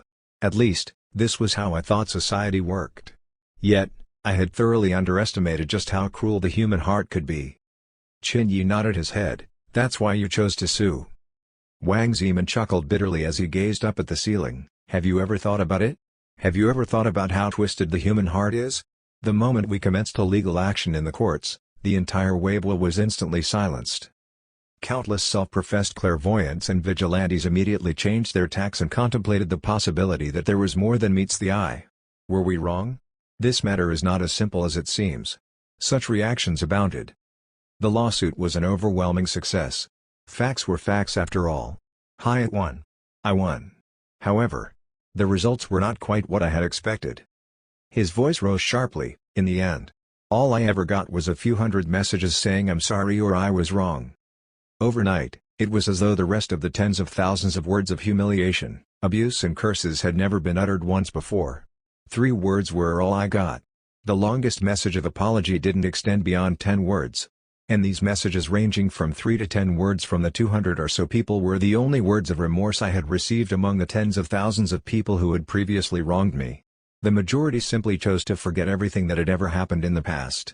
They're no different from rabid dogs hiding behind their devices, waiting for the next piece of meat to show up to satiate their ravenous appetite. His voice gradually crescendoed to a climax and reverberated through the cold corners of the house. Several seconds later, he lowered his head once more and gnashed his teeth. The price of rumor-mongering is far too light. That's what emboldens these keyboard warriors. If the law doesn't punish the evildoers, these seemingly harmless evildoers will eventually become a cancerous cell to society. In their eyes, they had done nothing more than speak a few words each. Yet, their actions had forced me to leave the East Sea province altogether. Arthis was silent. She must have seen too many final farewells in her time, much like when she bade farewell to Jaina Proud. In truth, Arthis had merely been puzzled and had taken time to consider the matter. Since that's the case, why then did the woman turn into an evil spirit? Chin Yi replied just as calmly, since the result was clear and simple. The winds in the internet immediately shifted as soon as the verdict was out, and those who had initially condemned and cursed Hyatt turned around and lashed out at that amorous affair even more viciously. This was because they wanted, more than ever, to cover up their own misdeeds. These internet vigilantes hardly possess any conscience to begin with. Yet, the modicum of shame that remained in them compelled them to do something to close this chapter in their lives. And what was the best thing to do in their minds? Leave a comment under Hyatt's response? No. They knew no remorse. Instead, they chose to remain as venomous as ever. It's as though they were telling CEO Wang, look, I'm helping you out here. I'm condemning her on your behalf now. As to Hyatt's ordeal, these people had selectively forgotten about it.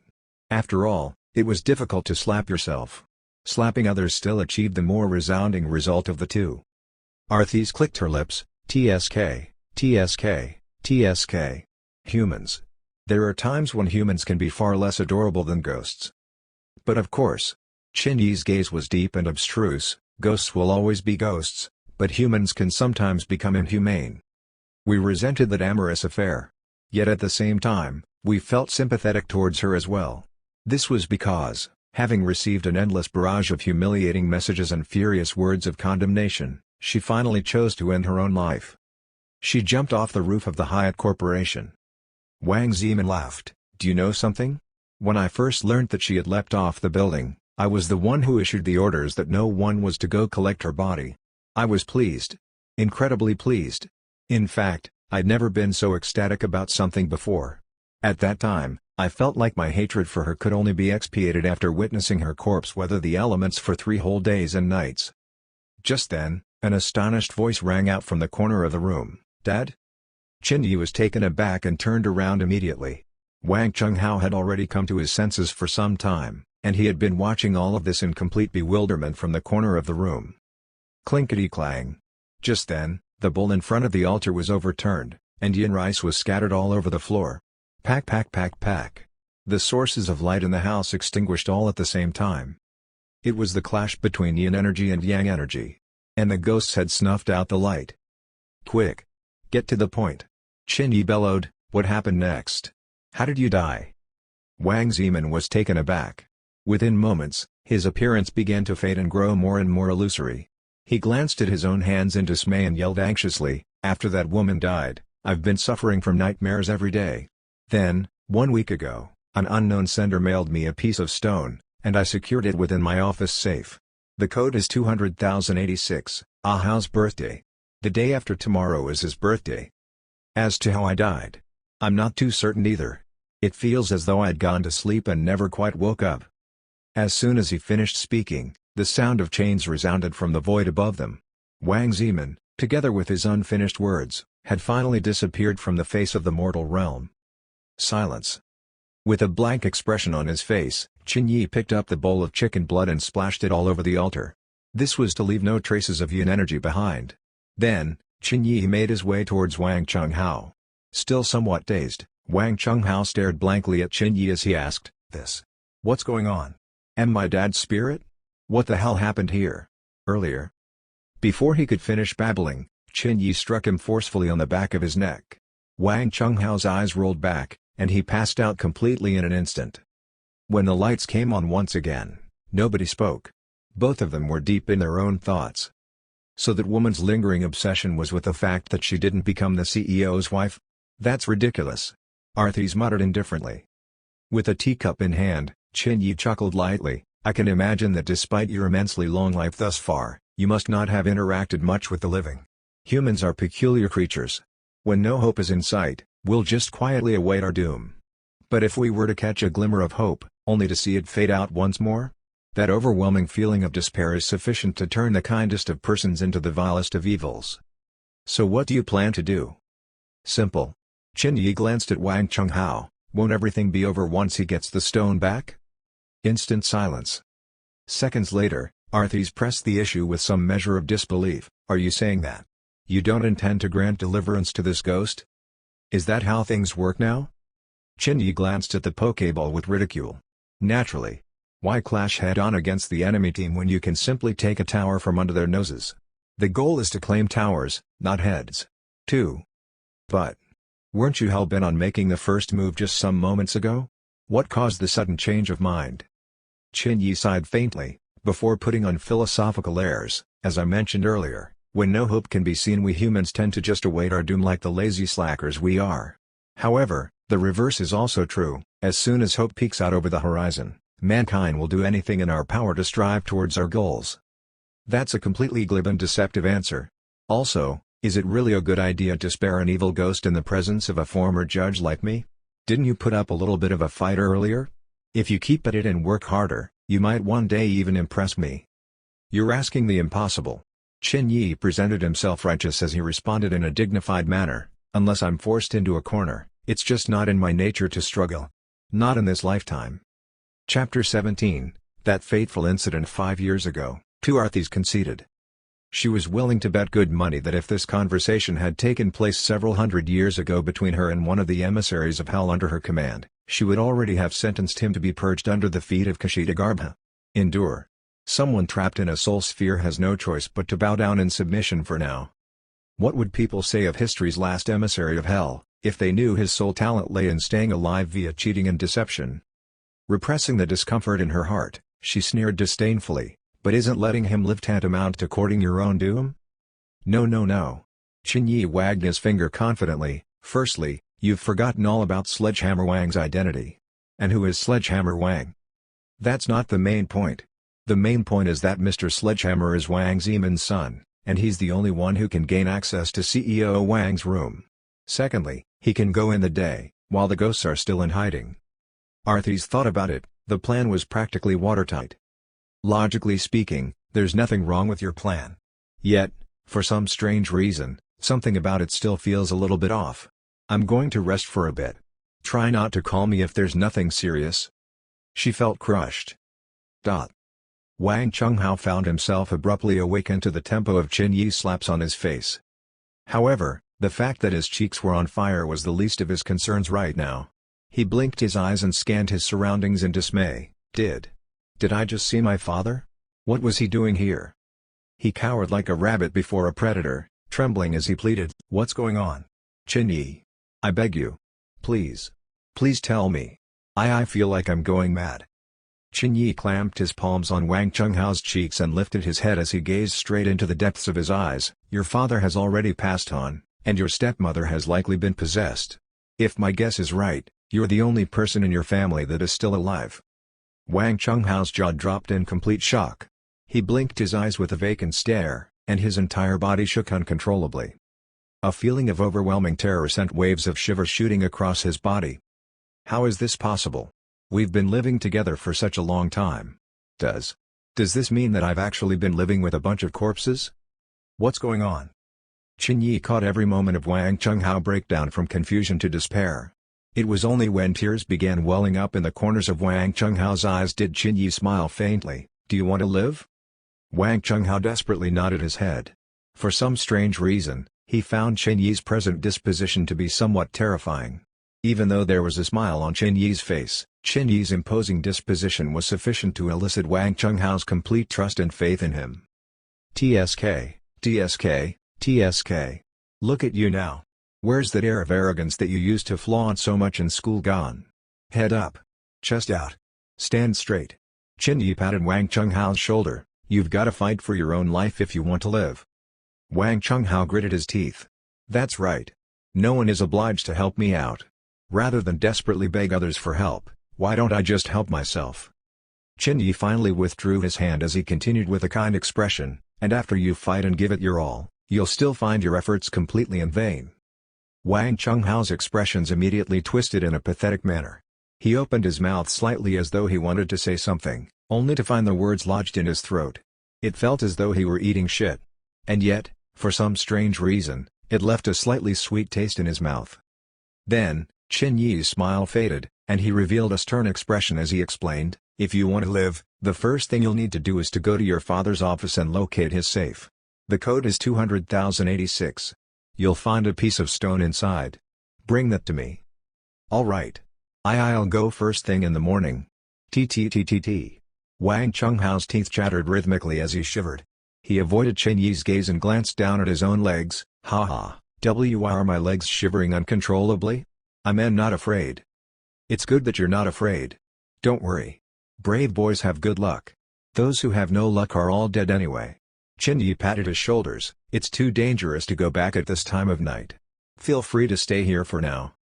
Wang Chunghao clutched timidly at his chest as he nodded his head. Then, he wrapped his blanket around himself as tightly as a cocoon and shivered himself to sleep. At 7 a.m. the very next morning, Wang Chunghao departed from the funerary street with a pale expression on his face. Only one of the 3 lamps above his head was still alight. Yet, even the remaining flame flickered dangerously in the rising sun, as though it would be snuffed out in the very next moment. Qin Yi left Wang Chunghao to deal with his own affairs. Instead, he switched on his own computer and began trawling through the forums for the Hyatt Corporation debacle that occurred 5 years ago. Although a substantial period of time had lapsed since then, forum posts are rarely deleted from the online archives. He should have no issues locating what he was looking for. He logged onto the Tianya forums and typed in the keywords Hyatt. Very soon, hundreds and hundreds of posts appeared before his eyes. "You're a member?" Arthis was somewhat surprised. "It's only natural for someone who's lived among humans for such a long time. I've got all the necessary memberships." Qin Yi clicked on one of the posts that had thousands of comments to it. The author of this post was naturally that amorous affair. This should be the original post. It's also the starting point of the entire debacle. It was like what Arthis had mentioned before, the first immutable principle that all emissaries of hell should learn was that nothing is unrelated to a ghost's obsession, no matter how bizarre the situation might seem at first blush. Put differently, It is precisely the ghost's obsession that drives it towards ceaselessly repetitive actions. These details may well lead one to the key to eventually delivering the ghost. Although Chen Yi had already begun creeping forward with a view of stealing the tower from under the enemy's noses, he still had to be prepared for any contingencies. His manifold life experiences taught him the importance of not getting caught off guard. Chen Yi continued skimming through one comment after the other. Things were no different from his recollection. Give me a break. Clickbaits like this are dime a dozen. Can't you come up with something fresh? What a waste of my brain cells. User 029344. Haha, no pic, no talk. You allege that the old CEO has his sights on you? Do you think you're a hottie or something? Conan, Cathay. Even if this is true, you're just a scheming bitch who's looking to ascend the social ladder, aren't you? You were used, and now you're here to elicit feelings of sympathy for you? Get lost. Pessimistic resentful user. Abusive language like this was like an invisible knife. It flowed casually from the user's mouths, yet penetrated deep into their target's heart. Chen Yi continued to scroll through the comments placidly. Very soon, he located a comment which had tens of photographs attached. Chen Yi paused. What? That's strange. Chen Yi looked at the photographs with a grave expression on his face. These photographs should have depicted the carnal interactions between a man and a woman, and the website should already have 404 them as well. This was that amorous affairs post, which was the inflection point of this entire debacle. It was precisely the emergence of these photographs that sent the post into viral overdrive, after all. But why hasn't the post been censored yet? In fact, the photograph that appeared did not even depict the carnal interactions between a man and a woman. Instead, it was simply the photograph of an office space. This was the office of CEO Wang. It was taken at night when the lights were on, yet not a single person was captured in the frames of the photographs. Each and every photograph was taken from a different perspective. It was almost as though a pair of invisible eyes continued to watch the office space silently each night. Look here. Arthis suddenly spoke, and Chen Yi shifted his attention to the location pointed out by Arthis, and he noticed it immediately. It was in the reflection of the windows located just behind CEO Wang's seat. There, a lady with disheveled hair stood motionlessly under the dim lights of the room with her arms hanging limply about her. The perspective of the photographs and the lighting were both very poor, and one could easily gloss over these details if one did not scrutinize the same closely. This woman was wearing a black-colored dress ensemble that seemed to meld into the dark of the night. Upon closer inspection, Chen Yi could vaguely make out a bloodshot eye staring straight through the draping hair at the seat where CEO Wang had built his business from. It was a ghastly photo. This photograph was not snapped by human hands at all. Rather, it was this evil spirit that had captured snapshots of its surroundings and posted them onto the forums. Yet, despite this being on the public domain, there was not a single person who had realized this to date. When was this changed? Chen Yi was taken aback. He looked at the top of the post. There, the timestamp stated August 19, 2025. 10 days ago. This was that amorous affairs post, and these photographs had been uploaded by her as well. In other words, a woman who had already died 5 years ago had just edited her own post 10 days ago. In fact, this was clear evidence that she had been staring menacingly at CEO Wang's back every night since 10 days ago. Chen Yi's eyes gleamed as though it was on fire, and he immediately went back to the original post and began scrutinizing it once more. Did you discover something? Yes. Chen Yi's eyes glowed brightly as he pointed at the number of comments on the screen. If there's anything remarkable about me as a person, it's the fact that I've got a pretty good memory. If memory serves me well, the level of this post had earlier been 8,472. In other words, there have been 8,472 people who have commented or replied to this post since its incipience. But now, do you see the number? 8,473. In other words, from the time he accessed the already dormant post, someone, or something, had silently commented on it again. According to the forum's rules, the original post would immediately be bumped back up to the first page of the forums as soon as someone comments on it or replies to it. This was the definition of bumping up posts. However, this post was not bumped up. Chen Yi drew a deep breath and flipped all the way to the final page of the post. As soon as the page loaded, he saw several comments in a row, all of which were written in blood-red font and signed off by that amorous affair. It was none other than the lady who had died 5 years ago. I'm back. I'm not lying. I've got him. Tonight. And the last comment was something that had just been posted. I know. You're watching. And it was now daytime. It was daytime at the funerary street. Bright beams of sunlight shone into Chen Yi's shop, the afterlife, illuminating the paper servants, paper horses, firecrackers, incense and candles alike. It was as though everything were covered with a faint, white sheen of smoke. It was clearly midday, yet the room suddenly felt oppressively quiet. A pervasive, netherworldly chill filled the air. Damn, that's something. Arthis was stunned for a moment before she chuckled, that's some temper she's got. It's been some time since I've seen a ghost that has dared to oppose an emissary of hell. Oh, that's right. Given the amount of time that she's been an evil spirit, I'm afraid she might not even have heard of hell. As things stand right now, I'm afraid the only ghosts who would know to fear hell are at least centennial spirits.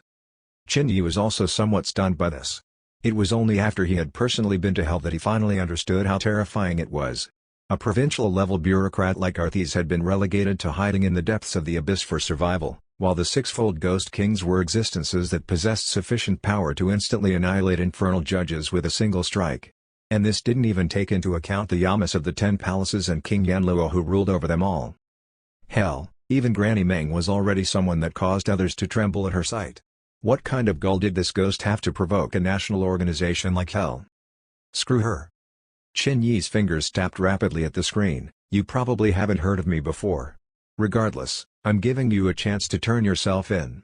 12 midnight tonight, when the moon hangs high above the willow tree and the world is deep in slumber. What do you say? No response. It was almost as though the other's computer had crashed. Something about this still feels off. Seconds later, another line of crimson words appeared, look at your phone. As soon as he read the ghost's response, his cell phone immediately began to ring at maximum volume. Instead of picking up the call immediately, Chen Yi glanced at the dated wall clock hanging behind him. It's 12. Arthis immediately understood the significance of this. Something's gone awry. It had been 5 hours, yet they had not received a single phone call in the meantime. Given how frightened Wang Chunghao had been, he would most certainly have called Chen Yi as soon as he had completed his task. Unfortunately, Chen Yi still hadn't heard from him yet. Chen Yi sighed, it seems like he's got quite the dumb luck. Could he be dead? Arthis chuckled contemptuously, I'm not trying to look down on this ghost. It's just that killing a human in broad daylight is something that even I would refrain from attempting. So, how could it possibly do so with its meager abilities? Chapter 18, Visitation. So she's doing this to protest? Chen Yi tapped on the edges of his phone thoughtfully before he finally answered the call. He put her on the speakerphone, yet there was no sound. It was almost as though his phone had been connected to the bottomless abyss in the depths of hell. Everything had suddenly gone incredibly silent. Then, about 20 seconds later, Chen Yi finally heard the first audible sound communicated through the phone. It was the sound of water droplets. In fact, it was the sound of water droplets falling from midair and striking the ground. Drip, drip, drip. The rhythmic drops sounded incredibly still and tranquil, yet eerie at the same time. You. Just then, the phone transmitted a different type of sound altogether. It was faint and barely audible, yet it was a drone that went on and on. It sounded like the desperate gasping sounds made by a person who had been locked in a dungeon for decades on end and deprived of water. It was the sound emitted by parched throats, almost akin to the sound of glass shards grinding against each other. Hey dear, that's poor form. Chen Yi finally responded, stop using the dated spooking techniques of the 90s. It's a bit underwhelming. Don't get me wrong, I'm not trying to nag at you, but given that you are a modern-day ghost, don't you think that you should keep up with the times as well? Is there really any point in mimicking the sounds of a horror film? For that matter, have you even obtained the licensing rights from Ms. Juan?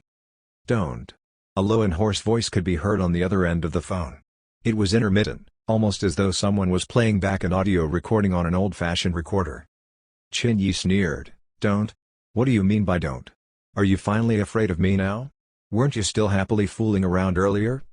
However, it sounded as though Chen Yi's provocation didn't even register with the voice on the other end of the phone. Speaking with the same low frequency, the hoarse voice continued, but... Beep. As soon as she finished speaking, the line was immediately cut. She's a feisty one, isn't she? The frivolous expression on Chen Yi's face diminished substantially as he glanced meaningfully at the soul sphere on the table. What do you think? That was quite the insightful interaction. Arthys paused for a moment of deliberation before continuing. Firstly, you need to understand the distinction between each rank of ghosts. You've been apprised of the differences among the S-grade ghosts through to the E-grade ghosts. The truth of the matter is that there are corresponding qualitative classifications to the ghosts as well. The E-grade ghosts correspond with ordinary souls or spirits. In other words, these are the ghosts that are more commonly known as wandering spirits or drifting spirits. The D-grade ghosts refer to vengeful apparitions. These are ghosts who had been so enraptured by their obsessions prior to death that their spirits were unable to dissipate after they died, thereby becoming vengeful apparitions. The vengeful apparitions only possess ordinary capabilities. The C-grade classification refers to malevolent ghasts. Malevolent ghasts have developed the capacity to infiltrate and influence a person's mind as well as manipulate external objects. Ghasts must be eradicated once discovered. Furthermore, ghasts also possess cognitive functions and the ability to speak just like any other human out there. The ghost that we had just interacted with was mumbling incoherently at all times, and that tells us that it probably isn't a C-ranked ghast. If we use the proper nomenclature, it would either be a pseudo-ghast or a vengeful apparition at best. Arthys pondered, this means she's never truly mastered the use of the shard of King Yanluo's seal. She won't be too formidable. It should probably be well within your abilities to subdue her. It's not just a mere probability. Qin Yi continued to fidget with his phone. Several seconds later, he continued with a categorical declaration, it's a certainty. She didn't react in the slightest despite my sudden interjection earlier. Her tone of voice didn't even change one bit. This proves that she has no capacity for conscious thought at all. Her existence is purely built on her obsession, and she simply wants the death of the Wang family. Nothing else forms part of her considerations. He furrowed his brows slightly and paused for several more seconds before he continued. But have you considered this? Her abilities are far from strong, yet she dares to provoke and challenge a fully fledged emissary of hell. She even possesses the ability to make a move against Wang Chunghao in broad daylight. This is well beyond the abilities of a mere apparition. Arthys was silent. It took her some moments before she finally responded in a calm voice, do you know something? Humans are interesting creatures after all. I'd really like to know something. I'd witnessed you fawning over Granny Meng and currying favor with her earlier at the Naraka Bridge. Previously, your life was centered around the tenet of mere survival and getting by, and yet, now, you're courageously confronting the troublemaking ghost with no qualms at all, even spinning silk from cocoons and painstakingly investigating the matter. Which exactly is the real you? There had only been mere seconds from the time when Qin Yi received the phone call to the time when he started buffeting the evil ghost with probative questions. Yet, despite the short interval of time he had to make preparations, he had made the most appropriate choice by asking what seemed like a completely innocuous set of questions in order to achieve the answer that they so desired. They were now able to assess the ghost's true abilities. Arthys immediately understood what Qin Yi was trying to achieve as soon as he had embarked on his line of questioning. One old man, and one old ghost, were able to cooperate surprisingly seamlessly without any form of prior coordination. Please be precise with your words. What do you mean by fawning and currying favor? It was a tactical retreat in the circumstances. Qin Yi continued bluntly, truth be told, I'd very much like to continue cruising along and doing just enough to get by, but there's no longer any way of doing so without confronting the problem in front of me right now. So. Arthys interjected, so you've come to the conclusion that there's no longer a point in just getting by? Not quite. Qin Yi sighed with exasperation, my goal now is simply to dine and dash. This kid truly knows himself well. Arthys found his response rather apt for the circumstances, and she found herself completely lost for words. Well, what do you plan to do next? Qin Yi sneered, I'd initially been thinking of tackling the root of the problem while leaving myself some room for maneuver. But given how Wang Chunghao hasn't returned yet, I'm left with no choice. I'll have to strike without mercy. He declared resolutely, she dares to fight back against Hell's dictum? This ghost truly hasn't understood the meaning of death. Should I be pleased? Why does it seem like you're far more confident after learning of the extent of your enemy's strength? It's like you've transformed from a Gintama character to a Dragon Ball's character in just an instant. I still can't quite get used to the stark change in your persona so far. You know nothing. I've merely made a tactical choice. The weather today was peculiar, to say the least. The sky had been clear and cloudless all throughout the morning. Yet, as soon as the clock struck 3 p.m., the sky quickly became overcast. Whoosh! Strong winds began to sweep across the lands.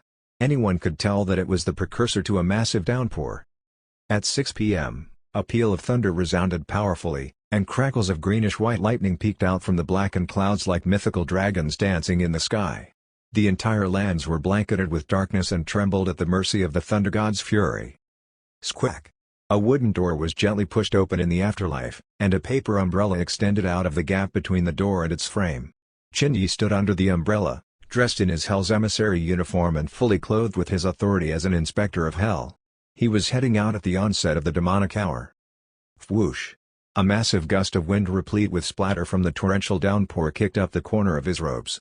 The recent surge in reports of paranormal activities on online forums and social media, coupled with the government's lack of intervention, meant that the entire county was devoid of life as soon as the clock struck 6 p.m. The only trace of civilization were the dim yellowish glows of the street lamps lining the roads. This was the funerary street. Patter patter. The torrential rain poured down like innumerable silver threads connecting the sky and the earth. From time to time, Ch could see some people, both young and old, drifting by the roads that should have otherwise been sparse and empty. However, the strangest thing was that these pedestrians were only dressed in green or white, or a mix of both. No other colors could be seen on their bodies. In fact, one could make out wisps of smoke emanating from their bodies. If one took a closer look, he would realize that the feet of these pedestrians never once touched the ground. They acted like puppets, monotonously repeating the same actions that they had habitually done in their previous life, over and over again. These were spirits. Drifting spirits, also known as wandering spirits. These souls no longer have a place to go to because hell has been emptied out. That's why they're simply drifting about aimlessly. Arthas explained in a hushed voice, if a magistrate doesn't appear very soon, the mortal realm is going to experience a great collapse. Ch nodded his head. Rain continued to wash off the edges of his paper umbrella, forming a neat curtain of water in front of him as he continued to march towards his destination. Wherever he went, the wandering spirits would bow down and prostrate to him, paying their respects to him with trembling as though he were an emperor walking among his palace servants. There was no logical thought process behind these actions. They were merely instinctual. Clink-clank. The soul shackles around his waist clattered. Ch glanced in the direction of the Hyatt Corporation. The heavens are furious, and Hell's Gate is open. Do you really think you can get out of this predicament alive? This was an incident that would determine whether he lived or died 3 days later. He would very much have liked to explore an amicable solution to this problem. But, now that he was forced into a corner, anyone in his shoes would go for broke. Meanwhile, at the top floor of the Hyatt Corporation building, two bloodshot eyes seemed to have sensed something amidst the torrential downpour, and they glanced menacingly in the direction of the funerary street. Ugh, you. Ch continued to walk on slowly. He saw wandering spirits drifting everywhere within the county. By Hell's dictum, all ghostly rabble must disperse. Not a single spirit dared to even draw close to an official emissary of Hell. The county was not large by any means, and Ch found his way to the entrance to the Hyatt Corporation building very soon. Even though it was only a small 5-story building, it was still considered a very conspicuous existence within the county. This was a building that had been erected in the 2000s, and it was already showing signs of its age. Just then, the main door that should have been locked tight was silently opened. Faint yellowing light glowed from within. It looked almost as though the gates of Hell had just been opened. We emissaries come from Hell to begin with. Without hesitation, Ch stepped right through the main door of the building. Ch was immediately greeted with a grand reception desk. Yet, nobody was manning it. Flashes of lightning toggled the ambience of the main hall between light and dark. Ch entered the elevator and pressed a button. Then, as soon as the doors shut, the lights in the elevator flickered and sizzled before going out completely. His eyes glanced around his surroundings sharply. Someone's here. The elevator had been completely empty when he first got in. Yet as soon as the door shut, his reflection in the mirror revealed that behind him stood a woman with long disheveled hair. She was wearing a long black dress and red high heels, and she hung her head lowly. Just like that, she stood silently behind Ch almost as though she were his shadow. As the lights went out, her bloodshot eyes could be seen underneath her curtain of disheveled hair. She was staring directly at Ch It was that moment when light and dark intersected. The strangest part about all of this was the fact that the elevator was still slowly ascending. Bzzzt. Just then, a peculiar sound could be heard in the pitch-black darkness of the elevator. Ugh, you were ghastly. It came from right behind Ch Ch's palm wrapped around the hilt of his saber in the dark. His ears perked up and twitched slightly as though he were a prowling tiger. He regulated his breath and lowered its magnitude to a minimum. One man, one ghost. Both were trying to sense each other in the dark. Swish. A faint trace of cold wind tickled the hairs on Chin Yi's neck. Simultaneously, a bright gleam of light cut through the darkness in the elevator like a bright shooting star. It was the bright gleam of a saber. A glint of light shot through the air like a jade shooting star, and the saber shimmered like autumn frost. The sounds of the saber unsheathing and sheathing seemed to echo at the same instant. A miserable scream cried out. Then, with a click, the lights came back on once more, and the only person that could be seen in the lift's mirrors was Chin Yi's reflection. The lift door suddenly opened. The third floor. He had clearly pressed the button to the fifth floor earlier. You're guilty of the crimes of resisting arrest and obstruction of justice. A crackle of lightning flashed in the background. Chin Yi's arm was wrapped tightly around the hilt of his saber. Well then. Do pardon my lack of manners. Before he even finished speaking, the soul shackles around his waist began clattering. In the blink of an eye, the chains had already transformed into tens of chains and shot in all directions around him. The chains seemed endless, and appeared to act as though they were Chin Yi's eyes. With a massive crash, everything on the third floor, including the doors, desks and cabinets, were immediately shattered into pieces. That said, the hooks at the end of the chains didn't penetrate the walls, and instead appeared to act as Chin Yi's eyes.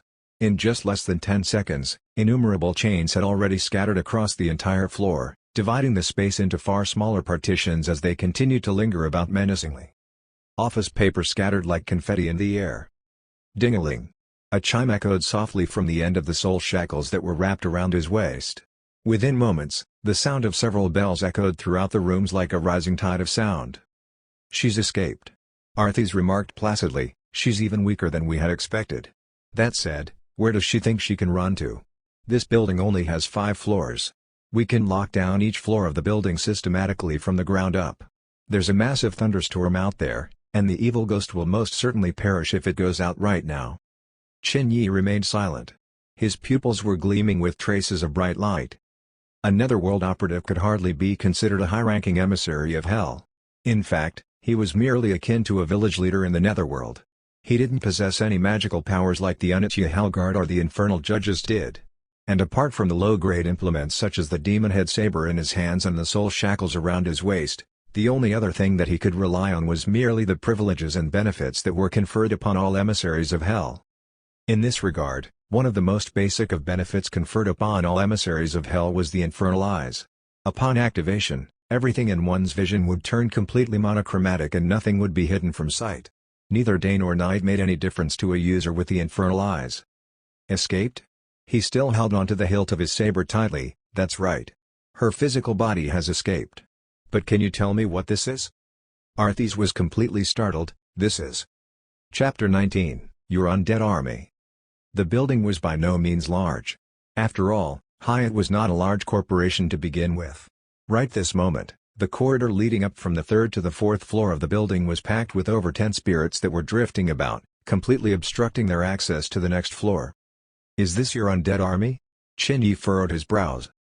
Of course not, my troops are currently in North. Hang on, why do I even have to answer such a stupid question of yours in the first place? Chin Yi noticed that Arthis' disposition had somewhat changed. He had the urge to ask her what was responsible for turning a former high-level bureaucrat into someone less imposing than a little bird. Where was all her nobility and frigid charisma? These are familiar spirits. Arthis explained with some measure of bewilderment. It's strange to see things like familiar spirits here. Have you heard of a saying, familiar to a tiger? The saying speaks exactly of familiar spirits. Legend has it that a tiger would transform any human it devours into a familiar spirit of its own and use that to lure and draw in other travelers to the tiger's den. Why would something like that appear here? Chin Yi furrowed his brows. That's not the point. What I want to know is just how strong these familiar spirits are. Very weak. They practically have no offensive abilities at all. These familiars can create some illusions at best. As soon as she finished her explanation, Chin Yi shot forward like an arrow loosened from a bow. Arthis' lips twitched slightly. He was still gripping the hilt of his saber nervously when the familiar spirit's abilities were yet unknown to him. But as soon as he discovered that these spirits don't possess offensive abilities at all, he immediately shot forward like a horse with a fire lit up its ass. What kind of a person is this? Shiving. Dazzling light shone wherever Qin Yi's saber went.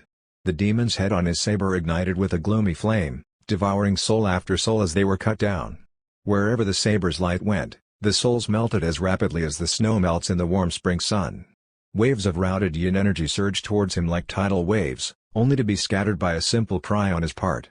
Then, after one last flourish of his saber, the lingering yin energy finally dispersed to the surroundings.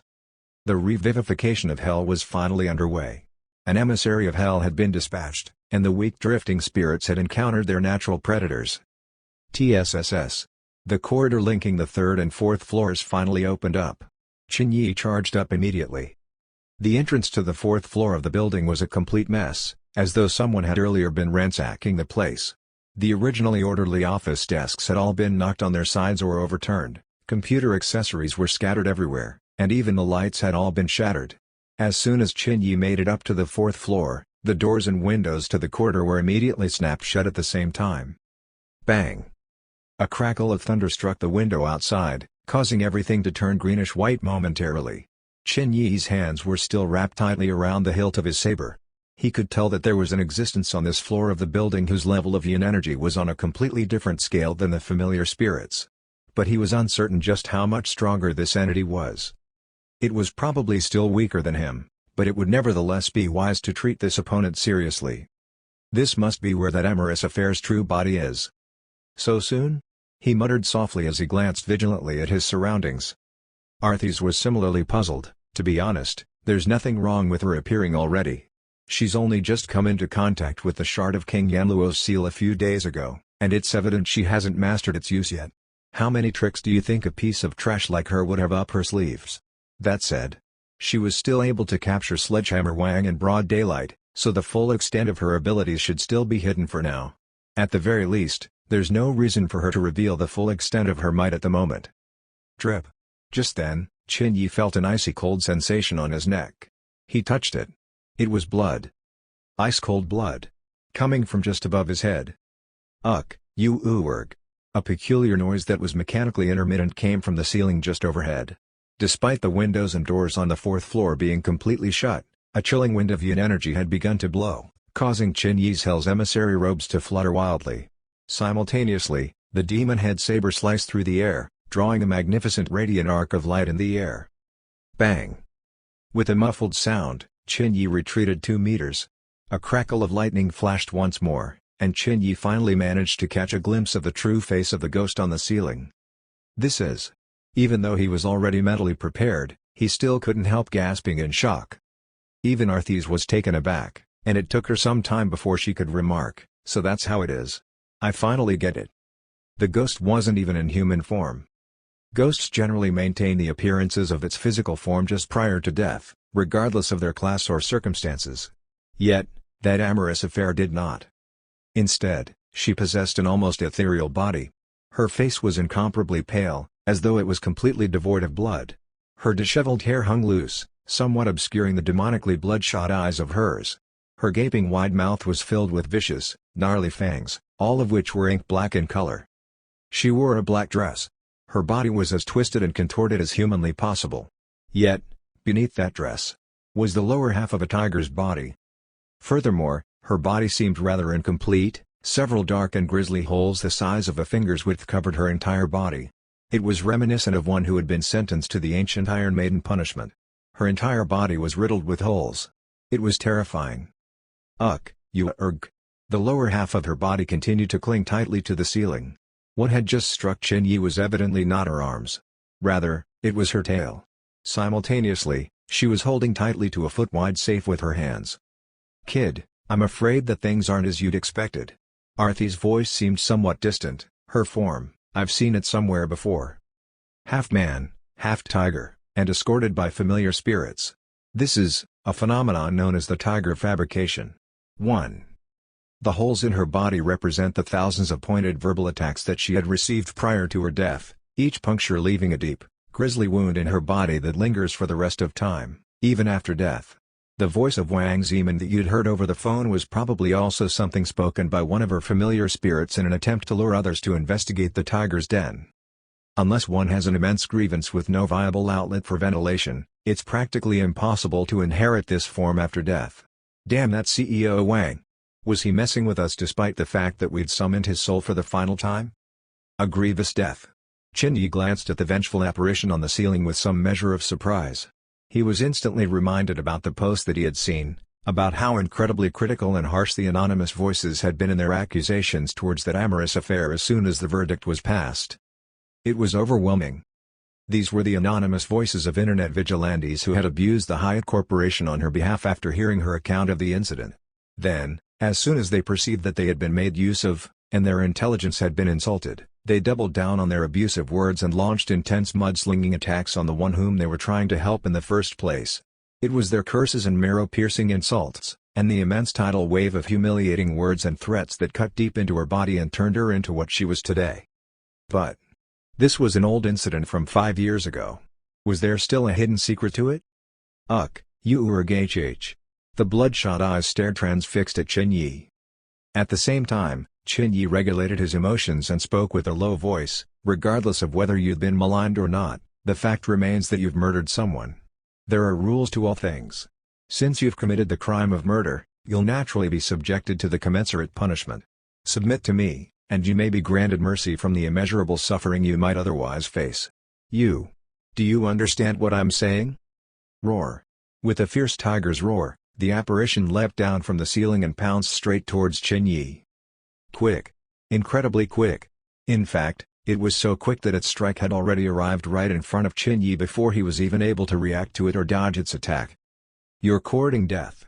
Since it was too late to take evasive measures, there was no point in attempting such trivialities altogether.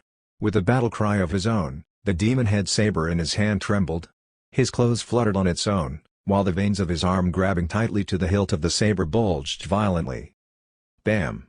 The yin energy in his surroundings began to rush madly towards him. In an instant, the convergence of yin energy transformed into a several-meter-large cyclone that raged from his feet. Just as the apparition arrived in front of him, the demon-head saber in Chen Yi's hands finally shifted. It was slow, so slow that it appeared to be completely motionless. But this was a mere optical illusion that had only occurred because his actual movements were so quick that the naked eye was unable to track his movements. Thus, it simply appeared as though nothing had shifted at all. Whoosh! Time seemed to freeze in that instant. The apparition's dress and hair fluttered wildly before falling down again. Her bloodshot eyes were still gazing menacingly at Chen Yi. Then, the sound of a saber being sheathed finally broke the oppressive silence. Clink! Do you know? Chen Yi gasped for breath. His expressions were somewhat pale. The orders of hell are on a completely different level from your meager gathering of drifting spirits. Both the hell's emissary robes and the subduing saber can be considered treasures of hell, each of which are imbued with magical abilities that allow me to suppress ghosts on a level equivalent to mine. In the human context, it would be akin to how police are equipped with guns. Would that be a more easily understandable analogy? In fact, I've become fond of referring to my saber as a Zanpakuto. And this move is officially called the Phantom Cleave. Me? I'd like to call it the Getsuga Tencho. 2. Unfortunately, it's an ability that I can only use once a day. The tiger claws formed by congealing the surrounding yin energy had stopped approximately 10 centimeters in front of him. It was unable to go any further. Like a sculpture, the apparition trembled vigorously. Then, with a loud whoosh, her ethereal body was scattered by a powerful gust of winds, reducing her to nothing more than several spots of green light that continued to hover about and linger in mid-air. The safe which she had been clinging tightly to finally fell to the ground, and the door to the safe was knocked open. Crash! As soon as the apparition vanished, the glass elements in the entire building were all blown out to bits. A sphere of minute slash marks expanded out in all directions, etching themselves into the walls and ceiling of the building. Chen Yi stood tall at the center of it all.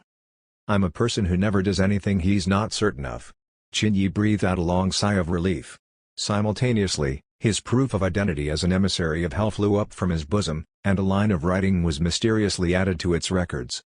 Granted deliverance to one vengeful apparition, maximum of 20 merit points granted. Remaining points required for promotion to a soul hunter, 180 merit points. So this is the so-called merit system. Chen Yi scanned the words on his proof of identity, and he was about to shift his gaze away when he suddenly froze in place. Then, he did a double take at the records. No. There's a problem. Granted deliverance? Having also noticed the same issue, Arthis exclaimed, "That's not right. Hell is incredibly strict about its ranks and forms.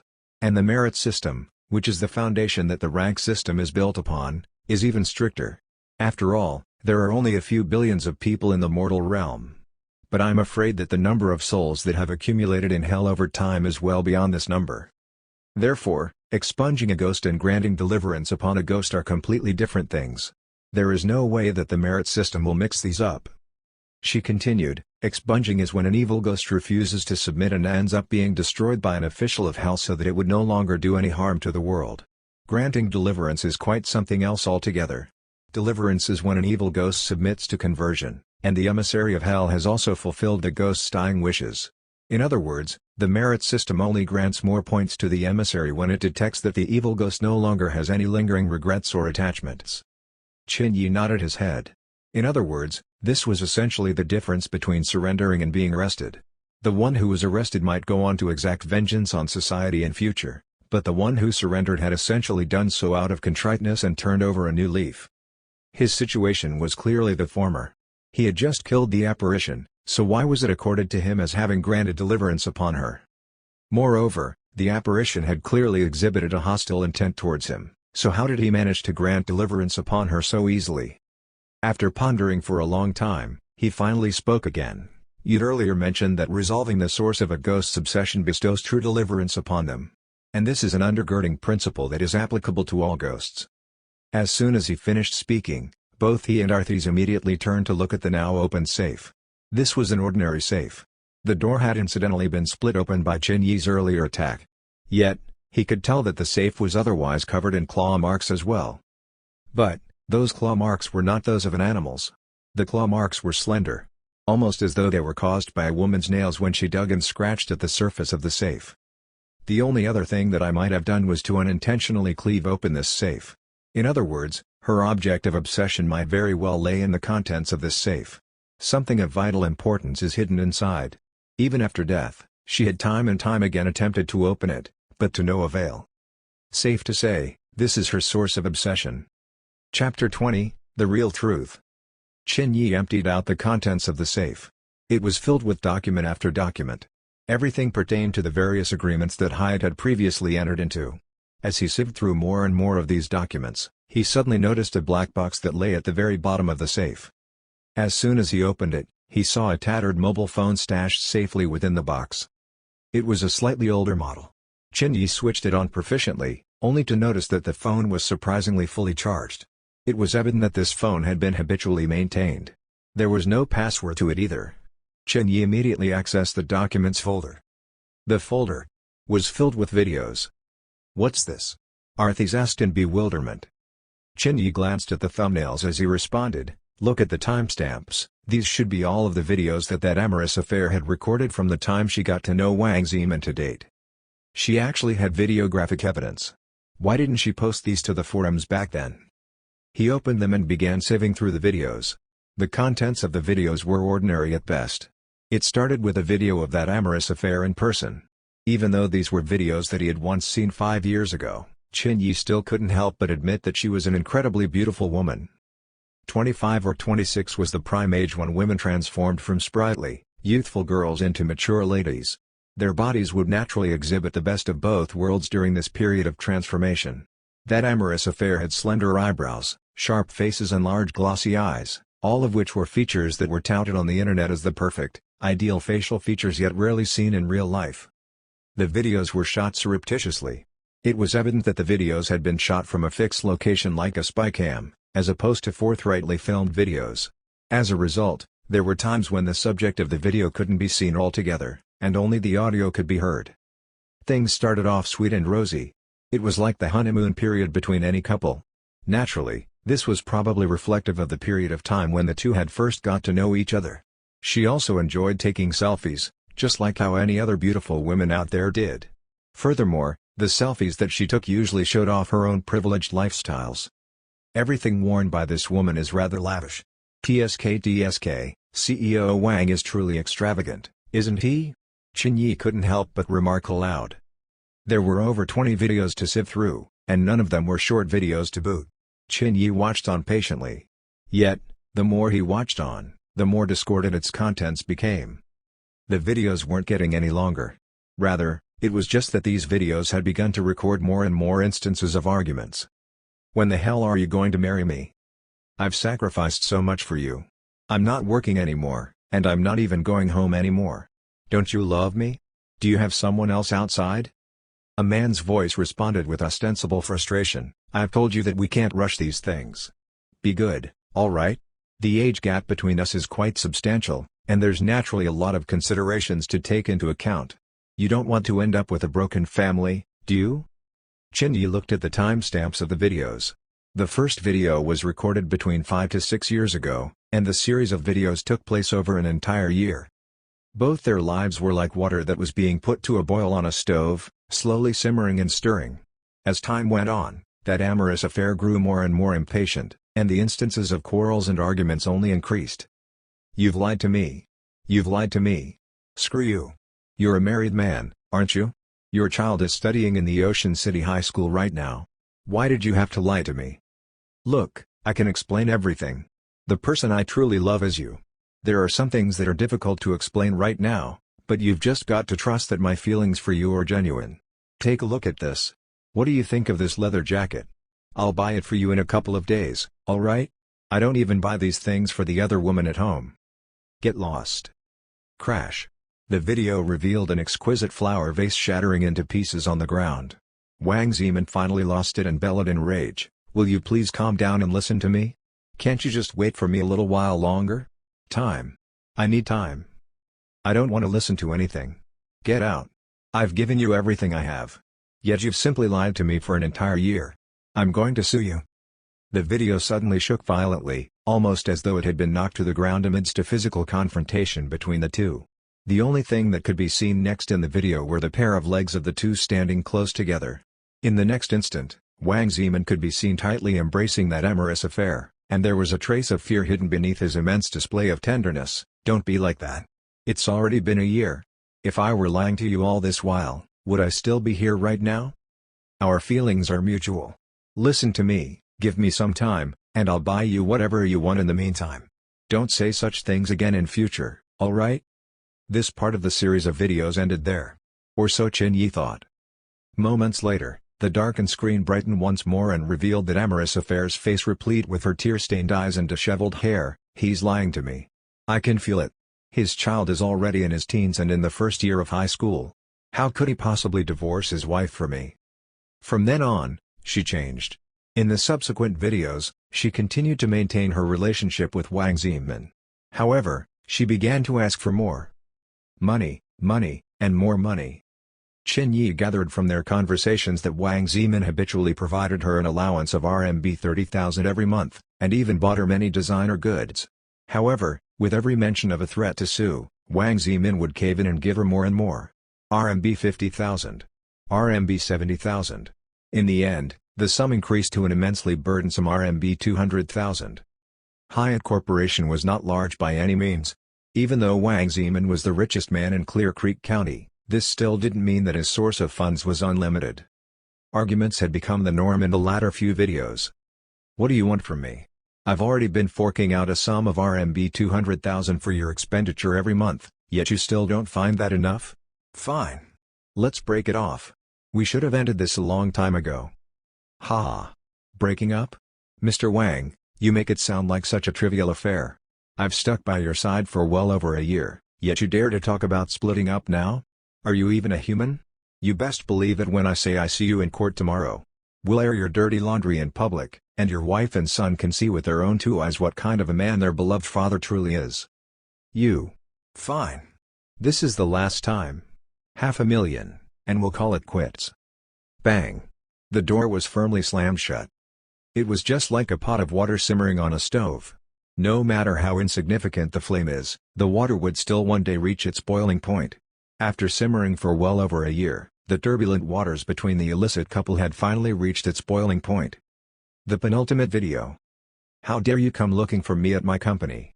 The video should have been recorded using a pinhole camera. Although the images were slightly shaky, the resolution was sharp enough to capture Wang Zeman's vile expressions clearly. It was evident that amorous affair was already paving the way for her own retreat. In other words, as soon as she realized that there was no happy ending to this relationship of theirs, her mentality slowly shifted from that of giving to that of taking.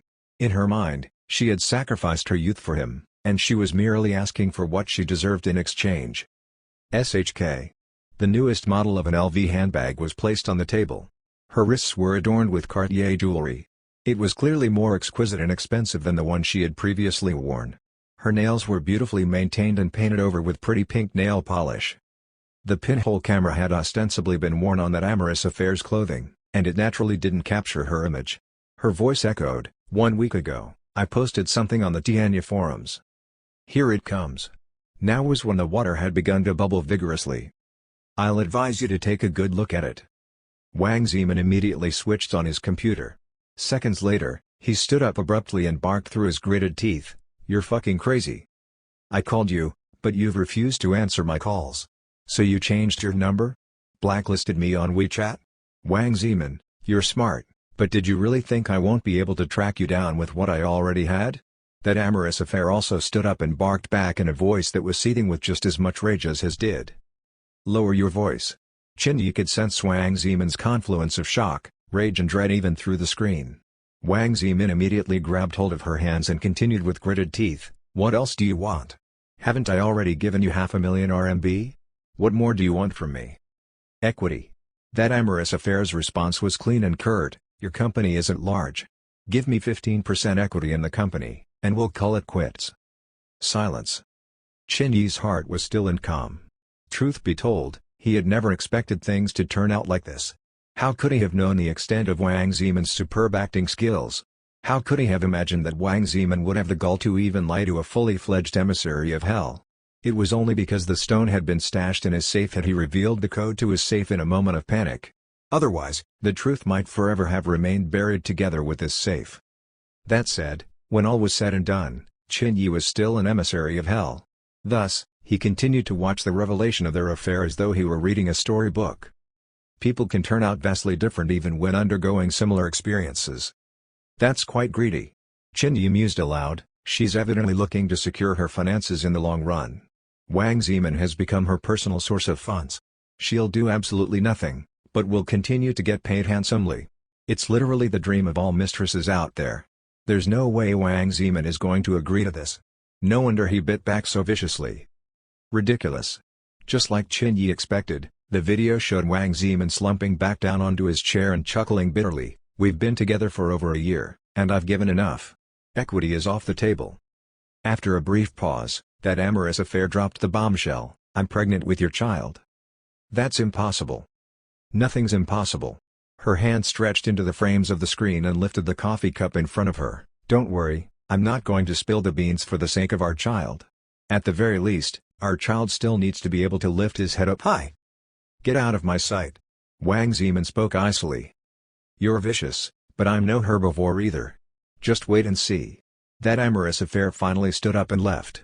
The final expression that was seen on Wang Zeman's face was almost akin to the expression with which one looks at the dead. The final video. It didn't reveal her image. The only thing that could be seen were her two hands, desperately typing as she responded to the comments on the forums. Chin-Yi glanced at the timestamp. The final video was recorded slightly over 1 month later. In other words, it was after the verdict was passed. She had been far too naive. The human heart was far more complex and unpredictable than she had thought. If one was unable to cope with the dangers of a trial, then it would naturally be wise not to put oneself through that trial in the first place. Wang Zeman had always been fully aware of where his bottom line was, what he could compromise on, and what was non-negotiable. As soon as this line was crossed, he would much rather throw caution to the wind than to compromise yet again. By this point, he was determined to have a clean break from all of this, even if at great cost. His repeated display of ostensible weakness had led that amorous affair to mistakenly believe that she could continue to manipulate Wang Zeman in accordance with her whims and fancies. Unfortunately, her handle on Wang Zeman was hardly as firm as she thought. After all, the two were vastly different in terms of their social status to begin with. How could this have happened? As far as the eyes could see, she was furiously typing with both hands in a desperate attempt to explain something on the forums. It's not like that." Her phone continued to buzz incessantly with notifications.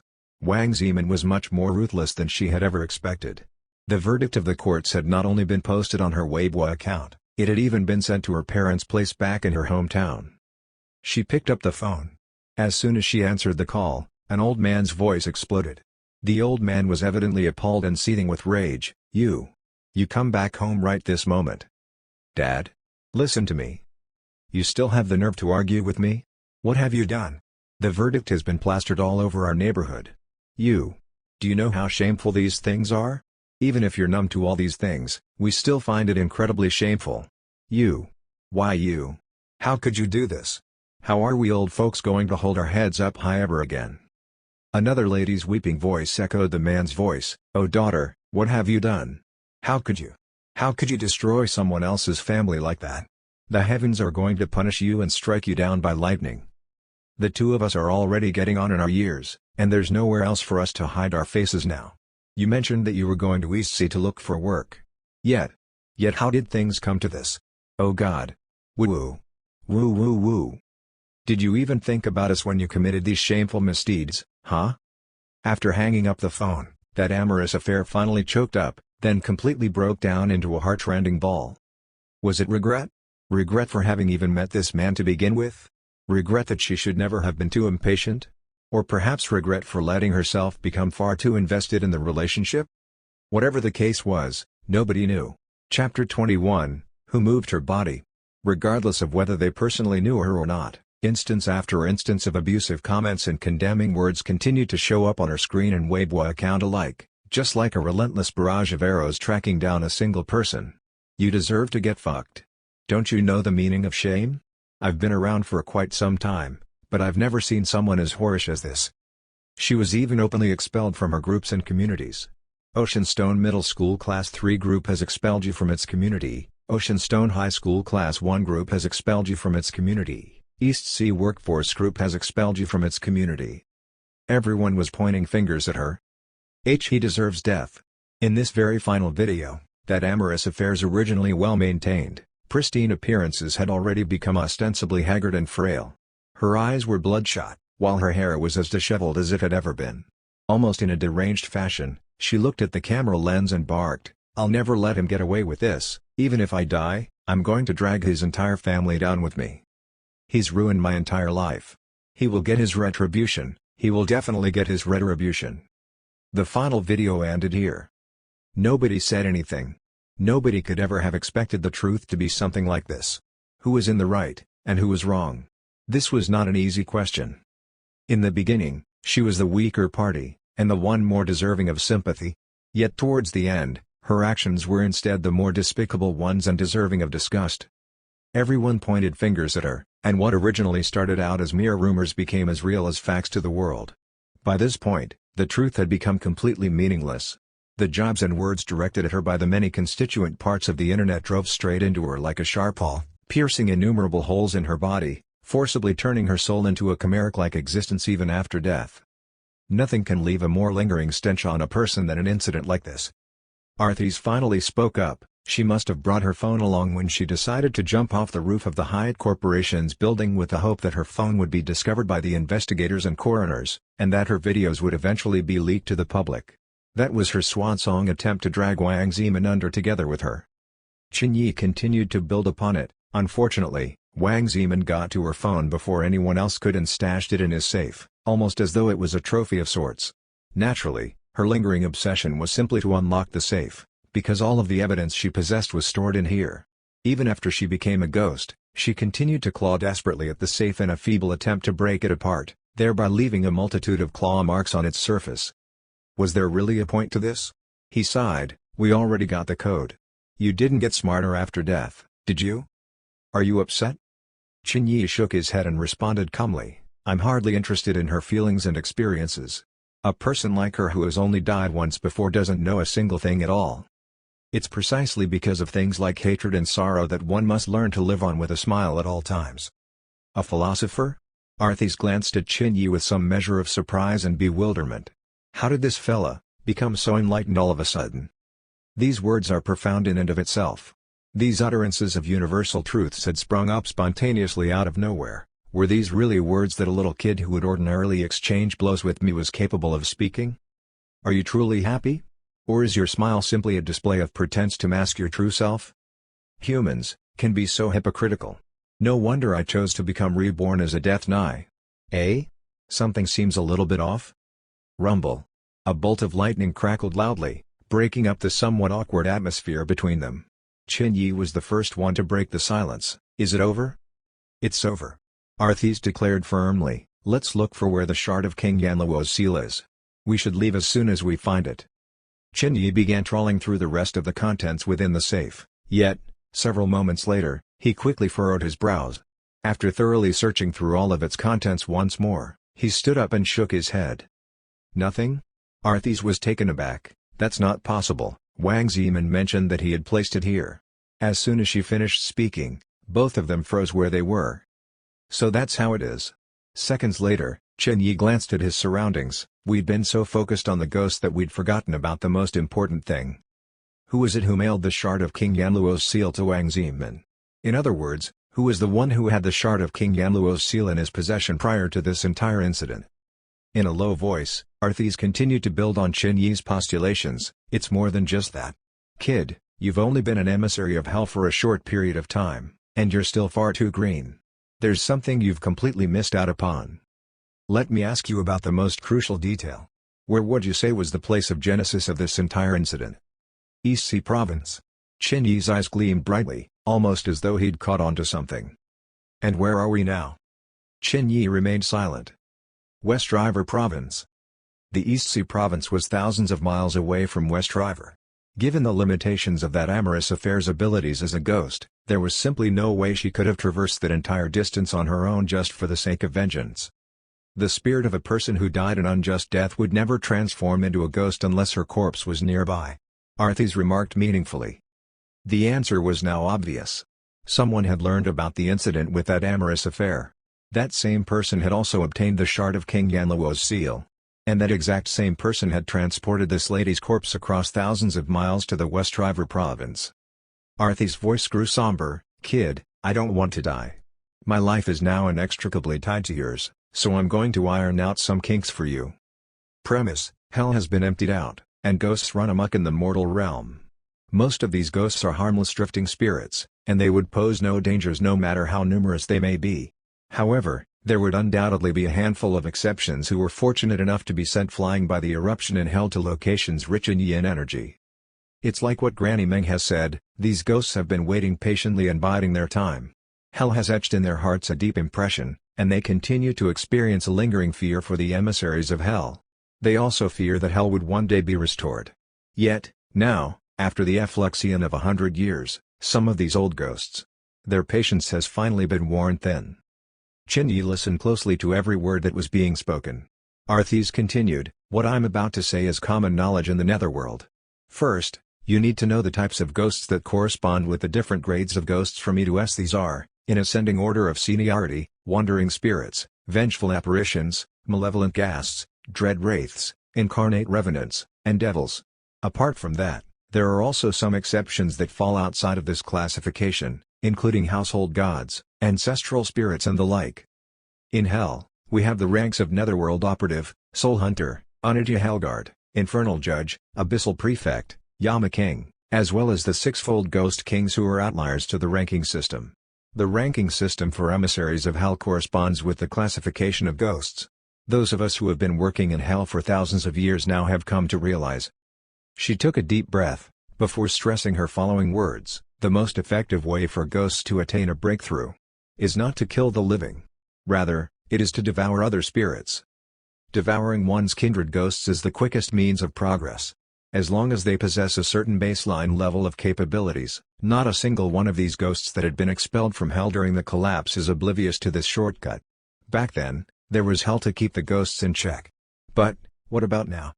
Chin Yi furrowed his brows. Are you saying someone was planning to devour the female ghost haunting the Wang family? Was that why they intentionally brought a corpse all the way from the West River Province to the East Sea Province? Arthis nodded solemnly. Chin Yi frowned. Is that really necessary? Of course. After all, ghasts are existences founded upon a relentless obsession. The stronger the sense of obsession, the easier the breakthrough from an apparition to a guest. The fact that the female apparition haunting the Wang family possessed such a strong lingering obsession naturally means that it is akin to an incredibly precious tonic to all ghosts. Kid, I've got a conjecture, and I'd like you to be mentally prepared for what it entails. Arthis continued earnestly, I suspect that an entity that is minimally at the level of a ghast is currently residing in West Cathay and breeding fodder. Calamity is imminent in Western Cathay. As soon as the word fodder was spoken, Chen Yi's mind was instantly cleared of all doubts. So that's what it is. That's right, if it is far more convenient for ghosts to devour each other, then the Wang family incident could very well be one of the many breeding grounds for fodder. Accused by a multitude of people and undergoing an unusual ghastly transformation after death, what could be a better form of nutrient for these ghosts? This was the true reason why the mastermind was willing to painstakingly transport her corpse all the way from East Sea Province. This was also why that mysterious entity was willing to use the shard of King Yanluo's seal to nurture such a spiteful spirit. Chen Yi drew a breath of cold air. If that's the case, it means that a distinguished ghost that had survived Hell's collapse is finally getting impatient. It's not a ghast. He deliberated for a moment before declaring with confidence, a ghast is merely one grade above the apparitions. The fact that the puppeteer was so willing to allow the Wang family female apparition to straddle the realms between apparition and ghast means that he is absolutely confident in his own abilities to control her. In other words, it's almost certain that the puppeteer is at least in the class of dread wraiths. The soul sphere nodded, adding, dread wraiths are creatures that require multiple city-level Onichi hellguards to subdue. Perhaps you might not fully understand what kind of power a wraith possesses. Let me break it down for you. She thought for a moment, before continuing, you humans have a film called A Wicked Ghost. Have you watched it before? Of course. Chen Yi nodded his head, that's where Chu Renmei is from. Back then, Chen Yi was so frightened by the depiction of the ghost that he didn't even dare to look at his reflection in a mirror for well over a week. 1. The fact that he had been alive for decades didn't change this. After all, even the most skilled of martial artists would still be wary of someone holding a kitchen knife. Her abilities are quite similar to that of the typical dread wraith. Killing 66 people. That number doesn't seem particularly large, yes? However, what is most frightening of wraiths isn't the number of people that they have killed to begin with. With no one to keep them in check, they can simply go on and wreak havoc wherever they may be. She heaved deeply, and their most frightening ability is that they are innately surrounded by a massive volume of yin energy, and they can therefore transform a locality into a land rich in yin energy, otherwise known as yin grounds. This is also what is commonly known to man as a haunted house or a corpse land or corpse grounds. Souls are naturally drawn towards places rich in yin energy. If left unchecked, these places will eventually turn into a nest of ghosts. Ah! Chen Yi's mouth widened, and he gently shook his head. There used to be hell keeping watch over these affairs. But, what about now? And that's not all. Back when hell was actively keeping them in check, the worst that ever happened was that these grounds would turn into a nest of ghosts for a time before being shut down. But, now, with hell out of the picture, if these nests start to become more organized and develop their own ranks and systems, each with their own tasks, roles and assignments for the ghosts within, what do you think will happen? Chen Yi gasped. A new hell. A new netherworld. Is he mad? Chen Yi clutched at his chest as he exclaimed. Arthis continued meaningfully, any ghosts that have the capacity to endure the multitude of torture treatments in hell are invariably notorious figures who has left a mark in the annals of history. How could they simply be described as mad? Speaking of which, why are your legs trembling so much? Could you at least show some of the courage that all emissaries of hell should possess? You're lucky that I'm not your direct superior. Otherwise I'd have subjected you to the Sky Lantern punishment a long time ago. Bullshit. Is it not normal to tremble when I'm in the sights of a ghost with abilities akin to a city-level governor? Sky Lantern punishment? Who do you think you are? All I want is to just stay alive. The plan was to just dine and dash once, yet I've got to do it again? What are you afraid of? Arthis barked resentfully, if I was here in my full power, it wouldn't take more than a single flick of my finger to dispose of that ghost. Chen Yi wiped off the non-existent cold sweat on his forehead nervously, but then again. I've only knocked over this pot of breeding fodder accidentally. Sir Ghost wouldn't get mad at me, would he? Sir Ghost? Come again? Why are you getting so agitated? Isn't it only natural to refer to our elders with honorifics? You're only using honorifics towards people who pose a threat to your life and limb, aren't you?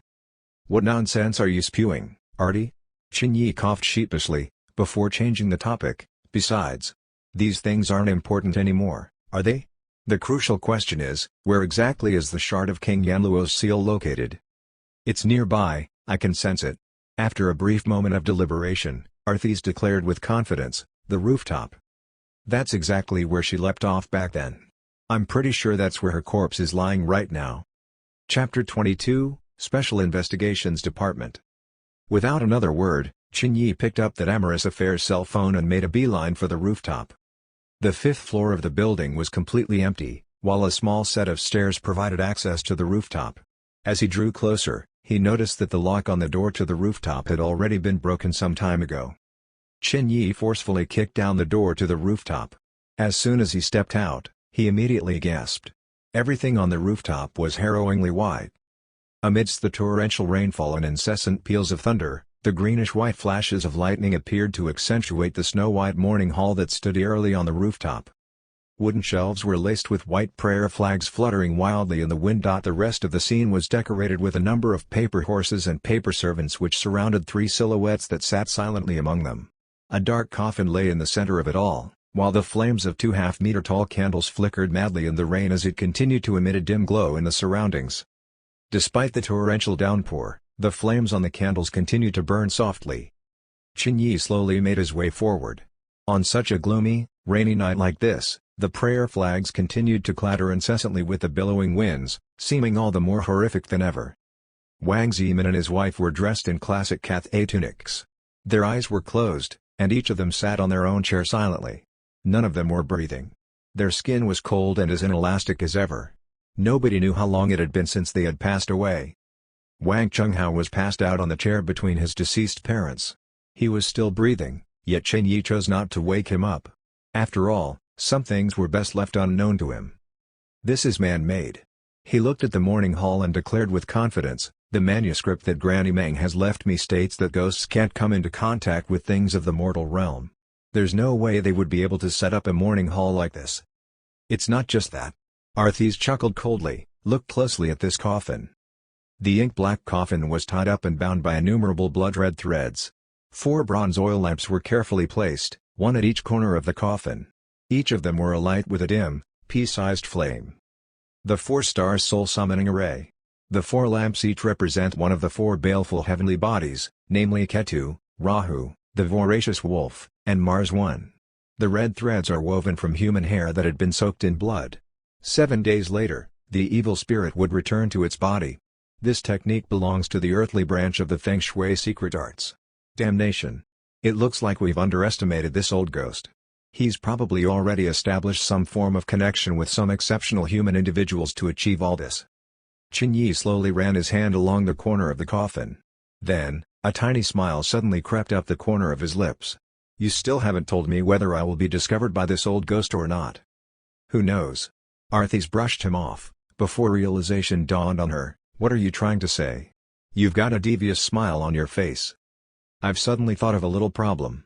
Qinyi lifted the coffin. Perhaps there might be a way to set my heart at ease. But now's not the time to discuss that. Arthis didn't press the issue, because as soon as the coffin's lid was lifted, an incredibly dense yin energy surged up from the coffin, instantly converging into a powerful vortex of yin energy that was invisible to mere mortals. What lay within the coffin was exactly the corpse of that amorous affair. It looked almost completely perfect, with hardly even a trace of her leaping off the building. She was wearing a black dress, just like the one that was shown in the videos. Both of her hands were folded neatly on her bosom. However, right beneath her hands, a crimson stone continued to spew out a boundless amount of yin energy. A shard of King Yanluo's seal. Shashasa. Right this moment, in all of River Gorge City, 2 mysterious entities simultaneously turned their gazes in Qinyi's direction. At the top of the Green Dragon Mountain Cemetery in River Gorge City, a muffled, cracking sound could be heard from an ancient tombstone. Seconds later, with an eerie click, a withered hand stretched out of the grave. Ah! An avaricious voice that sounded as though it had just learned to speak echoed out from the crevice in the grave. I hunger. Somewhere else, on another archaic-looking street, a woman wearing a red dress who was combing her hair in front of a mirror suddenly turned her head around 180 degrees. Drool poured out from her mouth like a waterfall as she gazed at the distant sky. Clear Creek County. The eruption of yin energy lasted no more than a split second. Before these mysterious entities could begin to track down his location, Qin Yi had already waved his long sleeve and drawn the shard of King Yanluo's seal into a silken brocade bag that was tied to his arm. "I've finally found it." Even Qin Yi couldn't help but heave a massive sigh of relief at this moment. However, he didn't have the luxury of time to inspect the shard to see what exactly it looked like. As soon as he first touched the shard of King Yanluo's seal, he immediately experienced a wonderful sensation of balance swelling up within him. Yin and Yang were now balanced once again, and the curse of the 3-day limit had finally been broken. But before he could even finish heaving that sigh of relief, tens of red dots immediately began hovering about outside the white morning hall like flies. "What's this?" Arthis looked at the red dots curiously. This was something she was unable to identify despite her wealth of knowledge and experience. Qin Yi, however, only needed one glance at the red dots before he began trembling wildly. "Of course you wouldn't know. How could a person who's not kept up with the times know what these things are? In fact, it would be far more peculiar if an old grandaunt like you could recognize something like this." "Eh? You look terrified. Your hand appears to be shifting. You're lifting your hands. Are you attempting to surrender? Who are you surrendering to?"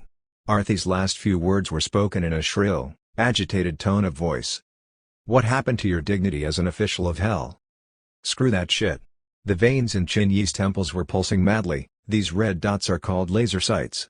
You stupid fool. The damn things are far more frightening than a frost-born sword. A pull of the trigger is tantamount to a death sentence.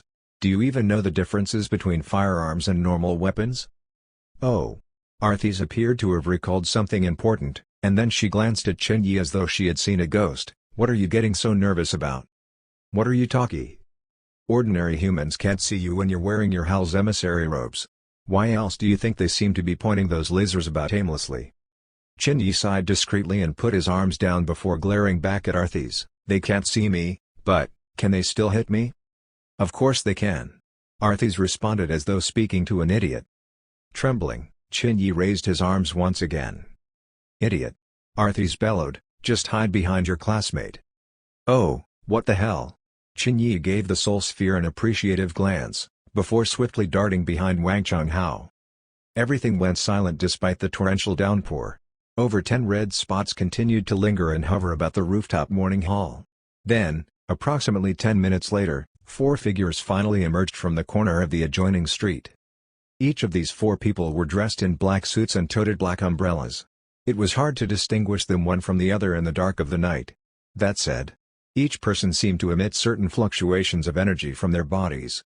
"Cultivators," Arthis declared with certainty as soon as she spotted them, "but they're rather weak. Our abilities are built upon yin energy, while they cultivate using primordial true energy. We walk different paths." Qin Yi continued to observe them for several more seconds before sighing wistfully. He was ascertaining with his own 2 eyes that these were not people he could trifle with. The 4 people had, at best, just embarked on their path of cultivation.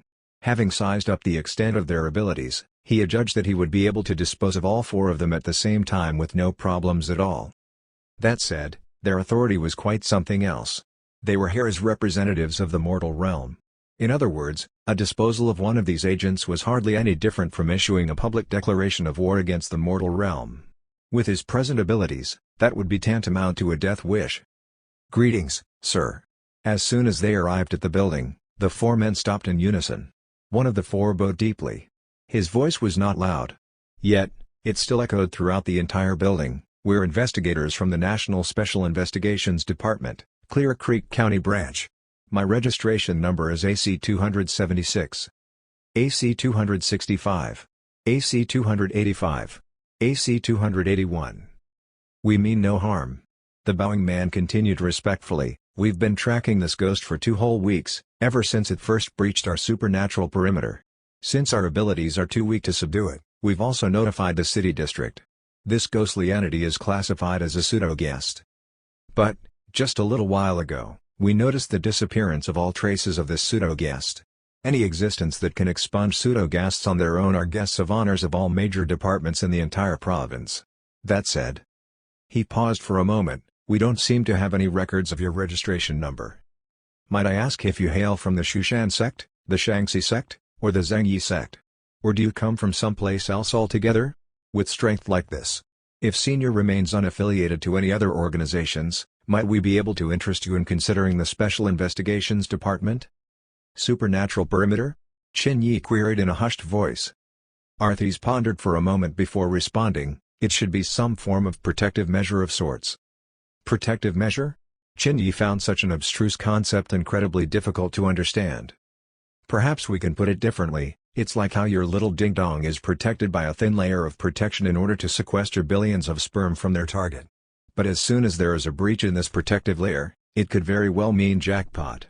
Understand now? Even though this analogy is rather bizarre, I understand it in mere seconds. The torrential rain continued to pour down. Nobody apart from the persons involved was aware of the fact that there was presently a somewhat fascinating conversation going on at the building. AC 276 continued in all seriousness, "It seems, sir, that you are unwilling to consider our proposal? Then, at the very least, is it possible to meet face to face? Senior, as you're probably already aware, the mortal realm is presently experiencing some rapid, massive changes. This could very well be the preamble for something which threatens Cathay's existence for the very first time. In fact, the scale of what is to come may even threaten the world as we know it. The apocalyptic movies are no longer mere fantasies. No matter how strong one is individually, it would still be difficult to stand against the gales of upheaval alone." Another man who was dressed in a black suit added, "Sir, with your abilities, you will immediately be appointed an official if you join the Special Investigations Department. Naturally, it is only if you join us that you will be granted access to our wealth of resources and obtain first responder reports of any supernatural events." As they continued their spiel, they also discreetly repositioned themselves around the entire building. Chin Yi furrowed his brows whilst he continued to lean against the glass. "Do you have any means to allow me to leave this place without leaving any traces behind?" Arthis responded calmly, "Take out the shard of King Yanluo's seal and hold it in your hands." Chin Yi let out a sigh. Then, with a flick of his sleeves, the silken brocade opened up, and he quickly wrapped his fingers around the shard of King Yanluo's seal. Just then, a massive tremor jolted his mind. The entire world around him began to spin. Boundless yin energy. It was absolutely immeasurable. Chin Yi felt as though he was a mere drop of water that had fallen into the vast ocean. He felt as though he had caught a glimpse of all 18 levels of hell. Then, he felt as though he saw the thousands upon thousands of ghosts traversing the Yellow Springs Road as he flew further and further away into the horizon. Finally, a massive golden pillar of light exploded in front of his eyes, and he noticed that he was suddenly standing right at the feet of the statue of Bodhisattva Kshitigarbha. It was as tall as the skies, as vast as the horizons. Time began eons before the establishment of hell, the land stretched far beyond the horizon, while the skies extended up endlessly. Multitudes of constellations blanketed the wild plains, and the winding rivers converged into the boundless oceans. He was nothing more than an ant in front of all these things. His heart had practically paused in that epiphanous moment. After what felt like ages, he suddenly shuddered and came back to his senses. He was already covered in cold sweat. This is the power of Hell's artifact? And this is the extent of power emanating from a single shard of it? Chin Yi's heart continued to palpitate as he stared at the shard, no larger than an inch and a half. Just then, almost as though it detected a new owner, its boundless yin energy began to flourish, and it completely enveloped him in just an instant. Several seconds later, he transformed into an emaciated-looking man dressed in black and wearing a tall hat. "You've got 20 minutes. Separately, don't worry about Sledgehammer Wang's reaction to all of this. He won't remember anything that happened recently," Arthis explained. Chin Yi nodded his head.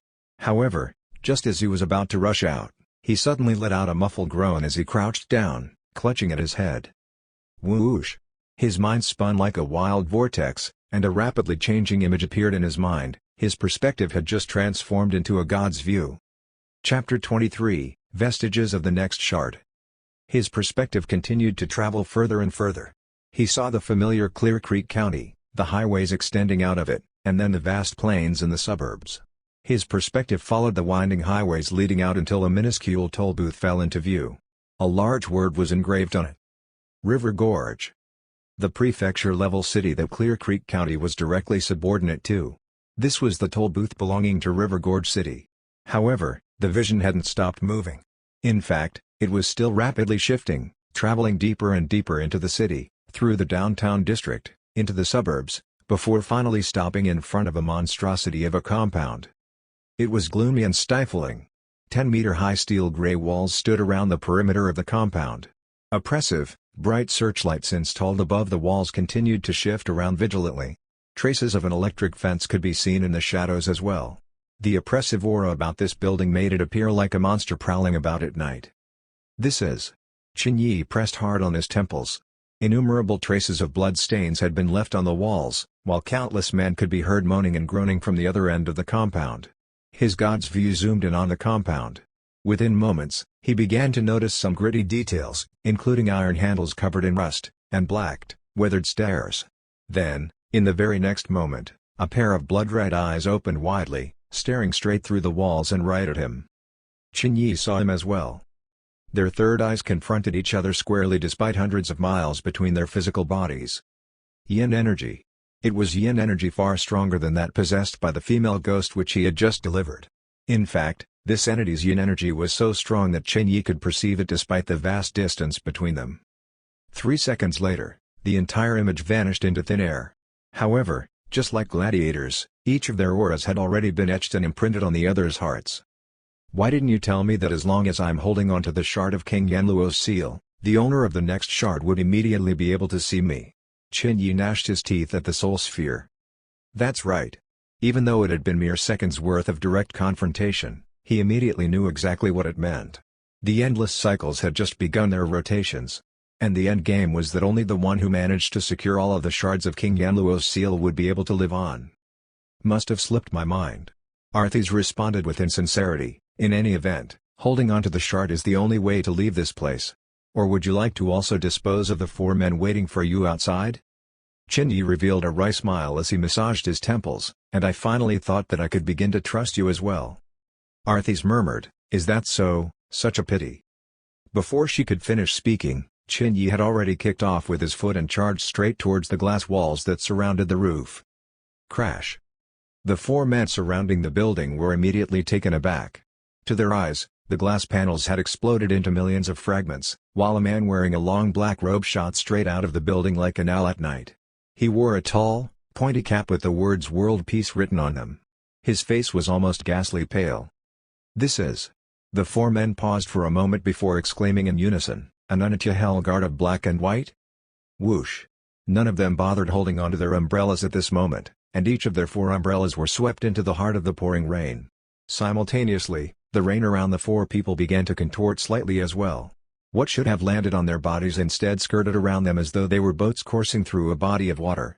At the same time, their clothes began to flutter about without wind. That said, the mysterious man hardly waited for the 4 cultivators to make their move.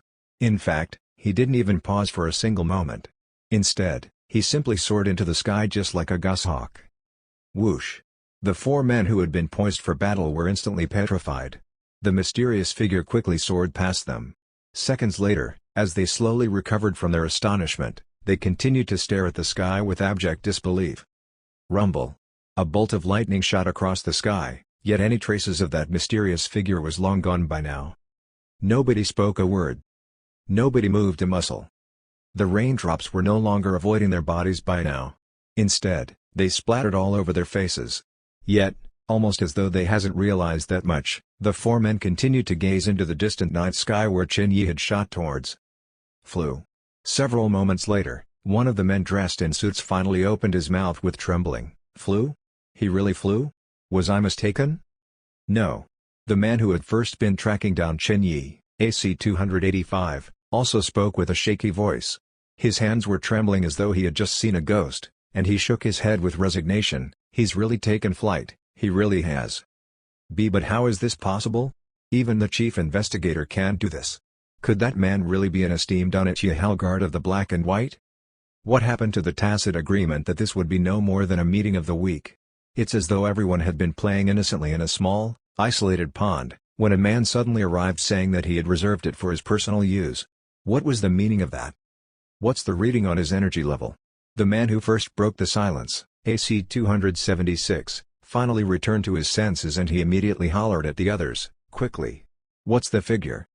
The 3 other men had already whipped out their trigram boards before AC 276 could finish speaking. However, as soon as their eyes landed on the boards in their hands, each of their pupils immediately constricted. Error. Impossible to ascertain. AC 285 gasped as he stared in bewilderment at the needle on the board that was spinning madly. It's already beyond the maximum possible reading.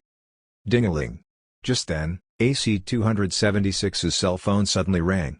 His body trembled, and he immediately answered the call. A voice echoed out from the other end of the line, "Sir. The Eastern Encampment has detected an immeasurable supernatural force. Do we open fire or not? Please advise." His voice was played out on the phone's loudspeaker. Before he could finish speaking, the four men immediately responded in unison, "No. Don't. Are you kidding me?" This was an entity that was well beyond their comprehension. An entity that could fly. Was probably an authentic Unechiah Hellguard of the black and white. If they fired upon it, the consequences could be immeasurably dire. Notify the military headquarters immediately. City. No. The provincial military headquarters. Tell them that the Special Investigations Department requests satellite access. No. No, this isn't a mere request. Tell them, no matter what means we have to take, we absolutely have to track down the location of the man that just left this place. Yes. After hanging up, the four men looked at each other sheepishly once more, not knowing what else they could say to each other. This experience was far too outrageous. It had completely shattered any notions of power in their minds. Is this the true power of the Unechiah Hellguards of the black and white? Deeper concerns also sprung up in their hearts. The massive changes that Cathay was experiencing was no secret to the upper echelons of the government. In fact, Cathay had already begun rolling out a series of countermeasures decades ago. But now, had legendary existences such as the Unechiah Hellguards of the black and white finally also begun to appear? Rumble. Another peal of thunder echoed across the lands. AC 276 gazed into the distant sky with an ostensible trace of worry lacing his expressions. Gritting his teeth, he commanded, "Contact the military personnel stationed in River Gorge City. Request authorization for an emergency mobilization of all troops to move into Clear Creek County. I want all personnel, regardless of rank." AC 285, tidy up your previous incident report about the series of cases pertaining to the supernatural entities specialized in subduing evil ghosts and submit them all to me. Contact the city-level investigators and request backup in Clear Creek County pronto. I want a report as soon as possible. Yes. Naturally, Chin Yi was not privy to these conversations and commands. Boundless yin energy continued to enshroud him, sending him across the sky with a streak of black energy trailing behind him. It was a fortunate thing that it was pouring so heavily today. Otherwise, there was no doubt that Chin Yi's movements would be a spectacle in the sky, to say the least. Then, when he had put about 300 meters between him and the Hyatt Corporation building, he suddenly noticed that over 200 armed policemen in camouflage suits had emerged around the three separate streets leading towards Hyatt. Some were armed with sniper rifles on the roofs of buildings nearby, while others were holding up riot shields and standing in formation facing the Hyatt Corporation building. Chin Yi sighed in relief. Even if he had managed to dispose of the four men in suits unharmed, it was still hardly a good idea to go up against the second wave of policemen comprising innumerable loaded guns like that. In fact, what stirred him the most was the fact that right in the center of the formation of armed policemen stood an unassuming black shrine covered with yellow talismans and tied up with iron chains. That said, the shrine seemed to emanate an aura of penetrating sharpness to it. "What's that?" he asked softly as he shot through the clouds. Arthis pondered for a moment before responding, "If we say that the supernatural perimeter is like a condom, then that thing is none other than Jisbon 1. It's the source of Clear Creek County's protection, and it is also the heart of the formation array that detects any supernatural occurrences in Clear Creek County. Do you understand it now?" "Understood immediately." "But what the hell is this? It looks like the entire government has been mobilized," Chin Yi murmured as he sighed wistfully. This was not a good sign. The operation of any country's state apparatuses too, necessitated the ability to probe into any affair or incidents occurring within its territory. As the occurrences of supernatural incidents increased, there was bound to be a day when the government would deal with the issue openly and publicly. And that day would naturally mean that the entire country would come under tightened surveillance, making it more and more difficult for Chin Yi to conceal his own identity. "Let's take things one step at a time." Shaking his head, Chin Yi's figure finally disappeared into the horizon. Seconds later, he reappeared within the afterlife. The only silver lining about the nationwide curfew was the fact that as long as a person dared to go out at night, nobody would ever find out about what he did. This was especially true in an undeveloped county like his. Swoosh. The lingering yin energy about his body quickly dissipated, revealing his original form and appearances. Feeling completely drained, Chin Yi collapsed onto the couch. He had first battled a female ghost, and then ran for his life and escaped from the scene of the incident. It had truly been an eventful night. Desperate for rest, he quickly shut his eyes and retired for the night. Unfortunately, sleep eluded him. When he next opened his eyes and glanced at the large clock in the room, he noticed that it was only 6 a.m. "Aren't you going to rest a little bit longer?" Arthis asked. Chin Yi shook his head. Something was plaguing his mind, and he knew he would never be able to rest properly until he came up with a satisfactory solution. After washing up, Chin Yi plonked himself down in front of his computer and began typing rapidly on the keyboard. "What are you doing now?" The Soul Sphere floated up and watched Chin Yi curiously. GPS positioning, a type of satellite-based navigation system that takes into account a multitude of factors, including weather and time differences. It is a low-cost solution that can generate highly accurate information pertaining to three-dimensional position, velocity and timing. It basically measures the distance from each satellite to a specific receiver's position, combines the data and churns out data pertaining to the receiver's exact location. Arthis was taken aback. "It sounds very profound, yet you've somehow managed to condense everything to just less than 100 words. That said, I still have no idea what you are doing." Chin Yi pressed the enter button, and rows after rows of pictures immediately showed up on the screen. "When exactly did you go to prison?" "Kid, please watch your language. I merely complied with our reformation through labor policies. It's not as bad as you make it sound." 3. Chin Yi glanced at the Soul Sphere as though he had just seen a ghost. "Isn't that the same thing as going to prison?" Here was a provincial-level governor of hell that had been sent to the depths of hell's abyss to reflect on her mistakes, yet she still had the cheek to attribute it to labor reform policies? I guess it's yet another old fogey who treats the need to keep up with appearances greater than life itself, and her desire to live is already so strong. The Soul Sphere coughed lightly. "I can't remember the exact year it was, but I do know that that was a year in which I had killed relatively more people. Back then, I was still contemplating how to explain myself in the annual review when a meteorite entered the Earth's stratospheric layers. I grabbed at the meteorite, thinking to mess around with a meteorite transport technique to make my great escape. Unfortunately, my strength was lacking, and the meteorite veered off course and smashed straight into Beeping 4. I think the Emperor back then referred to the incident as an apocalypse." "What the hell? You call that messing around?"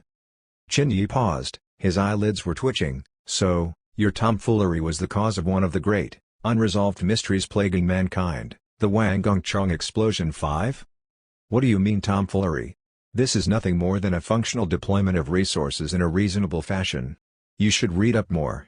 How could you call formal netherworld operations tomfoolery?" Yet things still got out of hand. There are times when reality isn't quite one and the same as one's hopes and expectations. Arthis noticed that she was slowly being pushed into a corner, so she coughed lightly. It wasn't too far off anyway. It was just a few thousand miles. Chin Yi was silent. Seconds later, he slowly massaged his temples once more. "There are still a few centuries worth of generational gaps between us. Let's put it this way, computers aren't only used for banal forum posts, they can also be used to check everything I've just been looking at. I saw the owner of the next shard of King Yanluo's seal the moment I grabbed onto the shard, and he naturally saw me as well. If I narrow the scope of my search using the various elements about his location I'd earlier observed, there's a good chance I'll be able to pinpoint his exact location. Wait, hang on. Let me ask you something. How would an old lady like you, who doesn't know a single thing about computers, even understand my references to Arthis and other forms of pop culture?" Are you discriminating against older ladies?" Chin Yi couldn't be bothered with her anymore, and he began to trawl through the pictures that had showed up in his search results. Since both parties had already noticed each other, the situation was clear. Even if he didn't go about looking for the next shard holder, the next shard holder would still come looking for him. Chin Yi was naturally unwilling to give up the first mover's advantage. If a confrontation was unavoidable, then there was no reason to avoid it at all. From his memory, the next shard holder was in a compound surrounded by 10-meter-high walls, searchlights and an electric fence. To his mind, there was only one type of place that met this requirement. A prison. Chapter 24, Assistance Required. So, does this mean that the next arc in this little play of ours is going to be a prison break? These thoughts sent Chin Yi's adrenal glands flaring up with passion, and he couldn't help but get excited. He had even begun to entertain the mischievous thought of where on his body he was going to tattoo the layout of the prison. However, 10 minutes passed. 20 minutes passed. 30 minutes passed. His brows were somewhat furrowed. Nothing? He could hardly believe the lack of any results. Thus, he searched again. Yet, 15 minutes later, he stared at the screen in utter dismay. His search had indeed turned up nothing. Was I wrong? It isn't a prison after all? He massaged his eyebrows. After another minute, he turned back to his screen and continued the search. Psychiatric hospital. Nothing. Military base. Nothing. Arms manufacturing factory? Still nothing. After almost an hour of failed attempts, Chen Yi's eyebrows were now tightly knit together. It was as though the location that he had seen in that instant didn't exist in reality. Granted, there were undoubtedly mental hospitals and prisons in River Gorge City, but they looked completely different from the ones that he had seen in his memory. If you were personally in River Gorge City, that level of concentration of yin energy would never be able to elude the eyes of an emissary of hell. The soul sphere hovered about beside him. Arthis had already pretty much figured out what needed to be done, and she continued in a hushed voice, But there's no way of accessing River Gorge right now." Chen Yi's eyes gleamed under the computer screen's illumination as he finished Arthis' sentence. Neither one of them was a novice. The old are wise, and he was like old wine in a new wineskin. When all was said and done, the core of him remained the same. He was fully aware that it was the incident earlier tonight that had triggered the mobilization of both the Special Investigations Department as well as the National Army. To make matters worse, the manner in which they left the premises had been incredibly peculiar, and it was bound to result in a sweeping investigation across the entire Clear Creek County. At times like this, the best thing to do in the face of absolute authority was to lay down quietly and remain as discreet as possible. It would be wise to refrain from doing anything out of the ordinary.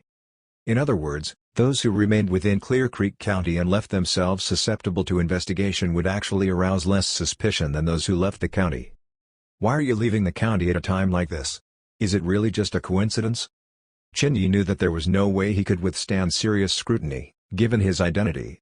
Most importantly, actually, the massive investigation might give us some leads. This was something that occurred to me when I lifted the lid off the coffin on the rooftop yesterday. What leads? Arthis asked curiously. Chen Yi licked his lips mischievously. For instance, who exactly is responsible for moving the corpses here? Anything done or caused by human hands would invariably leave traces of their interference. Incidentally, I'm aware of a group of people who specialize in such a line of work. These people are also the only ones, other than emissaries of hell, who possess the capacity to have dealings with the netherworld with the aid of ancillary objects. Arthis pondered for a moment before responding, pallbearers? Chen Yi nodded. More accurately speaking, we're talking about the 7 categories of underworldly craftsmen: pallbearers, linkers, corpse drivers, coroners, executioners, effigy makers and shamans. Our mastermind has most certainly sought the assistance of a pallbearer in order to shift the corpse thousands of miles to this location. In turn, I'll be able to tell from the mastermind's instructions to the pallbearer and their manner of communication and contact whether he's already identified me as the person who knocked over his precious pot of fodder.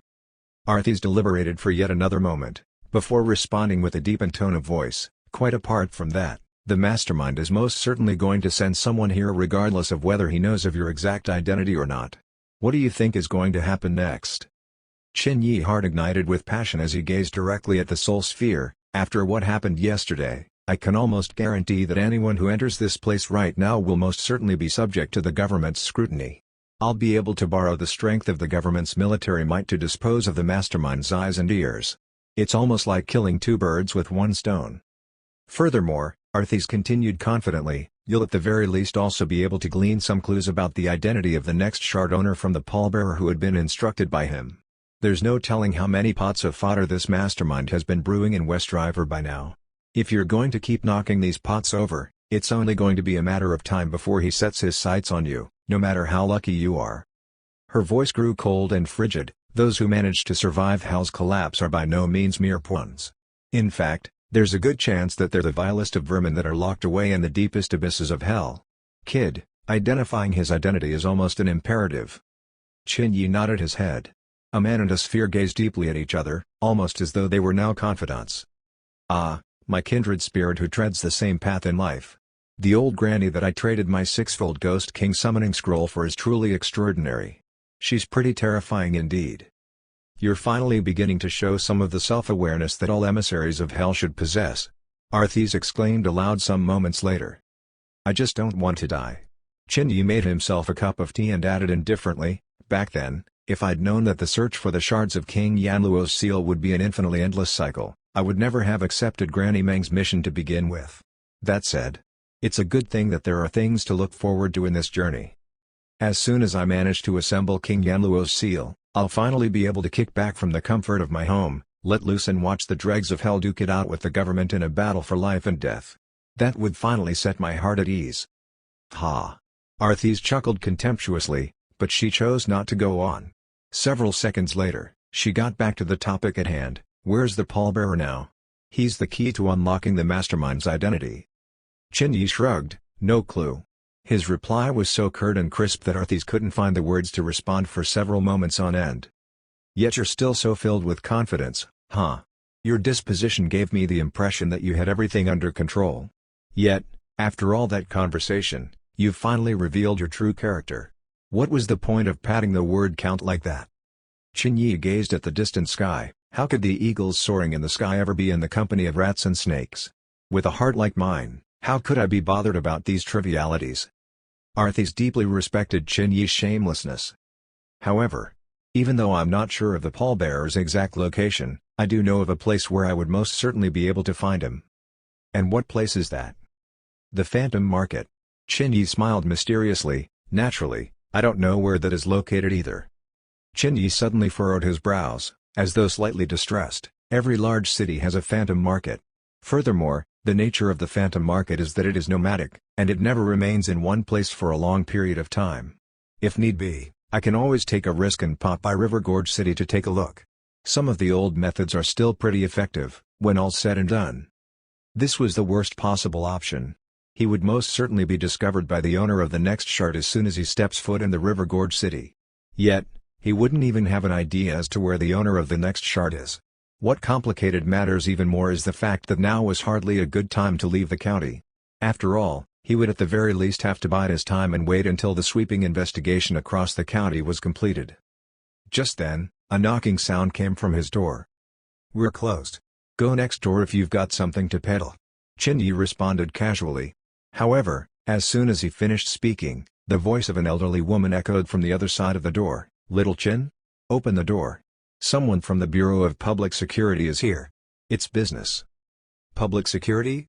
Chin-Yi put down his teacup and smiled. You gotta be kidding me.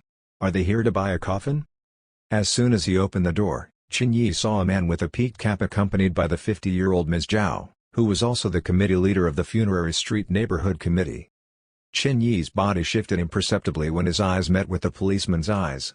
Arthas wondered to herself, rising body temperature and tensing muscles. These are all signs of excitement. What's going on? Here's the situation.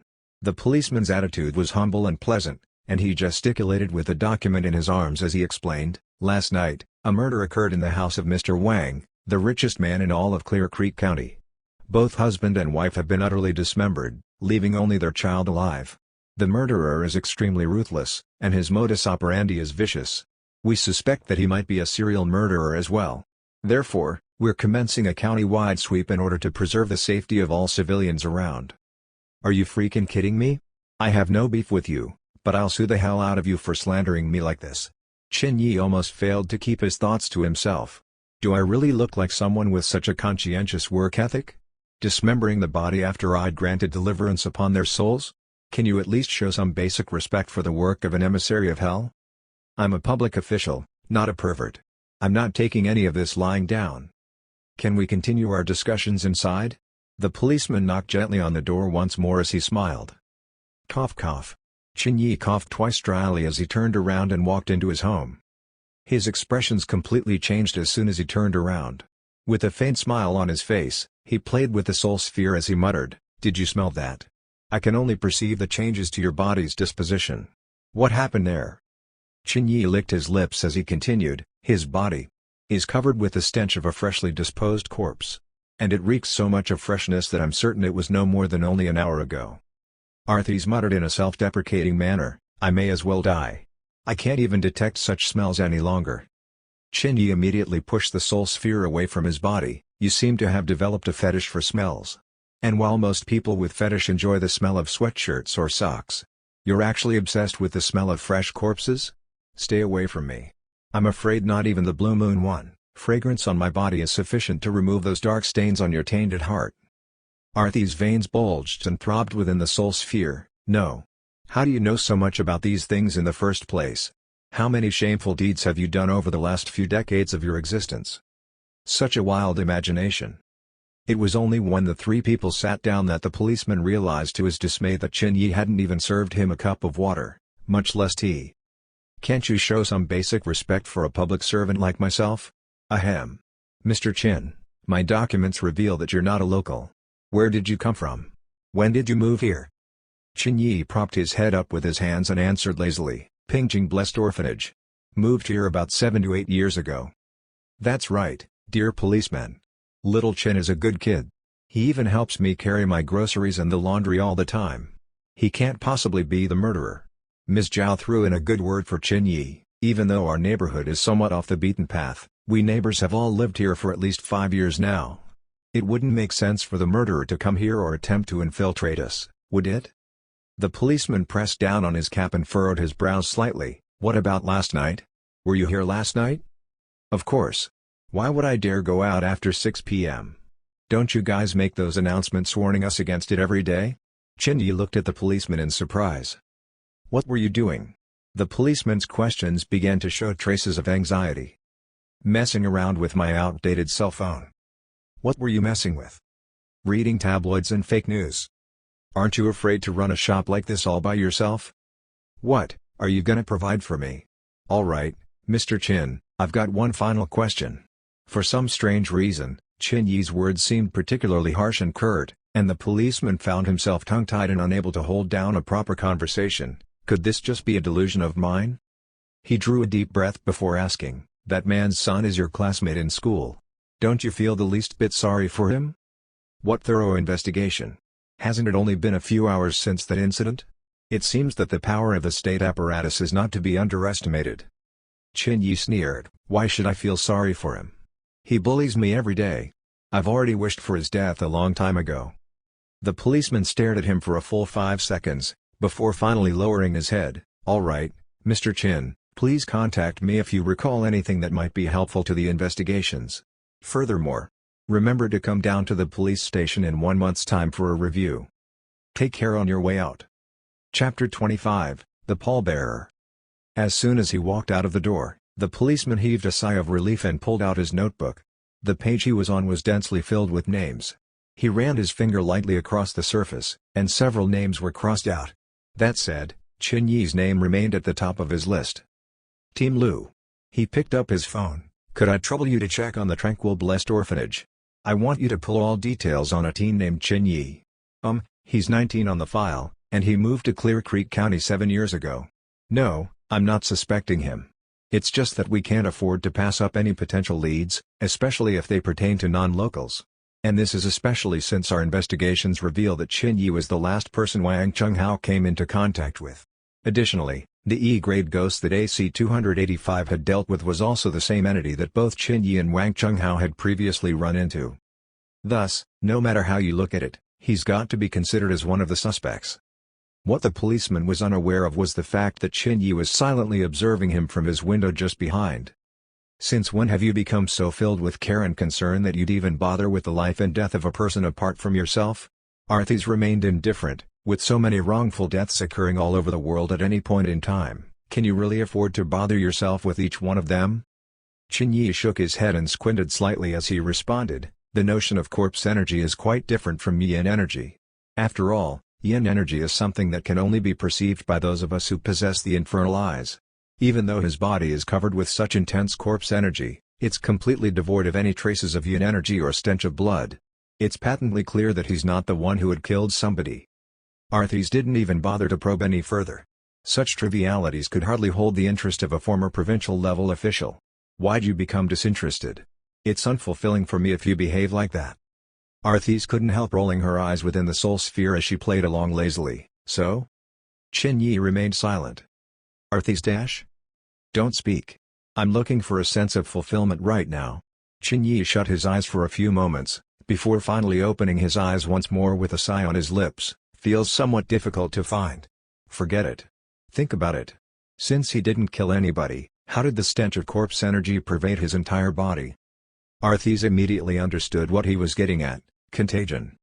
He must have interacted with someone who carries an intense stench of corpse energy, and their interactions must have been for a reasonable period of time at that. Additionally, their interaction had only just taken place. Chen Yi asked meaningfully, in turn. What kind of person bears the strongest stench of corpse energy? It'd naturally be. Arthis muttered, but immediately paused mid-statement. When she finally spoke once more, her tone of voice had already become earnest and somber: a pallbearer. Or perhaps a linker. Of the 7 underworldly craftsmen, the effigy makers could be immediately ruled out because they would never ever come into contact with corpses. The shamans work with parasites, while the coroners and the executioners are professions that are no longer common. This left only the pallbearers and the linkers. Both craftsmen regularly come into contact with corpses in their line of work. As for the corpse drivers, they were known to work alone, and there was no way they would appear around these parts to begin with. Are you certain? Not entirely. But, as I'd said before, the phantom market is nomadic in nature. The appearance of the 7 underworldly craftsmen strongly suggests that the phantom market has arrived in Clear Creek County. Furthermore, humans are all creatures of habit. Chen Yi smiled. I took a glance at the policeman's notebook earlier. He's a very orderly person, and each of our names were listed from top to bottom with our addresses set out beside our names. My name was the last on that list. As with most people, he must have proceeded with his investigations from the first name and ended with mine. Incidentally, I've got a pretty good memory, and I noticed only 5 names above my own. The underworldly craftsman must be among those 5 names. Locating him would be tantamount to locating the whereabouts of the phantom market. Even if the pallbearer were not the one who had moved the corpse this county, Chen Yi need only check if the phantom market had come across any other pallbearer in recent times and follow that lead. With any luck, he might even be able to discover the identity of the next shard's owner. There was no need to explain everything. After all, none of them here were fools. Arthis paused, before she continued, have a good rest. This phantom market you've mentioned has piqued my interest. I'm quite keen to learn more about people of the lower class too. Chen Yi remained at home for a while thereafter. He sat silently where he was until 4 p.m. before he finally picked up the soul sphere, donned his backpack, hailed a rickshaw and made his way towards the eastern side of Clear Creek County. Chen Yi could recall that 3 of the other 5 names on the policeman's notebook were all located here. Clear Creek County was a place with a long history, and some of its legends had even existed for over a millennia. Naturally, some parts of the city kept its ancient appearances and styles. If not for the fact that the conservation efforts had been localized and limited, the entire city might well have been refurbished into the style of an ancient city altogether. Their destination right now was East Clear Creek Street, which was also commonly known as the Ethnic Minority Street. Clear Creek County was located in the southwest corner of West River, close to the Ash Creek province where many ethnic minorities had settled down at. From time to time, one would be able to spot people with head coverings or silver ornaments on their heads. This was why the government had particularly earmarked the street to be known and developed as the Ethnic Minority Street. That said, the term earmarked might be a misnomer. Regardless, the fact remained that this was still a locality that was set out for the same purpose. The road was 2 meters wide and 67 meters long. Both sides of the street were covered with antiquated-looking houses replete with bricks and black-tiled roofs. The doors and windows that should have been richly adorned with painting and carvings were instead mottled with age. The ground was covered with overgrown moss, and red lanterns continued to hang down from the sides of the buildings. When night fell, the atmosphere about this locality would immediately turn eerie. It was already 5 p.m. when Chen Yi arrived at the entrance to the Minority Street. Several households were already packing up and preparing to close for the day.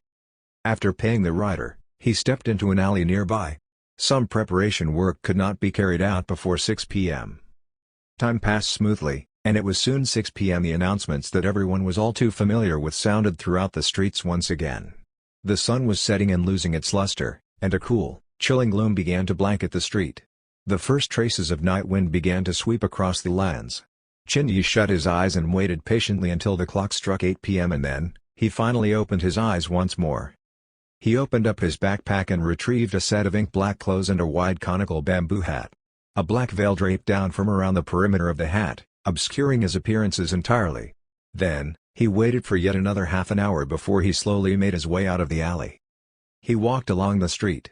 The walls lining the sides were pale white in color and lined with crimson-red lanterns. There was hardly a trace of any humans on the street right now.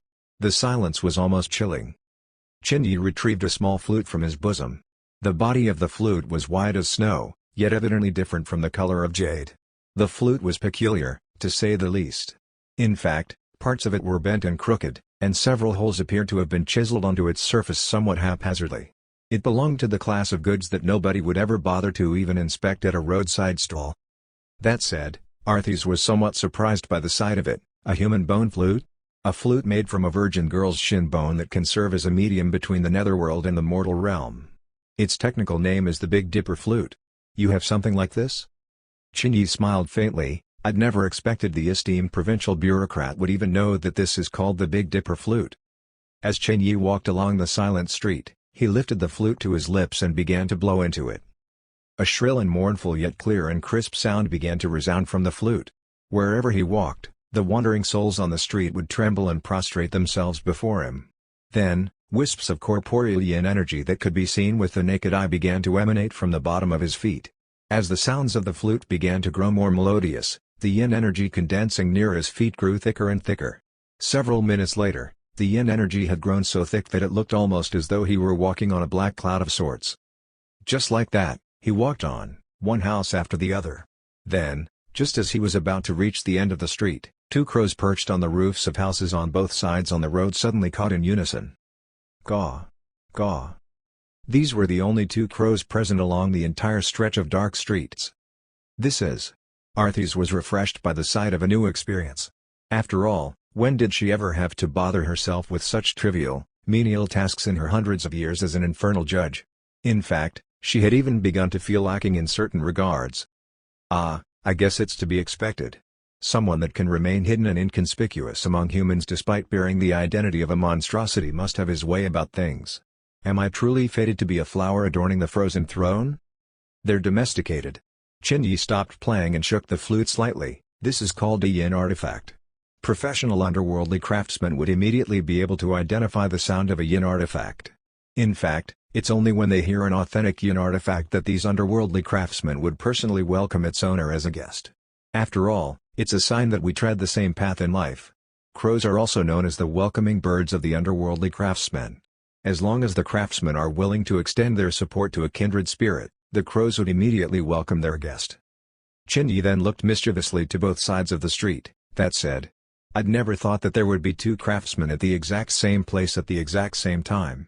I'm now 90% certain that the Phantom Market has come to Clear Creek County. Squeak. Just then, the storefronts on both sides of the street opened at the same time. The left storefront was opened by an old man dressed in a Taoist robe. Yawning, he exclaimed, "From where does this fellow Taoist hail?" He was approximately 60 to 70 years old with a goatee on his face and glasses on his eyes. He was sickly thin. The door on the right had also opened, revealing a lady in the mid-40s munching on a bag of chips.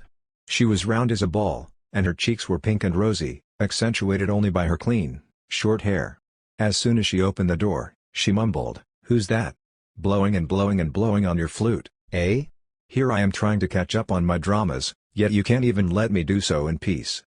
They opened their doors at the same time, they stepped out at the same time, and they also noticed at the same time the swirling, corporeal yin energy that was surrounding Chin-Yi's feet as his robes billowed in the air without the presence of wind. Silence. 3 seconds later, "It's a ghost." Ah! Two loud shrill cries shattered the silent night skies, before they were quickly followed by the loud thuds of two slamming doors. It was 8:45 p.m.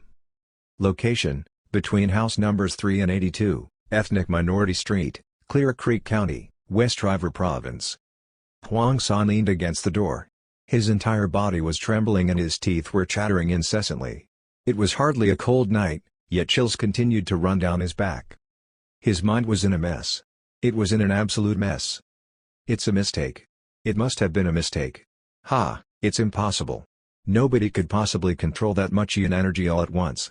Back then, when my grandfather's grandfather hung up a portrait of the Unetya Helgard and summoned a soul from the netherworld, The Hellguard didn't even show up. I'm most certainly mistaken. My eyes are playing tricks on me. Even though he continued to mutter and mumble, his fingers didn't stop moving for a single moment. Strand after strand of black threads were zipping about nimbly between his fingers almost as though they were alive. He looked almost as though he were playing a game of rope flip. It had to be mentioned that the threads appeared somewhat peculiar. They were neither silk nor wool. In fact, it is only upon closer inspection that one would be able to tell that these threads were woven from the hairs of a human head. The threads gleamed with a dark oily glow. It was difficult to tell just how many instances of treatment these materials had undergone by now. Yet, the more his fingers moved, the more flustered he got. This was because he knew full well that this must be the most powerful ghost he had ever encountered, and the ghost could not have come knocking on his door for no reason. Thud. Just then, the door rattled once, and the man jumped as though pricked with a pin. Just a moment ago, he was still leaning intently against the door, yet in the very next moment, he had already backed all the way to the cabinet, screaming at the top of his lungs, "DD, don't come any closer. My family has never committed any atrocities. Why you shouldn't be looking for me." There was silence at the door for a moment. And then, a calm voice spoke, "Linker?" Click. As soon as the words fell, the lock on the door opened on its own. The old man first noticed the plump lady's entire body quivering as she stood aghast behind the man dressed in flowing black robes. Then, he saw how the man in black robes simply drifted in. Thud. The door shut softly. Chin-Yi surveyed his surroundings quickly. The old man's room was simple and humble, cases of incense, couplets, and various artifacts and talismans. Chin-Yi snorted in his heart. These were people who specialized in profiteering from the dead. They appeared to be living humbly, yet the charges for each assignment they undertook started from RMB 20,000 to RMB 30,000. These guys were far richer than Chin-Yi was.